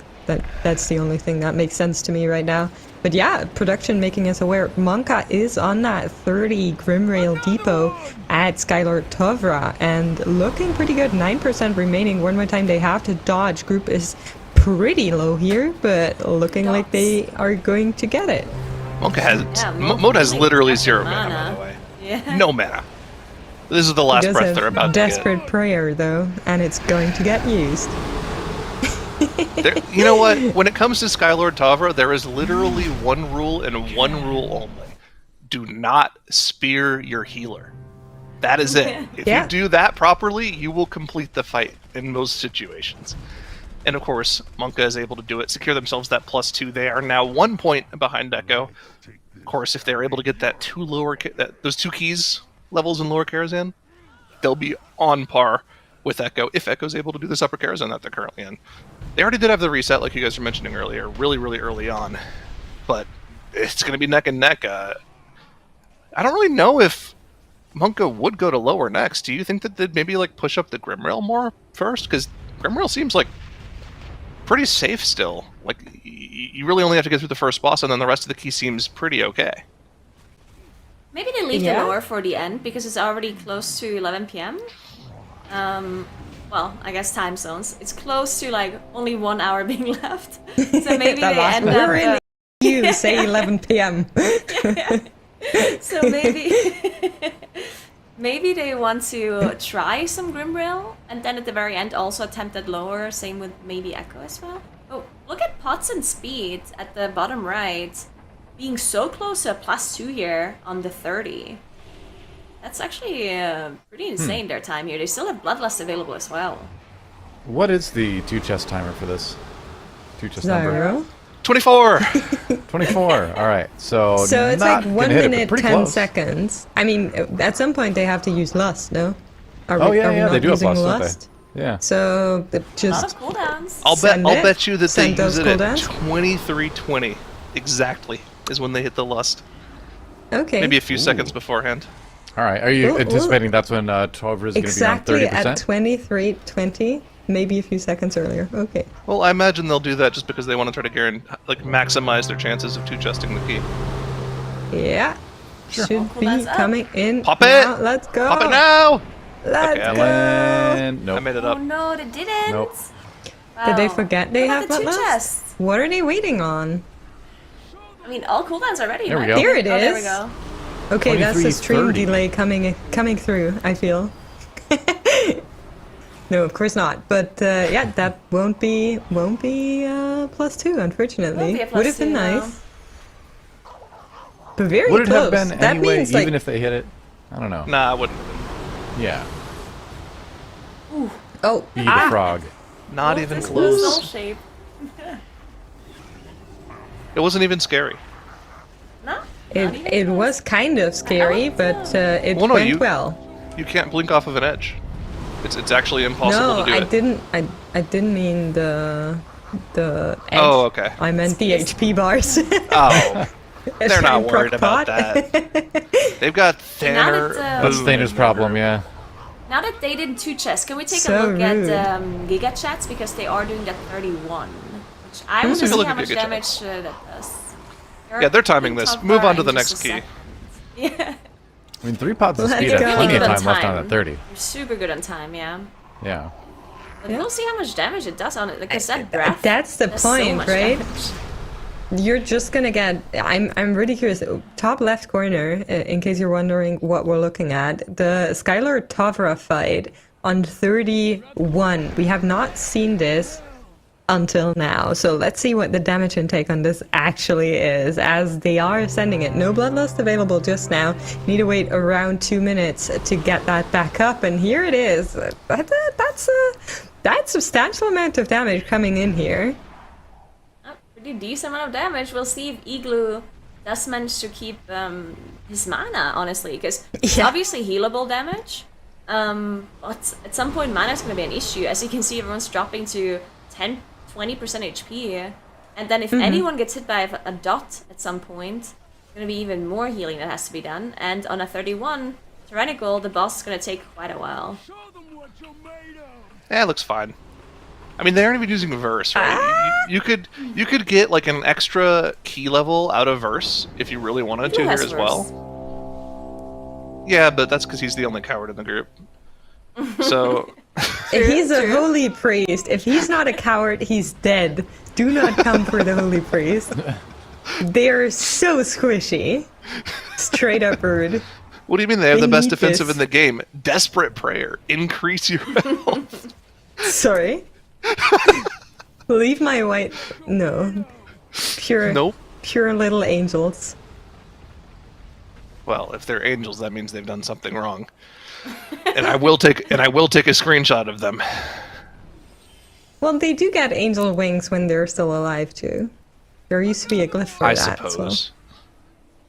But yeah, looking pretty good here. They now have Bloodlust available. Mana Jason looking Dot? nice as well.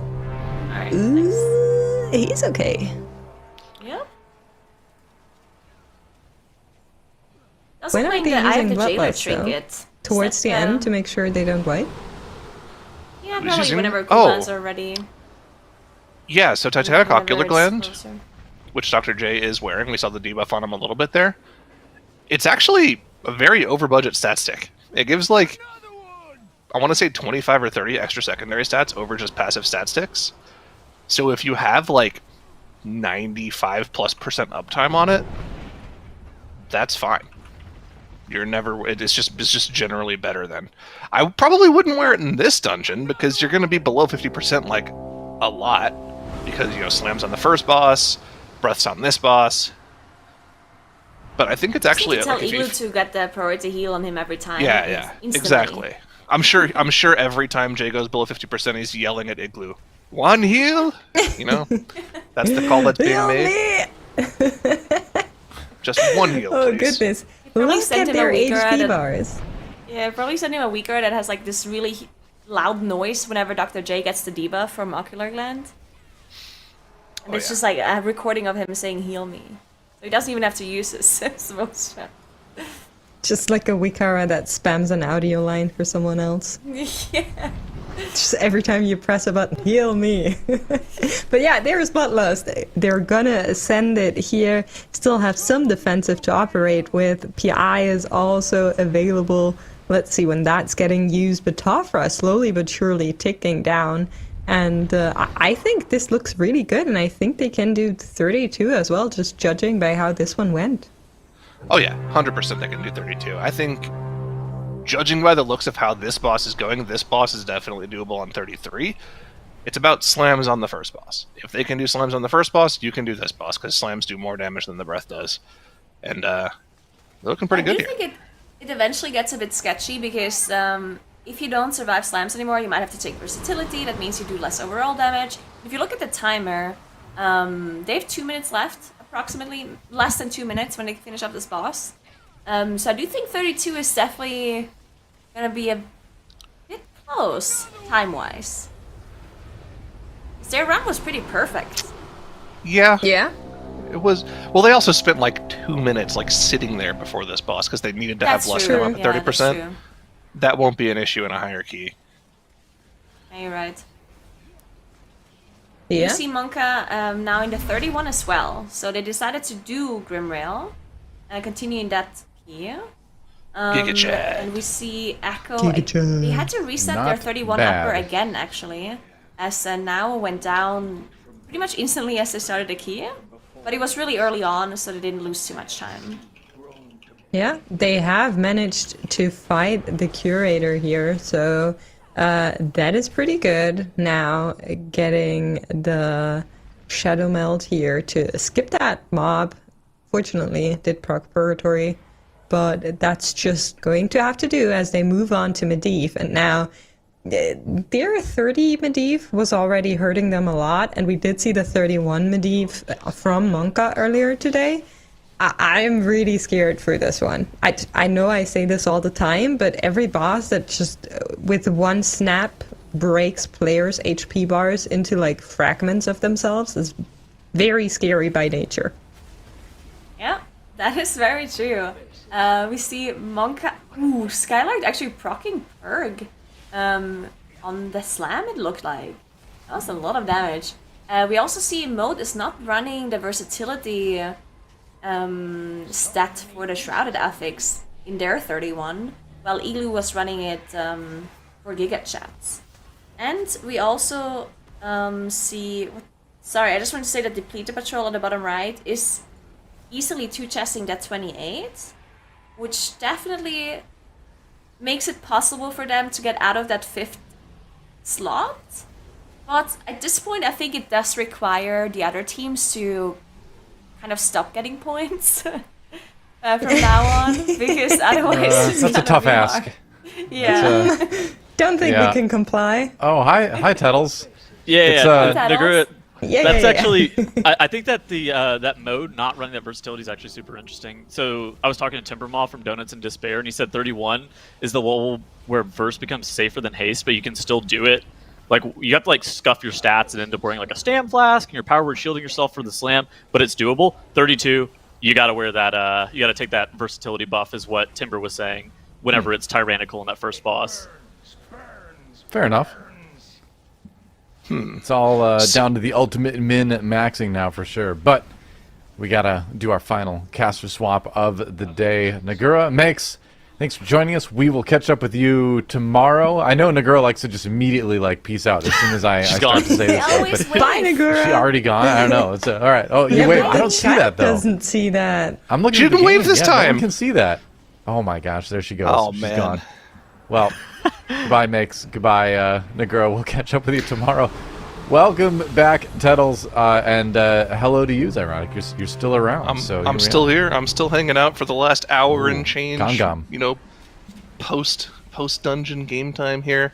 Yep, Gongam has gone down here, but they do have a res, and they can use it at any point here. Probably waiting till after the breath, and they're in a safe spot. Ooh, cancel that alter Shell time just on walked Mask and through the Fae. lightning to get to safety there. That was Yeah, it's okay. a little bit scary. A little scary. Giga Chad didn't even use wall. He's okay. Yeah, they're going to be just fine here. 3 minutes left on the 2-chest timer. They actually probably don't even need to res the monk here, to be honest with you. But they Why not? probably should. They're going to be okay. Yeah, like- They'll 2-chest that. What are they saving it for? Like the next dungeon?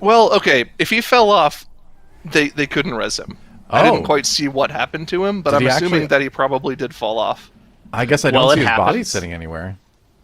You would, Yeah. There you go. He You fell would definitely off just then. elect to send the res if it was on the platform. Yeah. Or so it's either that he fell off or he's DC'd, and the most likely situation is that he's fallen off.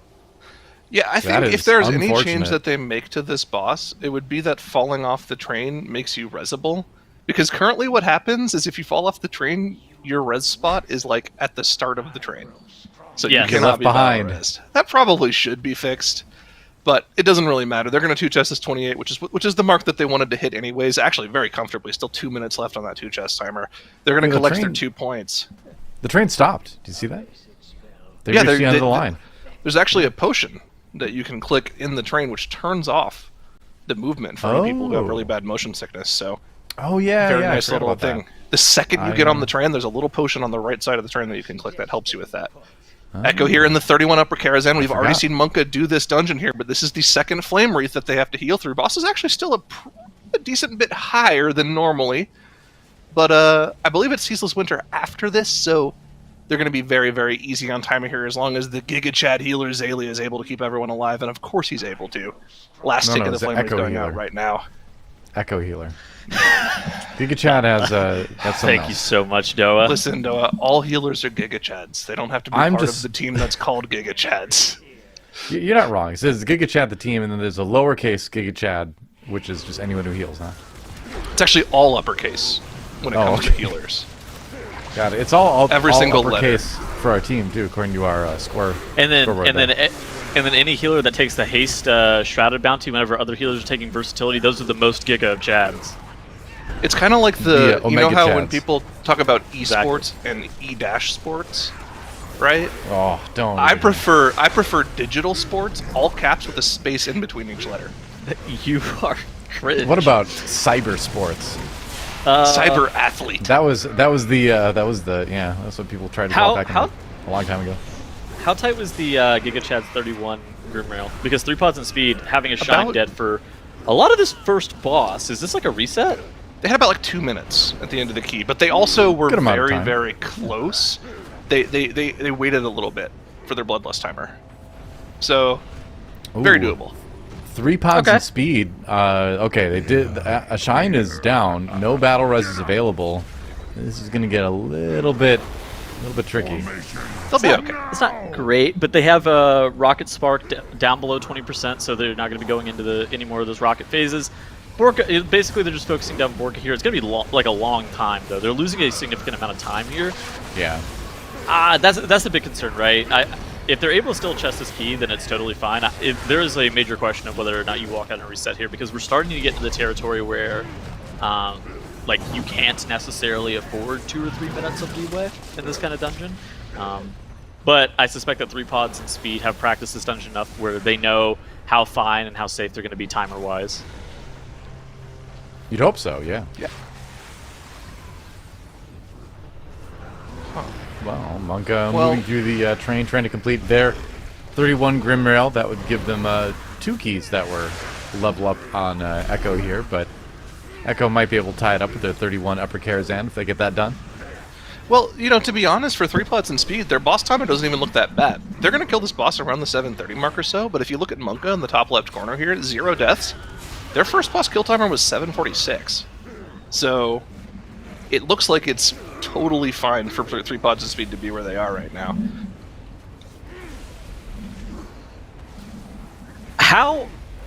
How far ahead is Monka just ahead of Echo right now, or is Echo? Do you think Echo is going to be fine after this upper Karazhan? So, where things stand right now, they are technically both within. They're both technically on the same point in terms of their potential score, right?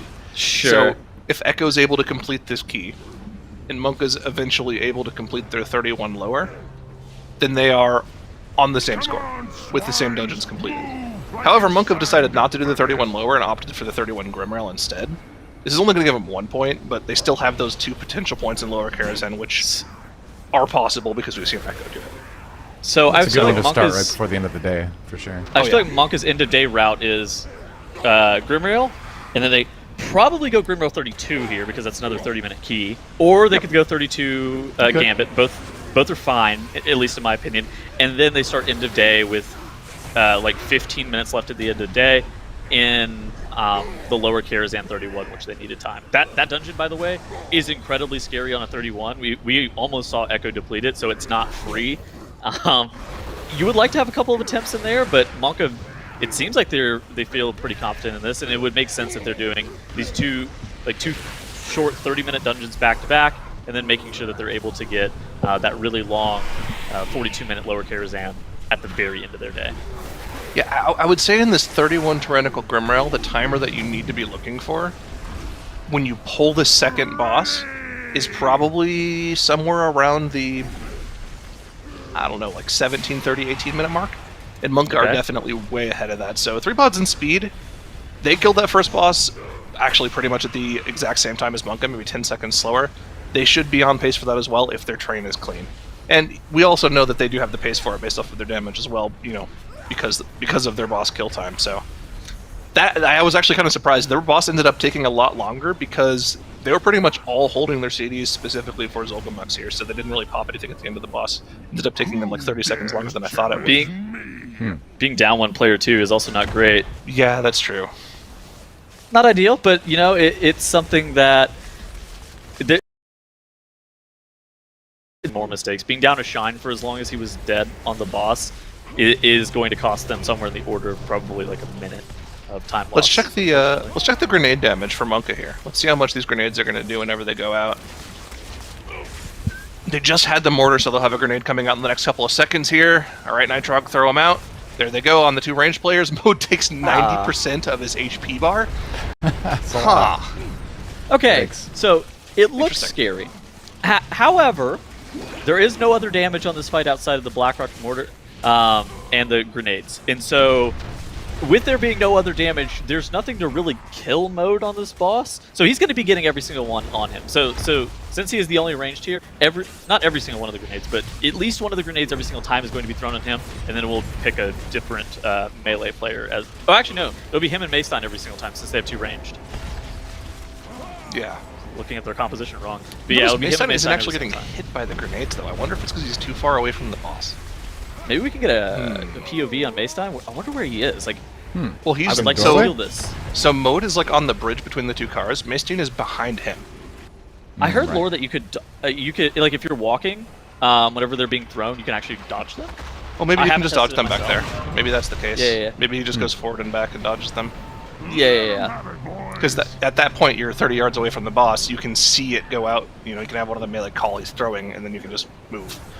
So maybe that's what's happening. Ooh, Very cool. I like this. He's actually starting this before the ads even get spawned. He's hitting the cannon with the Chaos Bolt to make sure that he's doing the amount of damage that you need to do to it before like the triple honing shield will break Nitrog out of the cannon. That's actually super smart. Yep. You have to do exactly 1% of the cannon's HP to do that, and that's not too much. It's a couple 100K. I don't think they quite got it. I think it needs to do a little bit more, but doesn't have to do it right now. They'll have people go over and cleave it down. There you go, 99%. They'll be fine. Funnily enough, most groups end up doing that 1% at the very end whenever they're like, oh my god, he's not out of the cannon, please hit him. That's Oh, no, that's I make it a common point. feat. Since I play mage, I just like blink soul shape up to the front, combust it really quick just to get it out of the way instantly, and then I use the rest of the to kill the first ads. That is a very hot tip, just to get that out of the way before the ads even spawn. If you have a warlock, you can like demonic gateway back there really quickly as well, get your whole team situated right away. Yeah, getting that 1% early when you're not, hectically cleaving all these ads that spawn is very useful for your team. And in Loki's, you just have to hope that people know they need to shoot the cannon. That True. That's good the point. thing too. Yeah. I've- We're not wrong. I've been in many keys where somebody is holding the honing missile and they're just standing there, and I'm like, Right? I wonder how long it's going to take to kill the Use cannon. it! Yeah. And then it's never. And then I'm just sitting there like, I guess we're just going to kill more sets of boomers. This is epic. Yep. Echo doing a bit of summoning as they get ready for chess. How are we looking on timer for them? Oh, they're About a little under 9 minutes. Chilling. They're chilling. Yeah, looking pretty good. Now, it does seem like teams are having a hard time, like, one-phasing, for lack of a better term, the king by killing the 2 knights. Seems Okay. like a lot of teams end up having to kill the bishop from what we've seen the last couple runs through this. So we'll see how they do. They're still fine on time, though, even to be able to kill 3 pieces. It's, Yeah, it still worked out. Yeah. 31 fortified, that king has a lot of health. So it doesn't shock me that one phasing has been an issue for some teams. Yeah. It's a little rough. Because, I mean, the thing is... So, here's the thing that you can actually do as well, right? You pop all your cooldowns right at the start here. You cleave the 2 knights down, get them to, like, 10% HP. And then you can just hit a bishop for a little while. Because they removed the out-of-combat regen bug on this chess event that we've had the past couple of weeks of this season. So, they no longer heal, which makes this strat a lot easier than it was before. But, look at this right now. Clix didn't use his Infernal at the start of this poll, so... take him a little bit extra time to get these knights down. As long as they can one-phase it, this is okay. But if they don't one-phase it and they have to do an entire extra, like, 3 million damage to a bishop, that'll slow them down quite a bit. Well, they'll have some Havoc cleave, so the bishop will probably be like 70%, yeah, they'll get some cleave right? here. This is pretty nice. Yeah. The bishop being right where it is pretty good. Let's see if they're able to one-phase it, though. Killing those 2 pieces off gives them about a minute of burn time on the king here. They have to Clix get it had to Havoc the Knight even, so he's going to be killing that off here in just a couple of seconds to ensure that they get like full burn on this king because their other Knight went down just a little bit early. This is going to be okay. There So the king has actually gone immune, but now they re-kill the Knight. Nope, that was the second re-kill. This is fine. It was right. It was perfectly on time. So they gauged their damage perfectly. Mira's no longer in Night Combustion. Okay, now he has the SKB proc. I don't think they're going to push I don't this think they have king the to 30. damage for it. Yeah, they It have to looks do like a it's at bishop for 40-something%. Yeah. Yep, That is they're already hitting a unfortunate. bishop here pretty soon. They've already got the Havoc on it, too. Wait, they were Havocing the wrong target. Clix! That's the wrong one! Where's the skull marker? It's on the far right. So they'll be killing that bishop off. Very easily able to push the king there. They've got plenty of time in their key. They're at 8.5 minutes left now. Last boss, dude. probably about a 5-minute affair, but yeah, they're very, very good on time. As long as they don't make any major mistakes with the debuff, they can even like do the AFK phase 2 strat, so they're good. But Depleto Patrol is not good in the bottom left in the 30 Grim Rail. Their tank has gone down. They don't have a battle res. This is going to be a reset for them. They cannot afford to waste this time. They have to play absolutely perfectly for the next 45 minutes to have any chance of snatching away a spot for Sunday tomorrow. Top left, Monka, 5 minutes. Oh, actually, no, that's 3 minutes on their list, isn't it? Yeah. It looks like it's 3 minutes on their list. I mean, they're going to get it at some point during this final boss, but I don't even know if they're going to get a full loss on this encounter here. Well, we saw plenty of time. We saw a team doing a 31 earlier where they just sat here and AFK'd so that they would have the lust come up and they'd get a full Yeah, it was lost value Giga out of Chads, it. wasn't it? Yeah. This boss is I going to actually- be probably about 4 minutes on this level, so they're probably fine.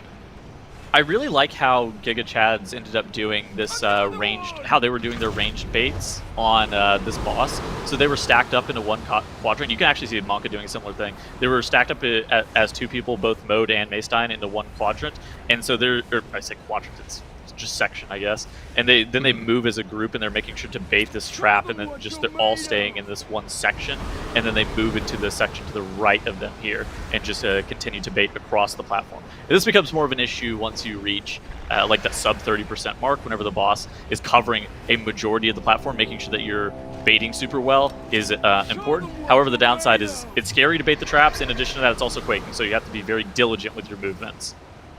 Oh yeah. It looks like Crims is not really playing that high verse of a build right now because he is taking tons of damage every time that breath comes out. He's at like 5% HP, which is fine. There's no damage that comes out after the breath if you don't bathe in the lightning fields, but man, is it scary. Yeah, it's a lot of health being lost. They have but three Momo's B up for the reses. challenge. They've lost in 35 seconds. I think that they're fine. Totally. It's not easy. RX doesn't have SG Death trinket anymore, but I think overall Monka has proven capable time and time again across this whole entire weekend. We predicted 32 was kind of the cap of this dungeon. I suspect that Monka is going to be able to easily get this 31 dealt with. This is not the hardest part of the dungeon, and in all honesty, Skylark, once they get this boss to like 30%, he could probably solo the boss within the timer even. Yeah, 100%. True. DK is kind of another level right now. Oh yes. He's also just casually doing 16k single target DPS before they even pop Bloodlust. You know, no problem. He's doing rogue damage. He is Check doing rogue damage. Wait, well, hold Oh, on. PI him. PI him. Look at the right side of the screen for a second.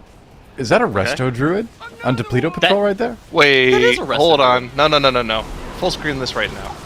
What is going on for Depleto Patrol? Monka. All They're right, fine. lots of Monka's exciting things gonna kill happening this. everywhere. I don't care. Yeah, I don't they care should. about this. We've seen a 31 time before. Full screen the Resto Druid right now. I don't care that they're in Oribos. What they're is just that standing in orange thing Oribos. doing in the group? That's too close to a Moonkin. That is 2 Warlocks and a Resto Druid. And a 2 Warlock Mage. We haven't seen that comp yet either. Yeah, that's true. 2 Warlocks and a Mage, yeah. Which sounds like a sitcom. Maybe it should be, but it's also Depleto Patrol's group.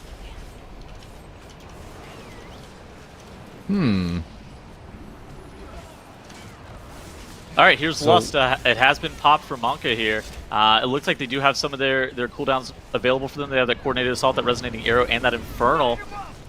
Adrenaline Rush, you know, pretty fake CD, admittedly. It's not exactly the most important. Cooldown. Cribs almost disengaged. Disengage! Off the train. Off the train. What's more That was- dangerous, disengage or roll to the player's own health?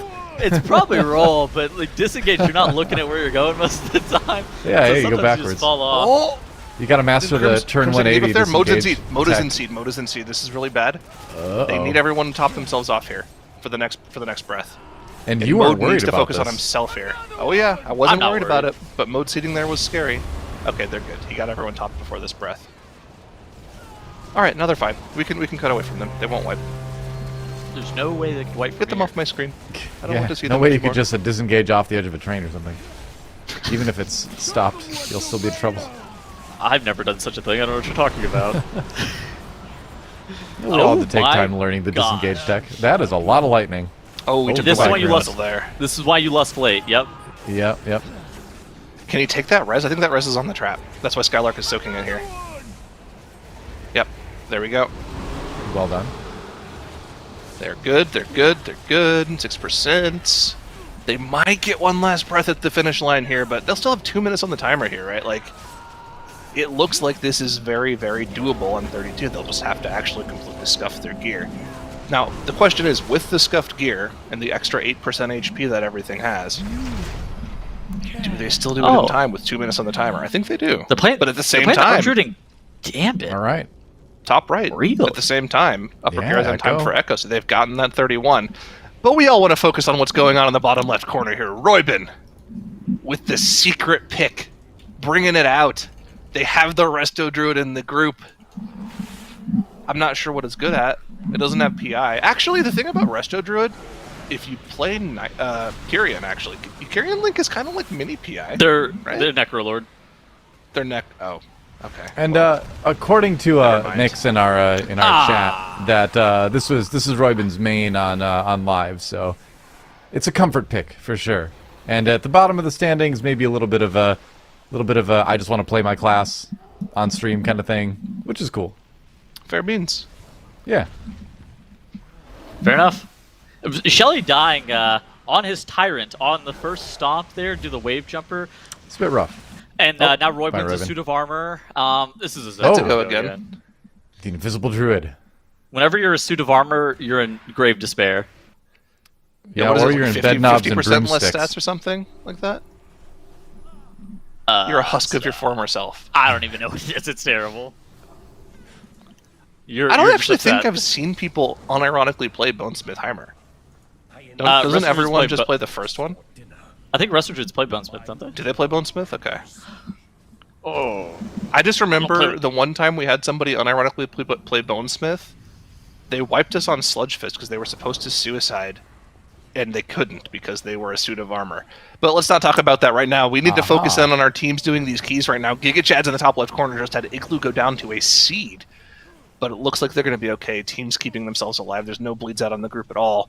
Of course, Igloo gets hit by that the second he comes out of the seed again, because of course Morrows likes putting the bleed on the healer first before everybody else.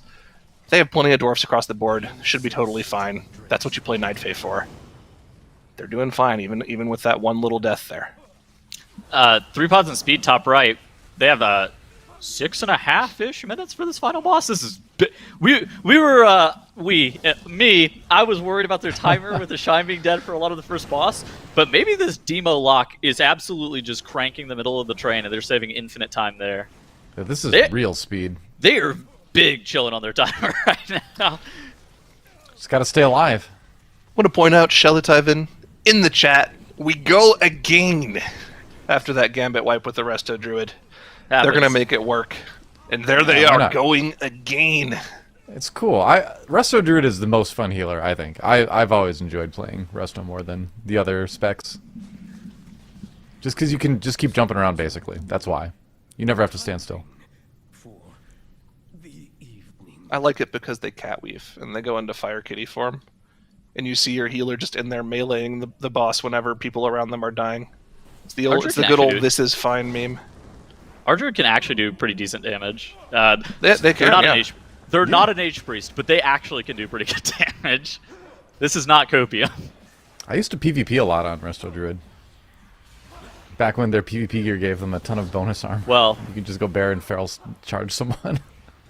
let me introduce you to a great competition that frequently airs on the Warcraft channel. It's called I've seen it. Arena. It's called the AWC, The Arena World Championship. I've seen Yeah, it a the couple Arena World times. Championship. They play Resto Druid frequently. You may want to check them out if you're into PvP, Doa. Oh, I'm not anymore, but I was back in the day. I am. I'm just not really a fan of it being that damp.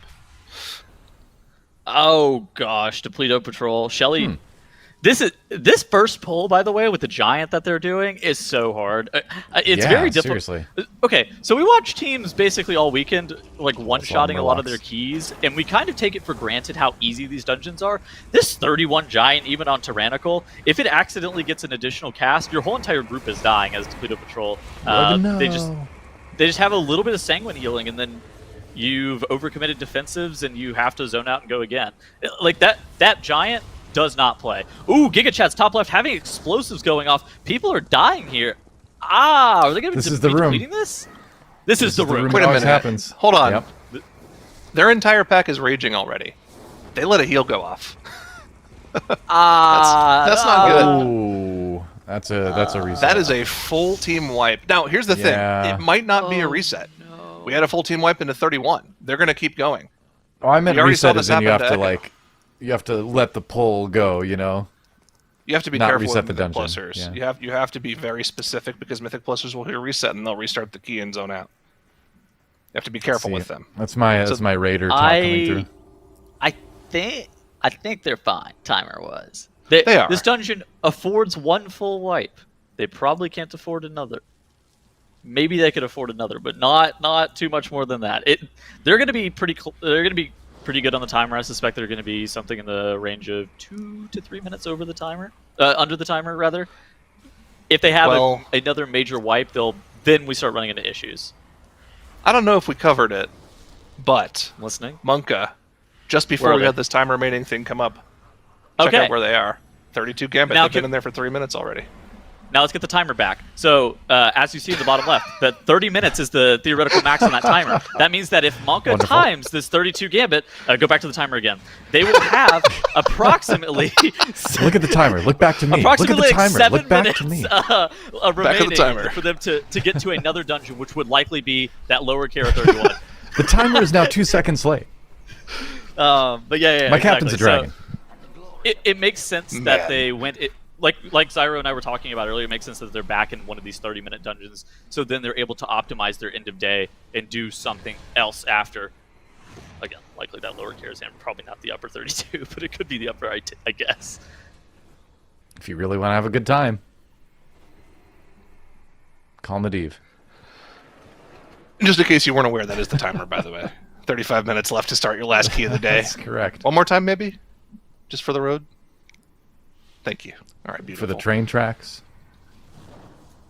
Oh, Not it went road. the other way. Did you see it swiped left this time Oh, instead wow. of right? What kind of transitions do we have that we haven't seen yet? Do we have like a star wipe or something? I'm sure they can do Or like everything. a swirly thing? What do we have access to? What? Oh my god. Oh look at that. my It's a cube. god. Whoa. Dude, the production of this broadcast unmatched. Can you do one where it's like a spinning Tettle's face, like the old Batman transition? That's what I want to see. Let's go. Do. I don't. Do they even have that asset? What is I mean, I bet they can make it for tomorrow. What is that mog?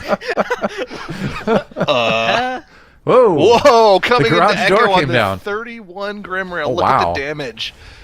Gingy and Mira's both playing the versatility augment here, and Oh, a lot of the teams Zelia, are going for this. What's that? Zelia's a Giga Chad playing haste here. He is. He's playing haste. Oh, Something Mega else I Chad. noticed, by the way, this is a very minor thing, but I noticed that that mode plays Night Fae in this keep. Now, you might be wondering, why would you play Night Fae when you can stone form the slams on this fight? Well, if you can always shield yourself and live through the slam with a shield that you can always reasonably cast on yourself, Shadow Meld is actually really useful for the second boss. If you get targeted by one of the suppression fires, just meld it off. And then you can keep healing your group, and you can keep shooting the weapons, which is usually the healer job, right? Okay.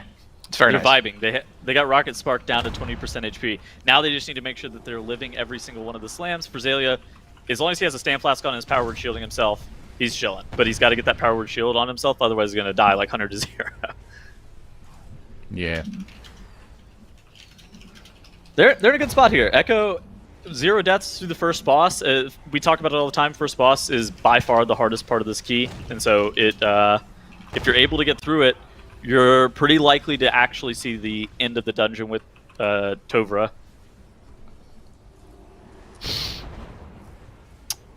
Yeah. I'm still sad Alright. that nobody's pulling the guard tower and lower, by the way. I think it's so free. I just feel like the time relative to count's not efficient. Okay, so apparently I did some research with these shots. Apparently Yeah. it's something to do with like if your tank's not in melee, then they shoot random players. Because I've been getting shot by it. In addition to that, those guys, I don't know what it is, but sometimes they'll go into rapid fire mode and shoot your tank like 500 times in 1 second, and I'm not 100% sure how that works either. Do you know, That's Zyra? supposed to have been fixed. I don't know what caused it, but it is Okay. funny when you're pulling you were pulling a sentry in the early weeks of the season, and then everybody's game just suddenly lags out, and when you come back, everyone's dead, and there are just hundreds of arrows in your body. Yeah, it was interesting, but I haven't seen that happening. Oh, I meant Night Elf, not Night Fae earlier when I was talking about Shadow Meld. But that's besides the point. That was 2 minutes ago. Give Night I don't Fae really Shadow know Meld. about the guardsman thing. It's, The guardsman thing was weird. I want to actually look apparently- at the count now. Let me see. There is some special condition on the shots as well, and so it kind of depends on how they're pulled, and if your tank is not in melee range, then they will also start shooting other people. So I think it makes sense why I was getting shot too, because before the guardsmen had their shield slam changed, your tank would have to kite them a lot so they're not getting hit by that frontal. And now with the shield slam change, your tank's able to be in melee the full time. Depleto Patrol still working their way through some of these early pulls on the Gambit. Getting a little bit farther, but still a lot of death happening over there. Okay, so they are pretty inefficient, like count-wise. Yeah, they But have so much health. the fact that they're literally target dummies probably Yes. still makes them efficient. I agree with that. I think that with the amount of mobs that you can pull, they're not that bad. But there's also so much low-hanging fruit count-wise that I think it makes a little bit more sense to pull other stuff. Okay. They're also it's one of those things that they're also kind of out of the way in a weird way. Like, you wouldn't necessarily want a path towards them. You'd rather do. I mean, you have so much good stuff too. Like, there's the patrons, there's the Firelands portals mobs as well. There's the opera stage. There's so much like random mobs that only do white swings or just uppercuts on your tank, and they have like half the HP and give a similar count. It's like, I guess I could pull the tower like Zyra was talking about, but you could also just grab something else. It's something that if we saw it, I wouldn't be super shocked, but we've also seen spiders this weekend, so you never know. Well, the thing is, spiders are actually really good count. So they're different. They're good count, but they're very dangerous. Yeah, Your but you frontal, have you're to, instantly you have dead. to kite them perma, right? Pretty much, yeah. And there's also the mage spell steal, but nobody ever plays that, so whatever. What mob is that? It's one of the spiders in there does a spell stealable 30% damage buff. 20-second This buff, is by the way. This is a part of the dungeon I admittedly Pretty good. have not gone into, in 4 ever? years or something. Yeah, well, hold on. Let me look at the spiders on MDT and tell you if I can tell you which spider it is that does it. Is it the mini boss? Is it the Arcanid? That's a. I don't know. It's is that one word- of them. Is that word not arachnid? Well, it sounds No, more like they're magic not- spider. they're not- Arcanid. they're not spelled that arcane, way. Arachnid. They're not spelled that way in MDT. It sounds like Get a it 'cause it's clever a magic spider. spider name to me. You get it because it's a spider. I guess that makes sense. Yeah. But normally, Ooh. yes. Regular spiders are arachnids. You are correct. Okay, so top right, Monka. Not to derail this great conversation that we're having. Monka is You asked. on Hillbrand. I deserve this. Monka is on Hillbrand here. They need to make sure that they're able to live these purifying bursts that are randomly assigned to all these players. It's very, very dangerous for your players. You can absolutely get one shot by them. It's one of these things that like players have to make sure that they're layering defensive super well. Crims drops to 10% HP there, and it's Mode's probably like pre-powered shielding himself, and he may be pre-powered shielding other players. Stamina Flask may be on the table as well. Like you know that Monka has done this dungeon on this level on a Tyrannical, and they pre-planned all of their defensives because if you go in there with any other group, they're probably dying immediately. Maystein here is in a seed, but Hillbrand has a phase. It's not great because those purifiers are still alive, so you got to get them killed off. But if there was a time for Maystein to seed, it was definitely there. Well, let's focus in on Giga Chads here at the last second here, because they're in this 30 lower Karazhan. They have 9 minutes left in the key timer.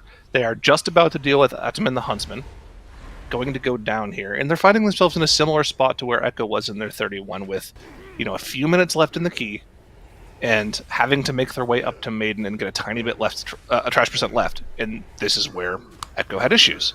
So let's see if Giga Chads can deal with it a little bit better. Now they're opting to not go through the spiders. They're going to go up through the dining hall, I guess. The Great Okay. Hall, I Usual think is what route, it's yeah. called.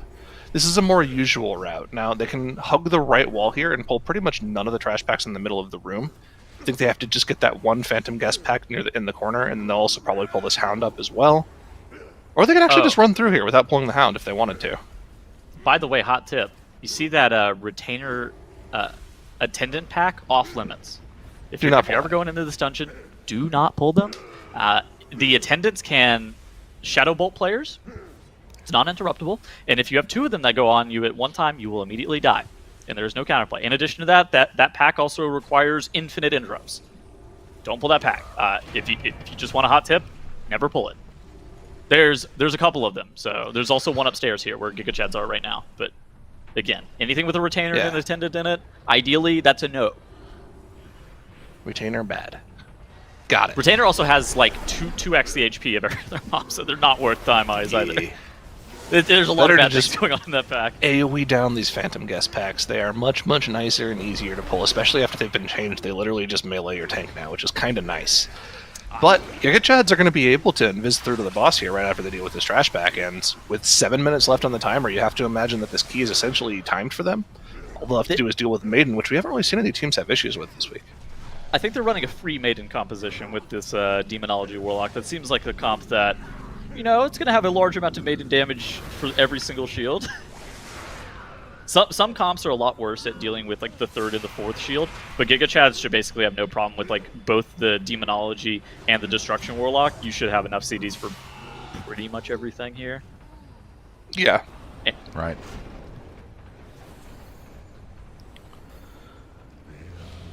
They'll be totally Echo. fine then. Ooh, Echo 1330 finishes- Hillbrand. Wow. That is... It's a bit slow.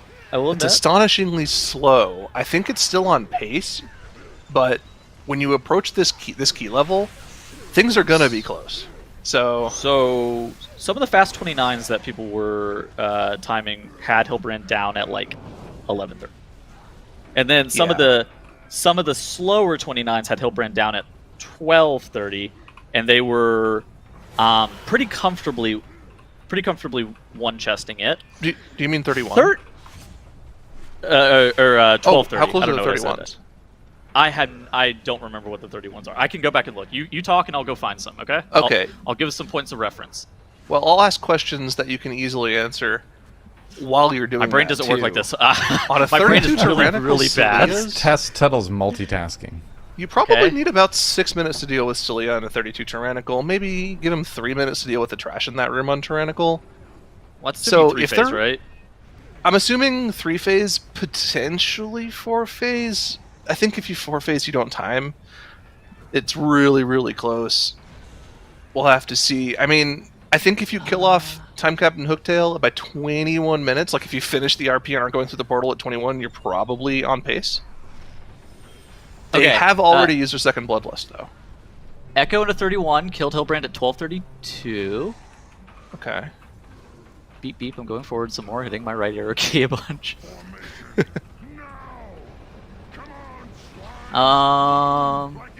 There's another 31. Keep talking. I'm still looking. So it looks like they're going to be like, they're fine, but they can't afford any mistakes. And this definitely seems like Yeah.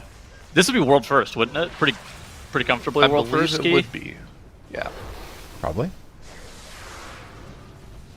Man, this is getting to the key level where things are going to start one-shotting, though, right? Like, I imagine the chain hook that this second boss does is probably going to do like 90% of the person's HP at target. So if they get like one tick of a fire puddle after they get hooked, they're just dead. Okay, so 3 pods and speed did the first boss in 11:57. Maybe those guys are just god gamers. I'm a Gambit bit more experts. admittedly a bit more concerned now with this 32 timer with the 13:30 first boss split. Well, they have pulled this trash very efficiently, pulling the first 2 trash packs, then chaining it into the third one. So they've done this pretty quickly. I mean, that's about as fast as you can get this pack down. And then, of course, once there's just 2 of the melee dudes left, they can just pull those into the boss. Those deckhands can easily just be pulled in. So they're going to be going into the boss here very soon. And I think getting this boss down in 4 minutes seems relatively reasonable. So I think they're on pace. Okay. It's Top just going to be. left. They have to play We'll clean. see. Top left, Echo and their Grim Rail Depot vibes are pretty good for them. They're going to be They're pulling chilling. the second boss here in just a second. They do get that Hulk and all that trash dealt with. You know, this is pretty solid for Echo. I don't see that there's going to be too many problems. Oh, they actually have trapped that inspired mob so they can continue to CC the Flame Tongue cast and make sure that all those Cinder Seers are getting their cast interrupted. Then they're likely going to take this mob into the boss. Yeah, as you do see that Shining Force coming through here. This seems pretty efficient. There's not a ton going on this fight, and so I don't expect anybody to get killed off outside it. Like, the grenade damage from the boss is pretty annoying. Blackrock Mortar is completely avoidable, so you're actually okay to at least bring this one mob that's just casting Shrapnel Blast on your tank into it, assuming that now doesn't turn that Shrapnel Blast into his groove. I noticed that Echo isn't doing the same thing that Monka did, where they had Mace Team way in the back, just dodging every single mortar. They're just making sure they have everybody in the room here. But look at the damage they take from having double grenades, man. It's a lot more healing that Xaylia has to do.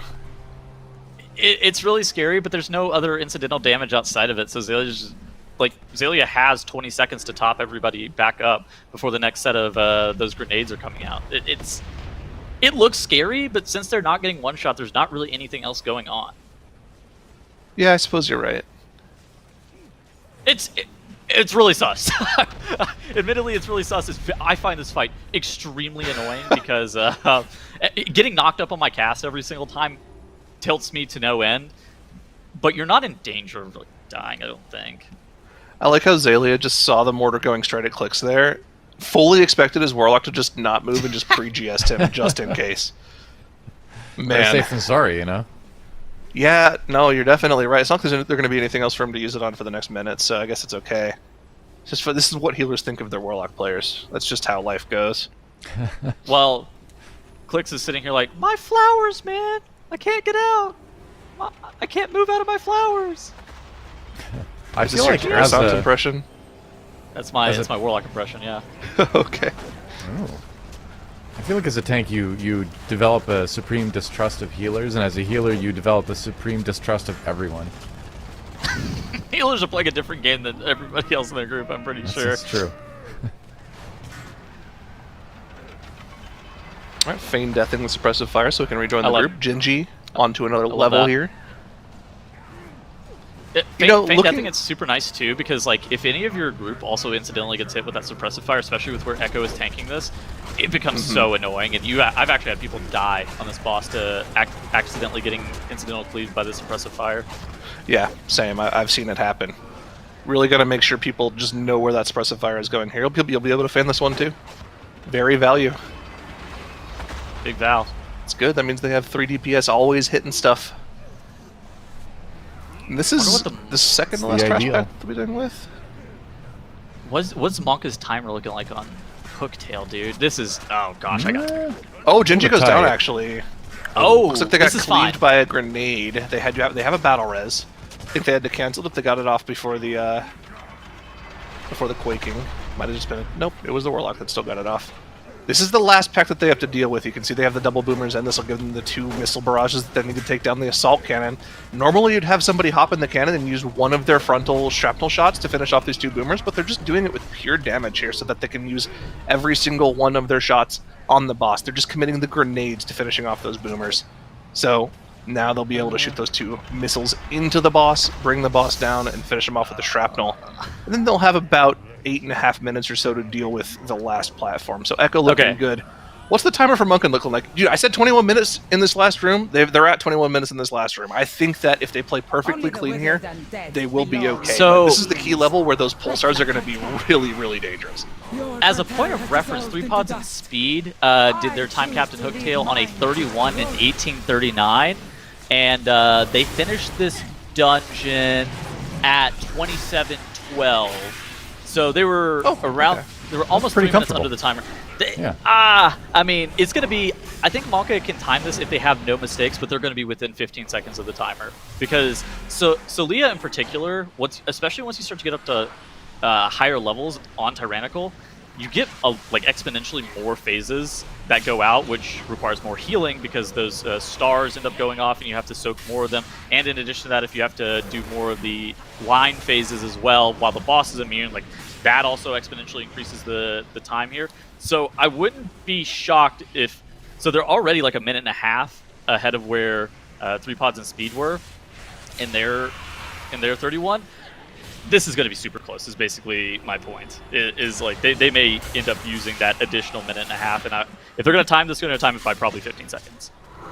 Really? I think those. it'll be a little closer than that. I think this last boss is about 6 minutes. So they have to just deal with this trash pack in the next minute and a half, and God. they are very, very safe on the timer. But, of course, 32 Tyrannical.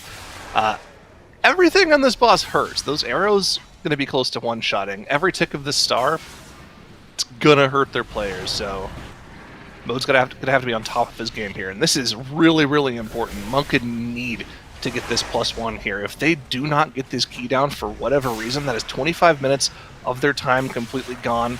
The outright lead will be 100% given to Echo at that point. Even if Monk were able to go do the 31 lower, they would still be behind Echo after this. Bottom right, you also see the time remaining to start the last run at 16:36. If they also time this, they are able to jump immediately into another dungeon and get more points on the board as well, which would be massive for Monka. That's why this play that they've made, jumping into the 30-minute timer, knowing that they can go all the way to the end of the dungeon, still complete this key, and then move into something else is super important. That Starseer, getting a little bit of Sanguine healing, you wouldn't love that, but it's not a ton on that mob, and so now that Starseer is at, I think it was like 30% HP before it got out of range of us. They're going to get one more Pulsar cast and have to deal with that Drifting Star. I think they can maybe take this into the boss now after they kill off this Pulsar. Yeah, they should. Oh, they have more trash. Wait, okay. do they need these 3? Oh, no. Okay, this is actually going to be really close. I didn't think they needed these 3. Yeah, that hurts. They have to pull these part into of the the boss. These have to go into the boss. Okay. Okay, they killed the Starseer. They didn't get another Pulsar, so there's no more priority damage here going on. They do need to make sure that they get infinite numbers of kicks here. In addition to that, the assassins that spawn off Solia also have to get either gripped or displaced or kicked or DB'd or anything. This is going to be a tricky one. This is difficult, but if there's a team that's going to do it, it is the people in the top left in Monka. We have to keep a close eye on the top side of the screen. Echo should be able to get the 31 no problem. They're just now passing the 2 chest timer, and they're still already on the last boss, so barring any people jumping off the edge, don't disengage off Jinju. They should be fine. You said Solia was a 6-minute final boss. I guess we're really going to put that to the test here. I didn't think that they needed that 3-pack, but yeah, you're right. I think this is going to come down to like literally the last 15 to 30 seconds of the key. It's going to be really, really close either way. I believe. Oh man, I'm a believer. Can we get a poll in chat, or maybe even a channel point prediction on are they going to time this key or not? You have some time, of course. I thought I saw the dragon already flying potted backwards on here at the Echo's very side. start of the fight. Pod and Berg both gone already. Crims do not use yours either. Low. Okay, gets topped by the mode coming out of the pod here. They still have Okay. 1 battle res only, so it needs to be perfect here. They're killing the accomplices off to the side to make sure that Sanguine is dropped super well. They can't afford any additional Sanguine healing on Solia. That would be a problem. Ooh, those assassins are bound inside of Sanguine. Their HP just going up. Are they going to get those assassins getting a second cast on? Yeah. Listen, that's just wit stacks for your rogue. That's Blood Death Knight wits. That's Blood DK wits. BDK wits? They're, Yeah. Yeah, they're getting the rune weapon up faster, so they have it's BDK wits, of course. Dude, this is going to come down to a DPS race, and I'm here for it. They're going to get the second star, that's for sure, though. The second collapsing star, I think that's going to be coming out before they push. Man, look at how much damage one use of that collapsing star does in the group, man. And Mode's mana is not Omega fine. He's already below half HP trying to stabilize his group after this trash pull into the boss went sour. This is going to be very, very scary, Tettles. Is this going to be their third collapsing star? This will be their second. If they get it? This will be their second if they get it, but they skipped it, it looks like, so that's good. It might have been their third, actually. I think that they've already gotten 2. I'm pretty sure they've already gotten 2. I think you're right. Just let's see how much damage these arrows do, though. I think it's going to be a pretty nasty hit. Everything's a nasty hit on the 32. Let's be real. Oh my god. I'm not sure with how that trash pack went into the boss. I don't know if they can time this now. They have Lust. Are they not lusting now? Oh, they don't have Combust or Infernal. They'll probably lust next phase. Yeah, they'll lust next phase, which is fine. You know, Got time. You're not worried about it. They have a bit over 3 minutes to be able to kill Solia. They do have a few immune phases to go through. I don't If know. JPC's in chat, can he give us a time check on this? I don't know if this is... I don't know what this looks like. I saw he was posting in chat earlier. Maybe he can give us a time check to know if we're okay or not. Are we talking about PVC the man? JPC the man _. You can follow him on Twitch as well. Oh, JCP the guy. Got it. Okay. Yeah. AMZ coming out to help with the healing. I don't know why I said Z. I'm not Canadian. I just hear other people say it. And it just it's rubs off on me. It's European weekend. Oh, that is true. Okay, it's on brand then. It's on brand. Let's see how much damage Monka is able to do in one phase here. Look at the damage from that last tick of the collapsing star, almost killing everybody. Mode needs to top everybody else off. 30% of the boss damage done in this phase here in about 1 minute of the time remaining. So that's without Lust. With Lust, they should be able to get the boss sub 30 here, and then they'll get one phase afterwards. There is the Bloodlust pop. They have the Infernal. They'll have the Combust in a few seconds here. You can see the Fey Guardians ticking on him to make sure that Combust up a little bit faster. And here comes the Combust. This is every damage cooldown in the book. I think for them to time this key, they need to get the boss below 25% before the next immunity phase. Otherwise, there is just no way they're going to have the damage to kill this boss off before the 4th immune. And I think if they get the 4th immune, that's just a GG on the timer, so it's very close. I'm pretty sure that's a GG if they don't kill it before the 4th immune. I think they did 28% DPS in the first phase without any cooldowns. They have nobody hitting the collapsing star right now, by the way. Okay, they actually just started doing it. Never mind. RxH is doing it off in the corner, using the turtle to help mitigate damage. And they actually got through all of the star as well, so there's going to be no extra damage at the last second here. 35% on the boss? You cannot send the Recombust here because it's going to be sent to an immune boss. This is not enough damage, I don't think, Tettles. Oh, they're resending? They really wanted the boss to be at like 28, I think. Oh, he's still taking damage 30. for a couple seconds here. 30%. Okay, so I'm gonna say it. This is doable. Ooh. This is doable before the next phase. We'll see. They have Fey Guardians in like 30 seconds.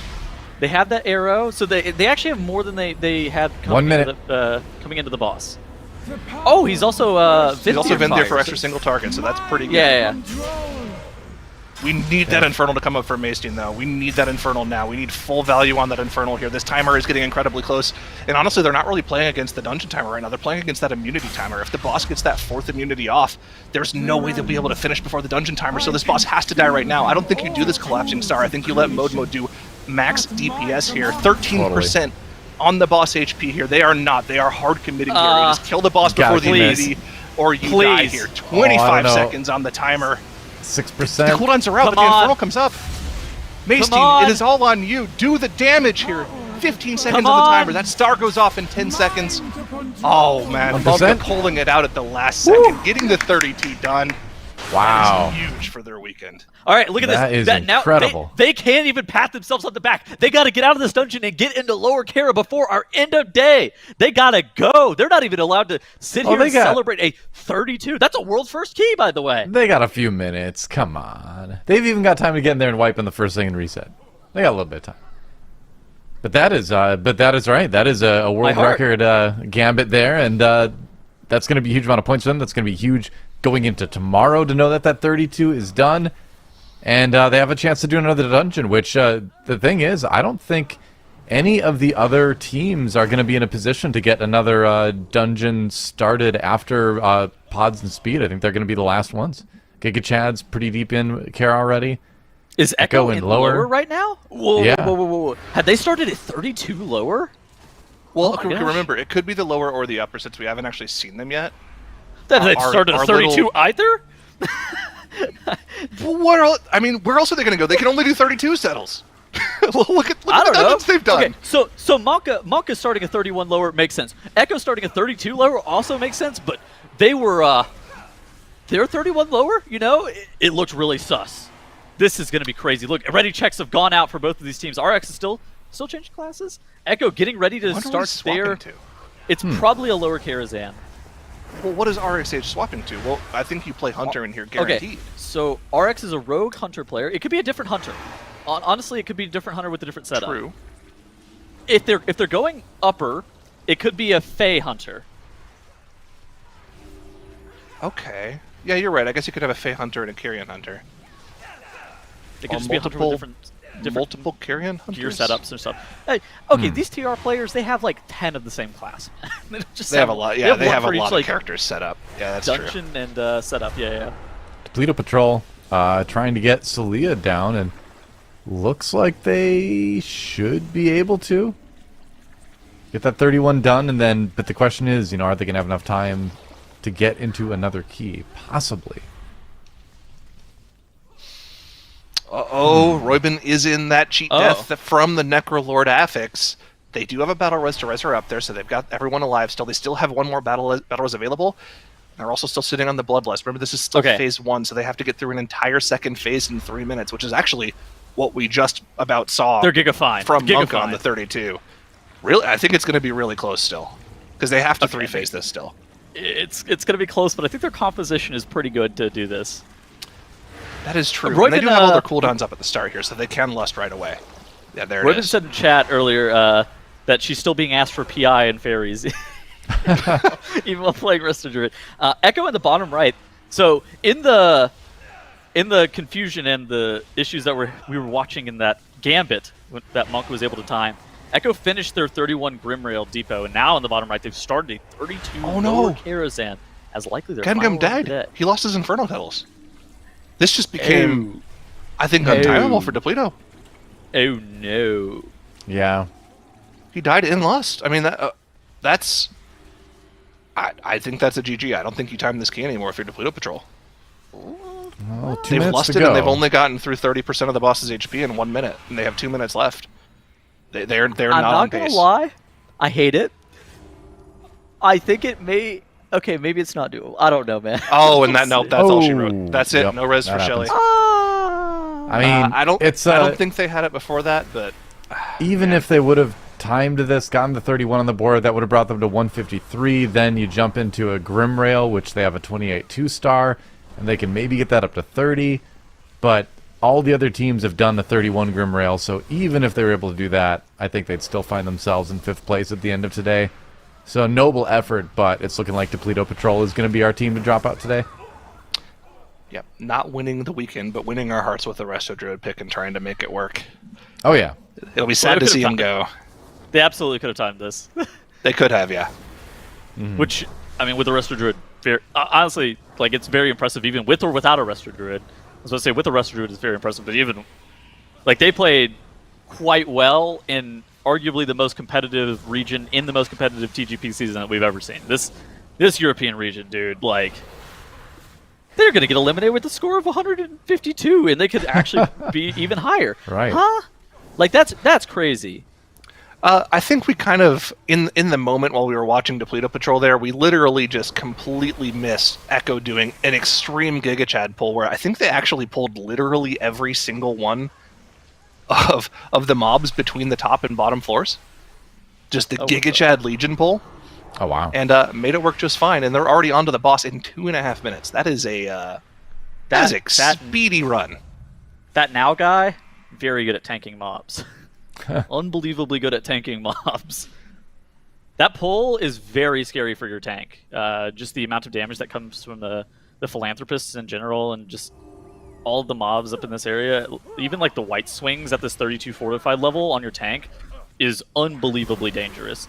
So Echo bottom right, 32 lower Kara. This would give them 1 point, so they could finish off their day at 160. Monka bottom left in the 31 lower Kara. They have a previous best of a 29, so if they time this, they would also be at 160 points exiting the day. And that would be wild. Oh yeah, kind of crazy to think. I mean, we knew coming into the weekend that the level of competition in Europe was probably on the same level as the top 2 teams in North America, and they have definitely proven that in the first 2 days of competition. I cannot wait to see what they have to do tomorrow because, I mean, we already said, look at Echo's scores across the board. 31's in every key, except for the Junkyard, of course, out of 35. They only have 32s to upgrade their key. Now, of course, they'll get bailed out with a new key tomorrow. But once they 2 hours to push that up to a 31, if it is pushable to a 31, then what do you do after that? You have to push 32s. Well, so there's a That's the mystery thing. dungeon. It's going to get extreme. Yeah. Depends on, I guess it depends on what the dungeon is. So tomorrow's key will start at a 26, so you don't end up having to push that for too long, because it seems like in a lot of the dungeons that 30 to 32 range are generally the highest. Just kind of depends on what dungeon. And so whenever it starts at a 26, it's kind of important to two-chest the 26, and then beyond that, you're kind of chilling. You just kind of push it up for somewhere in the range of an hour and a half to 2 hours.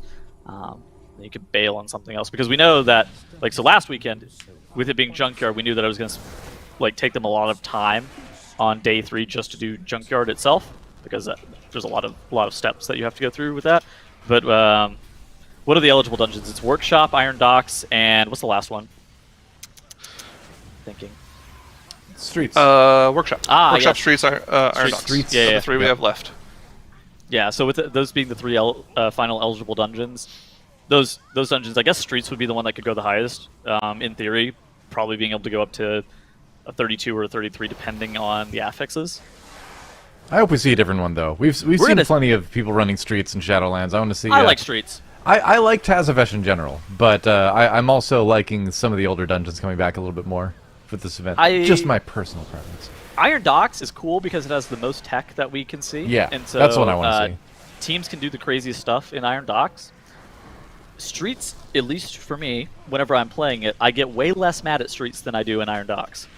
That is understandable, yeah. I can see that. It's something about those Wrangler mobs, man. I don't like being wrangled. I'm a free man. Yeah, those Wranglers are still... You know what's funny? Tanks are now like, oh, we can pull all the Wranglers in the dungeon. They're free now. And I'm sitting here like, dude, if I get 2 bleeds, I'm just dead. What do you mean they're free? Check this out. We got a Depleto Patrol. The tank versus boss. Oh. Solo attempt. He will be soloing the last 30%, and the fun thing is, I like he it. can actually keep himself alive because he has this accomplice to Death Strike off of. Really? Is this doable? He can go around and do each star one at a time and just keep himself alive. Yes, this is 100% doable. Oh, a little bit of T. It'll in the take AMZ? forever. No, oh, okay. But I mean, they can't start another key. They're already knocked out of the competition. You know, why not flex on the broadcast a little bit? Yeah. So, some stats from our production chat. NA finished day 2 with an average score of 143.8. China finished day 2 with an average of 150.4. And if the EU teams finish the runs that they're currently on in time, the average score will be 157.2. 14 points average above NA, 7 points above China. That's I'm not afraid to say it. That is crazy. Europe is better than NA. All right.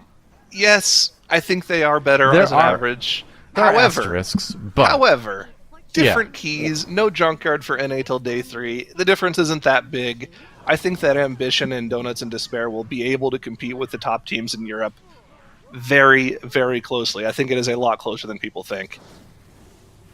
Well, we'll find out next week. That's what I mean, that's the thing. All these numbers are fun to talk about, but none of it matters. The only thing that matters is who wins next week.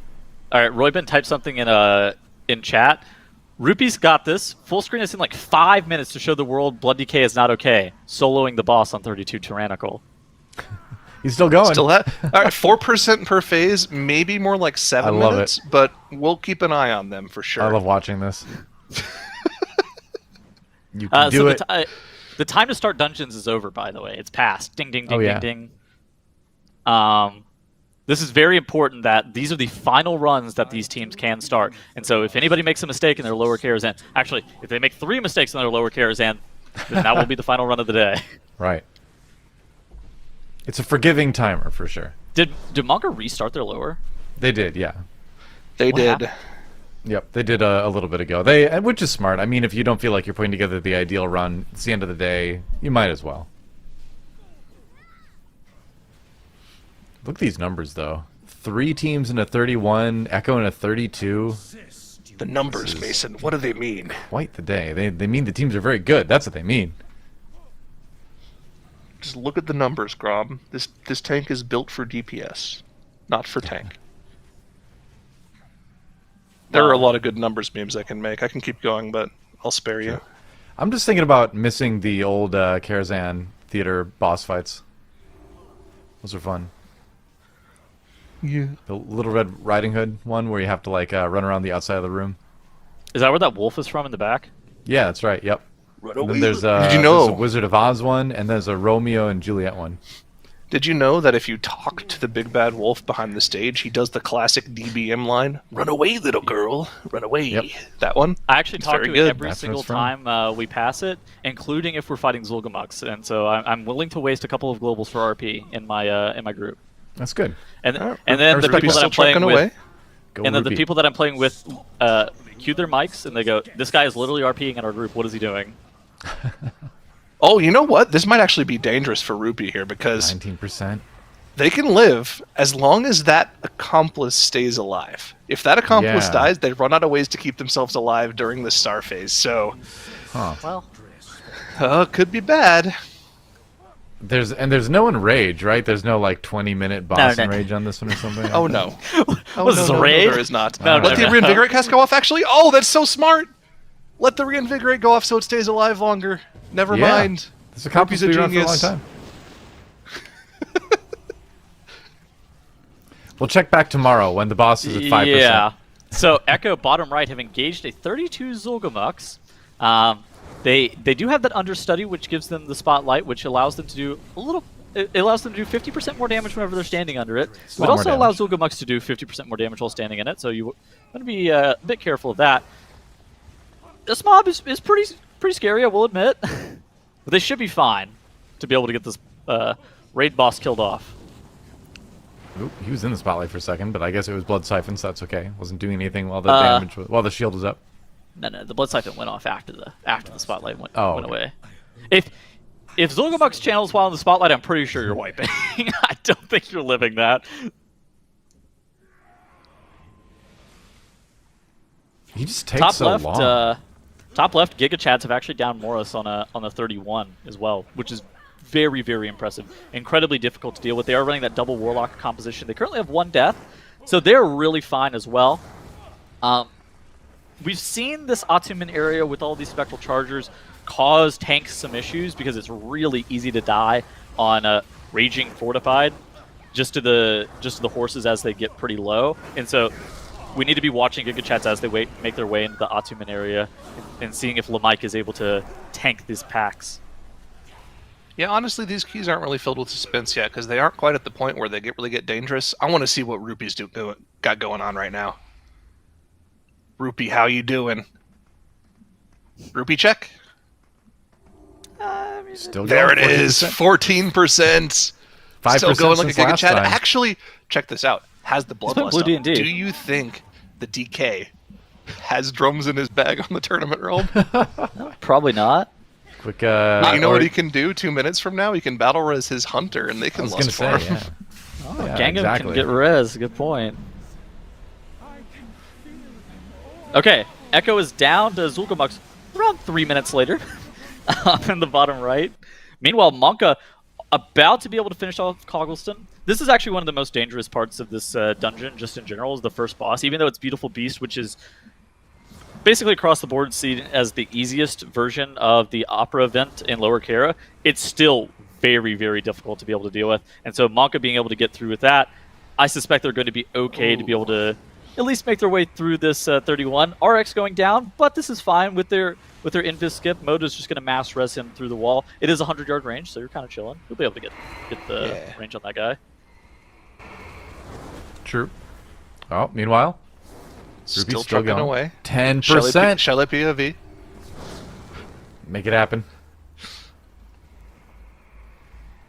And then we can say we were here at the time DK Tank soloed a 31 Tyrannical Oh boss. yeah. So it's gonna rival that time that DK soloed Rock Mora from the Oh, China hold on. region. Is he live on Twitch right now? Hold on. Twitch.tv/RupeeDK. I'm gonna one VIP spam it in the chat. Go give this guy some love. Tune in. Help him out. Still 10%. Get him in there. Gotta get that stars face What done. chat are you spamming it in? The Warcraft Oh, chat. okay, there it is. There it goes. Banned. One man. Go one send man him some chatting. love. One man chatting. Dude, you know that it's gonna show up like 2 minutes after you say Yep. I got timed out. Get wrecked! Oh, idiot. Chatting. These man. These man. It's okay. My links were there long enough. Go watch him own. Chatting. Zyronic died for this. Banned for Go send your him some love as he pulls your off viewership. this solo. I was spamming, Yep. to be honest. People who spam You should were- definitely you- get honestly- timed out. You honestly deserve to get time out. Depleted Patrol, Rupee resed Roybin. He should have resed Gangam to lust Yeah, I him. was gonna say, who needs heals? Get that lust going. That's so messed up. Yeah. Well, he doesn't need healing. He needs. Roybin is a suit of armor. All right. Props to Roybin for hanging out, healing a Well, little bit, she being a lived bear. for approximately 45 seconds. She did last longer than I thought. Resto Druid would last in this situation. Well done. Well done. Dude, You're being toxic? No, I mean, like, well, how long did you expect a Resto Druid to last in a situation where it's just the healer in the tank and a 31 Tyrannical Celia? I don't know. That's a good point. I think beyond guy's like making- 1 or 2 seconds is a win. This guy's making compelling arguments.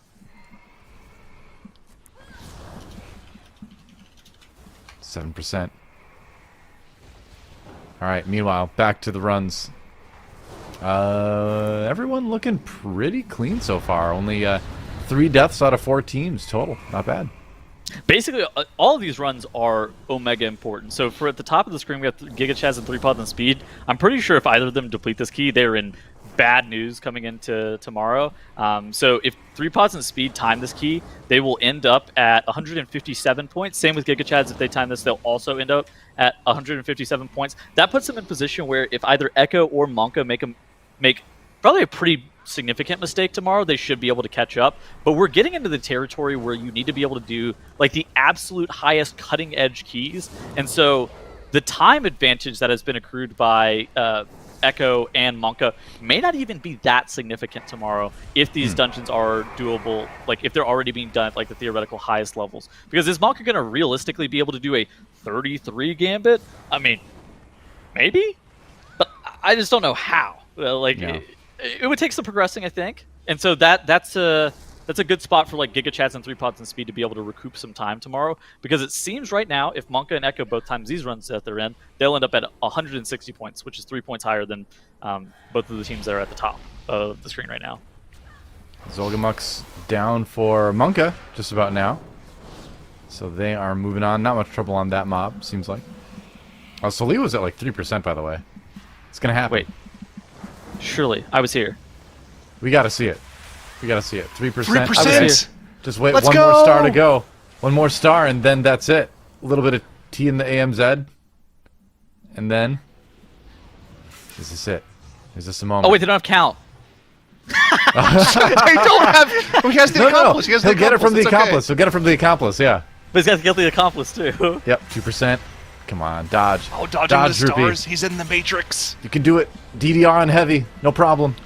You know what we haven't seen is how he's dealing with the collapsing star. Has he been just doing it on his own, walking into it He's solo? doing it. Yeah, he's just doing yeah, it. but you Man. can't just do that. Oh, commit. Commit. This is Oh, a commit get out, angle get for out. sure, right? No, Now get back in and 1%? this- commit. Commit. You got it. Come on. There is DKs can do Yes! anything. Wow. All right. Now the count. Now the I count. was here. I was here. Chatting. Buff DK. Buff blood DK 2 week. The rest of his group is actually left. They've logged offline. It's just Wow. Rupee. He's going the distance. He's So wait going a for minute. speed. That's right. So He's quick all question. alone. But he doesn't need you have- anything because he's a DK. Go Five follow these players people on timing a on- key gives you socials. 31 points. Okay. If somebody solos it, do they get 5 times the points from that? Absolutely. I No, think they so. get they get 1/5 the points. Well, either way, what an exit for Depleto Patrol. They're done in the great push, but one of the most impressive solo tanking performances I've seen out of Rupee. Soloing a 31 Tyrannical Solia. And again, you guys can go find those players on that team. They are going to be out of this tournament, but they will be continuing to likely stream and post on their Twitters, and you can find all their socials on the WoW Esports Twitter page, and where you can go follow them if you didn't catch it on that cue card that we had showing for a second. In addition to that, Well, that all the was other teams fantastic. are also posted on the WoW Beautiful. Esports Twitter, and you can find many people who are streaming high-end keys, raid, and various other activities that they do in World of Warcraft, so go check those out. Like running. Well, Our- in the Stream- meantime, since No we've been running? keeping an eye on a Doing that DK recently. soloing a boss for 10 minutes, we've gotten deep into these lower Karazhans where teams are starting to get into the difficult part of the dungeon, starting to stack up those shrouded affixes. We see Giga Chads in the top right, getting good progress in their 31, and they're kind of in a similar spot they were in the 30 as well, where they're going to have Atuman down. They'll have to run up towards Maiden with about 9 How'd he minutes die? left. Okay. They Rupee. should be fine on time. We salute you. Oh, he stood in the Sanguine. Okay. What a way to end it. Let's see. Monka, a little bit too early to see where they are in their key. As long as they get Moros down by about like the 22-minute 23-minute marker on their timer, they should be okay. They have a little bit of trash to do before they have to worry about pulling Moros at all.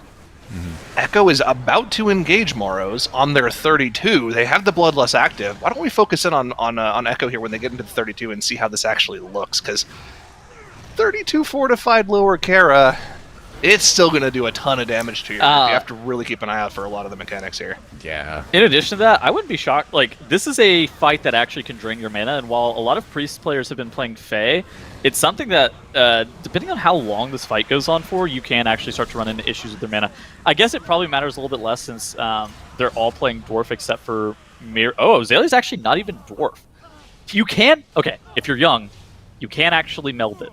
But it's only whenever Moros targets you with the Garrote. You can meld it. Clicks immediately going into pot for Echo. That's not ideal, admittedly. Not the best thing ever. But Azalea is unbelievably good, by the way. Whenever Druger leapt out to do the Iron Whirlwind, Azalea immediately CC'd him with... Oh gosh, what's the priest ability? Shackle. Shackle? Yep. Shackle Yeah. undead. The one that works on the undead mobs. Yeah. What's Shackle? He shackled him, so he didn't cast that Iron Whirlwind. That's a super sick play by Echo. And I expect all of my healers at groups that I'm in to cast Shackle on Drew whenever he leaps out and casts Iron Whirlwind. Take notes. A quick extra tip as well, if you really want to make sure you're safe on Moros, because it can be a difficult boss to deal with in pugs, is if you clear extra trash either in the kitchen or way far at the end of that hallway you can see on the left there for Monka, there are extra traps that you can grab. And of course people will use the 2 traps in this room with Moros to CC 2 of the ads, but if you have an extra trap, you can literally use it just to CC one of the mobs in mid-cast. Crispin casting, stand in melee, use the trap on it. It's a 1-minute cooldown, but it'll stop the bull breaker. It's very, very useful for an extra stop if you're in a group with people who either aren't communicating with each other or just are a little bit unexperienced in the dungeon. Have you discovered soul traps on this boss yet? Do soul traps actually work on the mini bosses? Yeah. They In addition to that, and here's a great tip: if they're soul trapped whenever Moros is going to push past that threshold where he breaks all the CC on the mobs, they won't break out of the soul trap. And in addition to that, you can really? actually reuse the trap on them, or you can even While they're soul trap trapped? them. So, not while they're soul trapped, but after they come out of the soul trap, you can like retrap them, and they won't break the CC or anything. It's like a weird interaction because they're untargetable by the Moros buff. Yeah. If they're soul trapped, But they don't get the Moros buff. They don't have soul traps on the. They don't have soul traps on the TR. This is a live only thing. So That sounds like some Junkrat tech to me. use at your own will. This is some. I saw this on a 34 Frosty stream once. Interesting. Okay, good to know. You're welcome. You're welcome all at home too. I will keep that in my back pocket. Secret tech. Make sure you get soul traps. Yeah. Of course, the downside of the soul trap is sometimes you soul trap yourself, which is not ideal. But, you know, no risk, no is reward, right? Something to avoid, yeah. You can soul trap yourself. I didn't even know that. That's what the backfire effect is for soul trap, yeah. So make sure you have your engineering at level 100 before you drop a soul trap. Does it actually soul trap you for 30 seconds? It's a long time. I don't think it's 30 seconds, though. It might be. I haven't seen it happen that often, is the thing. Oh my! I'd be yelling. Oh, also, quick tip while we're on the topic of engineering. Yo, if you're 50 engineering, just use an invisibility potion if it's off cooldown. Please don't use belts. 3 pods and speed. That was on bottom purpose. Right, full wipe. It was No, on no, no, purpose. that was. No, it wasn't they on wiped purpose, but I was the saying it's on Atuman purpose, trash so it on seems purpose. Oh, okay. Yeah. Like they wiped the Atuman It's trash okay. It was on purpose. That's okay.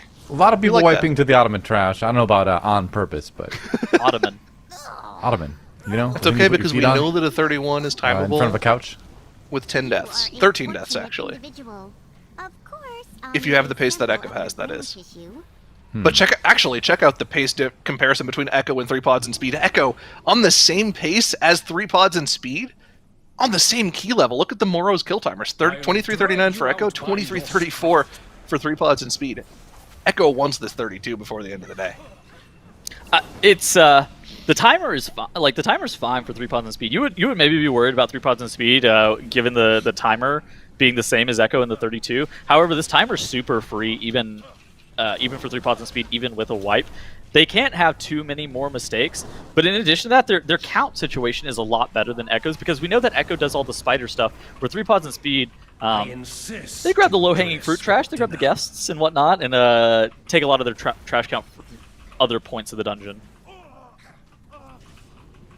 This is the pool that's been giving a lot of people a lot of trouble, especially towards the end of it. So we'll see how it goes. If they can do this clean, then they're in really good shape.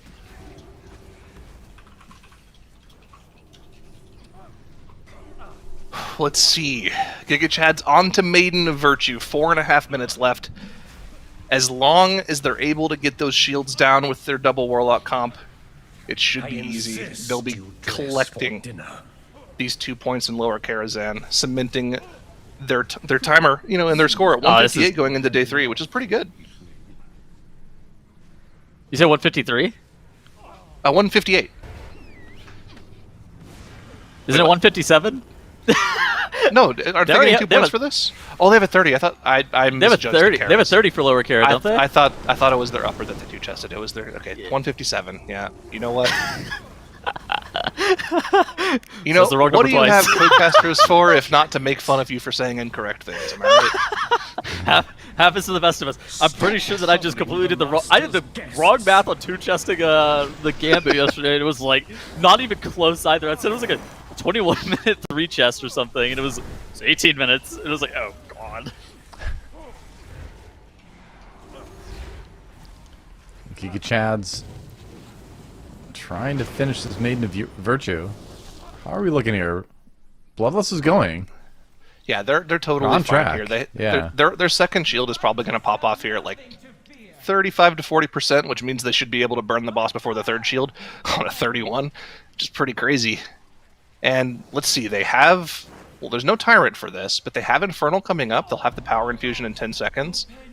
In the shield, remember, it's been nerfed 3 times, and on top of that, you can actually get broken out of the stun before she actually starts casting them at the Holy Bulwark. So you have plenty of time to get the shield down here. We can't actually see the health bar from this Zerber POV, but the second that aura around the boss is gone, yep, there it goes. They'll be able to interrupt it. So they were totally fine on the shield here, and with the Infernal active and the Tyrant off cooldown, they should very easily be able to finish off this boss before the next shield and collect that 1 point that they have in this dungeon here. A hard 1 point, though, and one that they'll definitely need going into tomorrow, where it seems like 31 in these dungeons is going to be kind of the standard for a lot of for any hope of making it to the finals. I feel like both Giga Chads and 3 Pods and Speed, while if you look at the leaderboard, you're kind of concerned about them going into tomorrow. I actually think that they're in an okay position. It's not great. Neither of them are like within a point or anything, but they're in a spot where if either the top 2 teams in Echo or Monka have bad days tomorrow, one of the 2 of those teams absolutely could be in a spot to capitalize on it and be able to take that second spot coming out of the European region. The saddest part of this whole entire thing is going to have to be sending these teams home, because these teams are insane this weekend. Well, it's crazy to think that tomorrow the minimum key Echo is going to be doing is a 32 on whatever, you know? Like, that's where they're starting. They have to just go in and try 32s, which is just absolutely wild. They also have the new 26, but yeah, that'll be pushed up. Oh, that's true. They'll get to that 32. The existing ones. They'll get back to the 32 really, really quickly. That's you for know sure. what I meant. I know exactly what you meant. It's been a long day. But I was just poking at you for fun, because that's how dare you. We would never do such a thing on the MDI desk. I thought that was Tuttle's job. I would never do that either. We're professionals here. Clearly, yes. How are the timers looking for these Echo. teams? Actually, Monk a breakneck pace on their Moros, a minute faster almost. Okay, 40 seconds faster than 3 Pods and Speed, and they're 31. A couple spot deaths here and there, but I think that's pretty typical for Lower Kara, right? There's a lot of mechanics that can just really quickly take out one player, so it's, actually pretty weird to see teams have very few deaths, 0 or 1 coming into the final couple of bosses of the dungeon. Right. Which is why Echo's run here in the bottom right is so impressive. Only 1 death here in the 32 Lower Karazhan. And if you'll remember earlier today, in that 31 Lower Karazhan that they almost didn't time, they were chain-feeding deaths. I mean, that was probably one of the worst keys I think I've ever seen Genji play in his life. And no problem for him. I don't know if it was that bad. The thing is, Genji has always been an extremely consistent player. I don't think I've ever seen them die that many times in one key before. They still timed the key. I don't know if it was that bad. Okay, but the thing is, I think you're trying to say that, like, I'm not. It's not like me dissing him. I think I'm more complimenting him. Like, He's so good that is the worst I've ever seen him at. Yeah, I guess it's And fair. he's able I see to your come point. back from it and play the way that they're playing as a team and still in time insane keys and play this clean as a team. It's nuts, the mental fortitude that these guys have to just keep playing in and out and time ridiculous keys is it's ridiculous, and they are on great pace in this 32 to time it as well. All three teams on screen right now are on pretty good pace. 3 pods and speed might actually be a little off the pace here, but they still should be very close to chesting it. Let's see, gonna be they're on very the last close, phase of yeah. midnight. They'll have about 8 minutes after this boss dies to finish up the rest of their trash count Horses, look out. and go to maiden. Like, I feel like with Nelly. Echo, well, with Echo too, it seems like the higher the pressure, the better they play. I feel like we saw that in MDI and other tournaments, and now today, like you said, struggling earlier, but now deep into the 32 with just 1 death. Well, let's check Dude, out we're how starting this, to Ottoman collect. goes, though. Oh wait, Oh yeah. no, 3 pods and speed. They weren't on the last phase. Oh, their timer's actually really tight, like really really tight. I wonder what Echo's going to do on these Atumen phases. So in the 31, what they were doing is now, in the first one, he gated, and then Gingy walked in with Turtle and soaked the Shared Suffering. And then on the second one, he got Life Grip. no. Oh, it's fine. It's Oh, just the a seed. horse is right on him. It's a seed. On the 32, or on the second one, sorry, he got Life Gripped, and then Miraz came in with Ice Block and did the Shared Suffering with him. I don't know what he's supposed to do about some of these sets of the Shared Suffering on this 32, because it was already very dangerous for now. This is something that, like, we were starting to get into serious uncharted territory, and before the nerfs to this dungeon this week, 32 was, like, not even on the table. This is, like, I don't even know if they've practiced an Atumen this high. How could you? Yeah. Really? Why don't you explain to how the shared suffering mechanic works? So, Zyra, go ahead. You have this one. For the chat, right? Not for you, Doa. Of course, yeah. Okay, just making sure. Yeah. 'Cause Even you though it's a different obviously- Ottoman than the one I'm used to in Burning Crusade, you know, it's This one doesn't drop a yeah. mount. So, sad, inferior Ottoman. well, essentially, every single time you go into an Atumen the Huntsman burn phase after DPSing Midnight down to 50%, he will be attackable and damageable for about, what would we say, 25, 30 seconds or so? And near the end of that window, he will cast I think Shared it's a little bit Suffering. longer. Maybe it's a Yeah. little longer than that? Sure. Shared Suffering is an AoE cleave around the boss that does split damage to anybody inside the circle. Now, your tank could solo it with, immunity, major personal cooldowns, or a cheat death. But you can also gateway away from it, which will cause the cast to completely miss, and if the boss misses his cast, he'll try to cast it again. However, in a lot of situations, the boss will just phase back to midnight before casting the second Shared Suffering, so you can completely skip some Shared Suffering casts. And like, in addition to that, whenever you're kiting the boss around too, you can even use movement speed, or you can, like you saw on screen right there. Now got gripped by Zalia. Miraz was standing where Now was before the grip in Ice Block, and so it went on to Miraz because, like, he was nearby where the Shared Suffering was going off, and then that canceled the.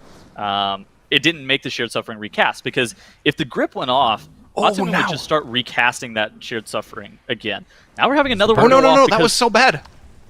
Oh, he purged here. Oh, He purged okay, to a frontal from the horse and then died to the Shared Suffering. They instantly got the battle res off and he got the taunt on Ataman, so it didn't kill anybody else. Okay, That this could is have been a fine. lot worse than it was. That could have been a Got lot it. worse than it was.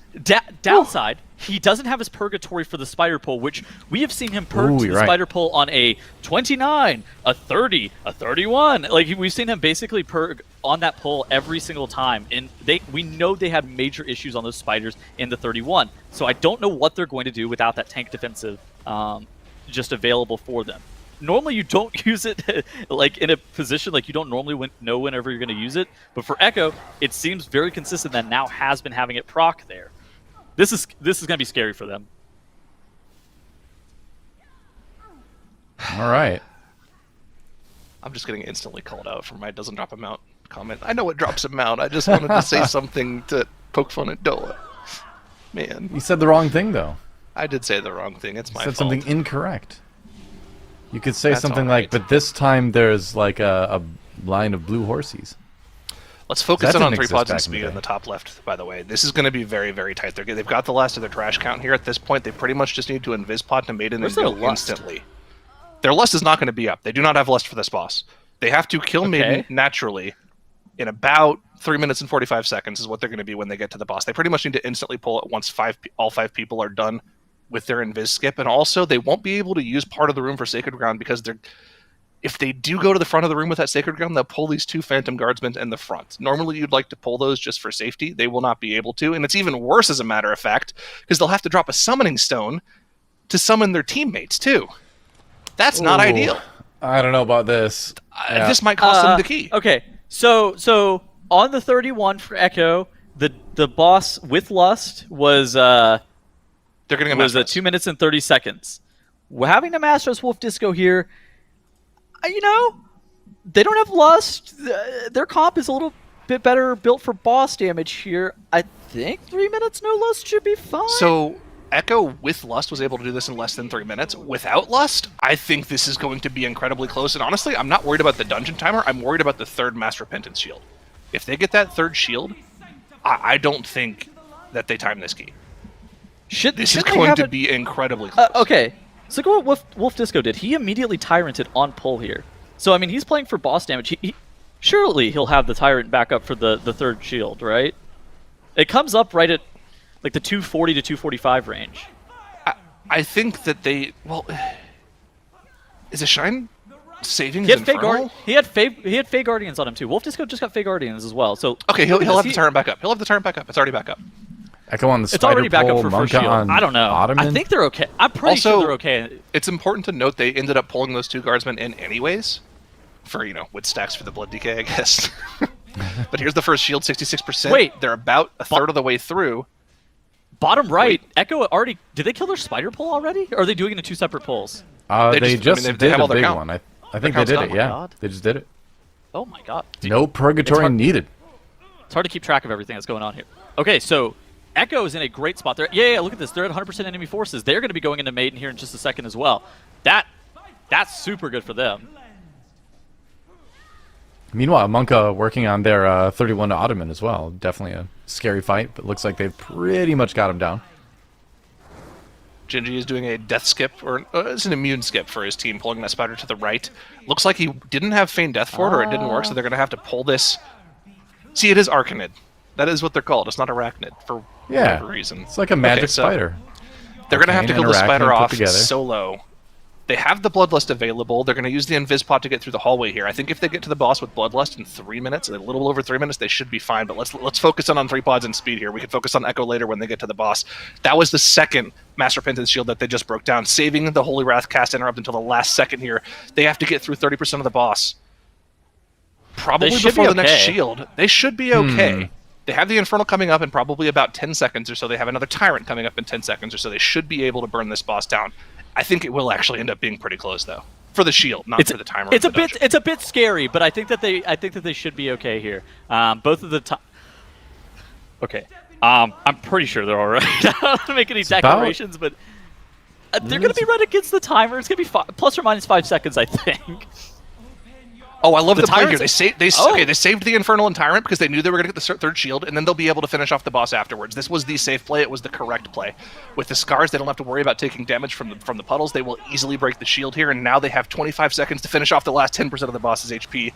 That was a clutch Okay. heads-up play. They knew they had the time to finish it, and that gives them the +1 scoring Wow. this key. That was really Echo- smart at the end of the dungeon for 3 pods and speed. Echo has 3 minutes and 30 seconds to kill Maiden. We know that on a 31, so 1 key level lower. They did it. There it is. They did it in Yes. 2 minutes and 30 seconds. They also have Lust here. So Echo should be totally fine to be able to time this dungeon on a 32. This is a great spot for Echo coming into tomorrow, being able to get this world first level key done on a 32. That's the I only don't know what transition that they're was. allowed to use now. That's what I honestly- requested. I requested the Tettle's Head Batman transition, and they made it. Thank you. We have the I best got production crazy in shot World of Warcraft.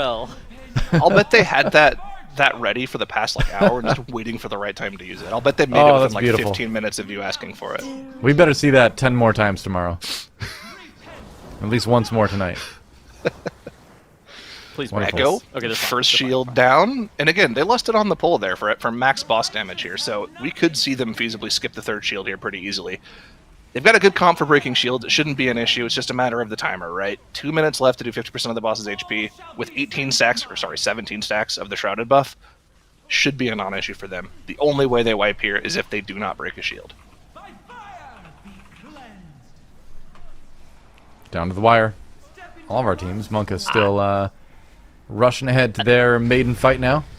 Yeah, maybe we could go to the 4-box so I can see what Monka's timer's looking like. They should be totally fine. Echo here on the big screen, they're also looking pretty good on their timer. They had a lot more time than they did in the 31. They also had Bloodlust available for them. This should be pretty chill for them to be able to get through. You know, it's not the freest timer once you start getting this 32 level, though. It doesn't feel too free.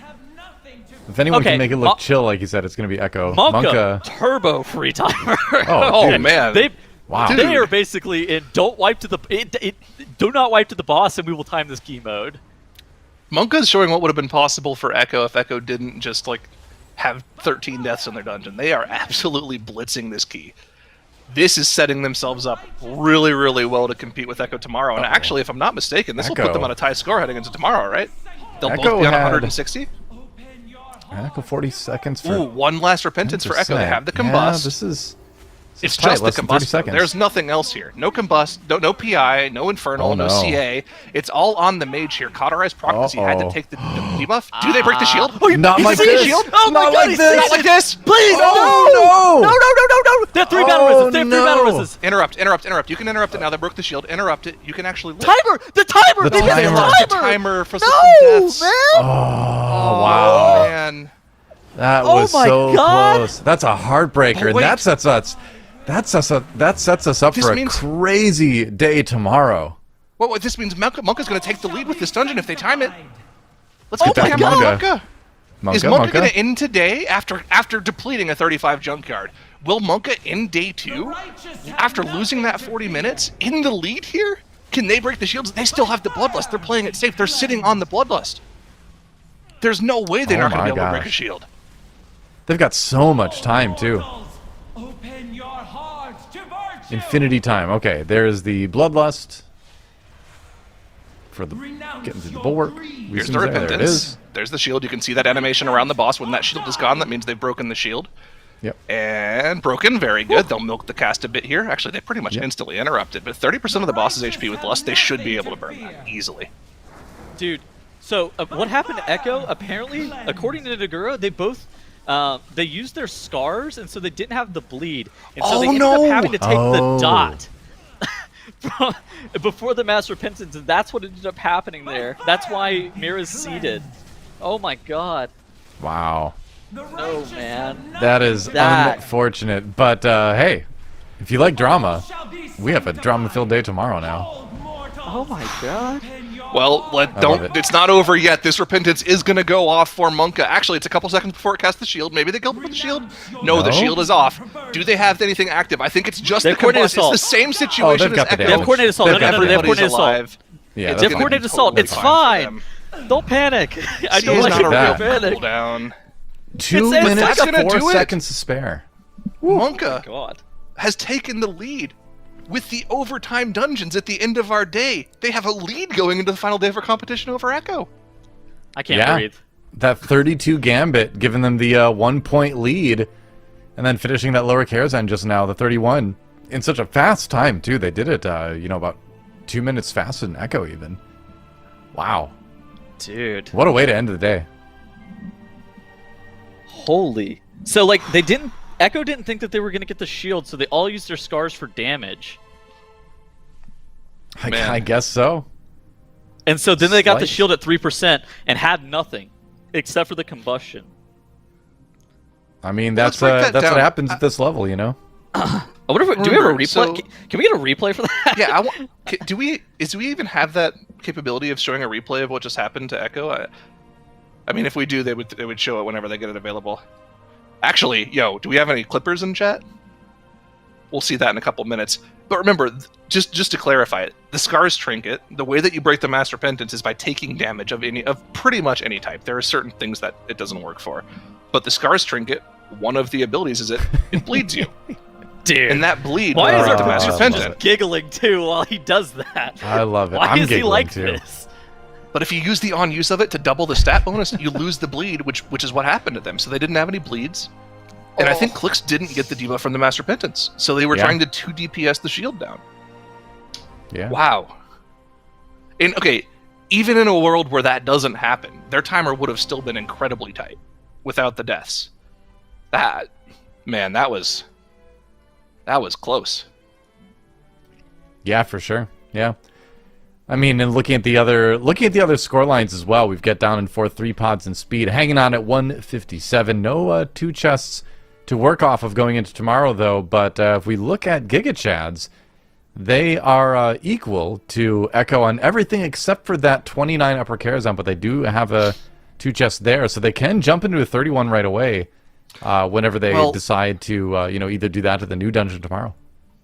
That's really important for this weekend, because remember, it's hard to remember in the midst of all this great competition and dungeon run we've been seeing. The real prize this weekend is that the top 2 teams will move on to our global finals next weekend. And with that failure in that lower Karazhan, with that deplete, Echo have opened up this little backdoor for Giga Chad. Giga Chad are technically only really 1 dungeon behind Echo now. If they can realize that +2 chested 29 upper Karazhan, if they can go in and do that 31, they're only 1 dungeon behind Echo. Also, high key Giga Chads being able to finish that 31 lower is massive for them as well. And then like Echo not being able to do that 32 is enormous, because that is by far our longest dungeon of the day. Like, you get pushed to the 42-minute timer, especially on that 32 level, so you end up spending a large amount of your time just in that key in general. And so for Giga Chads, that is a monumental blunder for Echo. That maybe opens the door for both Giga Chads and 3 pods and speed to come back tomorrow. This is what we were kind of talking about earlier. If there are a couple of mistakes from some of our top 2 teams, there is a way that Giga Chads and 3 pods and speed jump back into this. Absolutely. I really wonder how Echo is going to approach tomorrow now, because we've got the new dungeon, right? We don't know what the 6th dungeon is going to be. It can either be Workshops, Streets, or Iron Docks. There is a 32 Gambit they could possibly do. Monka did that earlier. They need to tie there. We'll see. I mean, tomorrow's going to be crazy. I can't wait. Tomorrow's going to see some very, very high keys get done in very exciting ways, I think. Oh yeah, I mean, we're gonna have a competition where, well, think again. What are the dungeons we have left? It could be Streets. Workshop, Iron Docks, or Streets, and all 3 Right. of those can easily be done on 31. I think with any affix combination. So we're gonna have a competition with probably all 31s done. Yeah, that's pretty wild to think of. Dude, tomorrow we currently have 3 world record keys posted on the board right now. I suspect after tomorrow we're gonna have at least 5 or probably 6 world record keys. I mean, the first time these keys have been done at that level, and then we gotta wait to see if anyone on live servers can ever get it done or catch up or exceed it. Maybe when the gear level gets there over the next few weeks or so. Oh my! It'll be fun to watch, dude. My heart, dude. I'm We still have- just we in have a shock clip. of that Echo. Can we show it? What though? happened with Echo? Can we show this clip? I want to watch this back. I want to see exactly what happened. Free timer. There we go. Here we go. man. This is a clip of what happened here. Let's watch it again. This is Echo in the top left here. Let's see. So yeah, they've used their Scar Trinkets. You can see that there are no bleed debuffs on any of the players right now. Yeah, Mirror's no They block, definitely were trying to commit. Gingy no turtle. They only have combustion available for them It's offensive only cooldown wise, combust. no power infusion. Okay, so the Master Pendant starts going off. Clix doesn't. Either Clix thought he had the Scars debuff or something, but he doesn't get broken out of this no. Master Pendant, and so he's sitting this full. Oh yeah.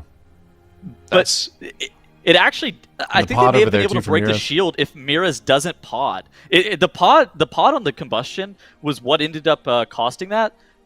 Oh God, man. that is And then true. at that Actually, even with Click CC'd, if they were able to keep Miraz alive, they would have been able to break that and go forward. Man, Yeah.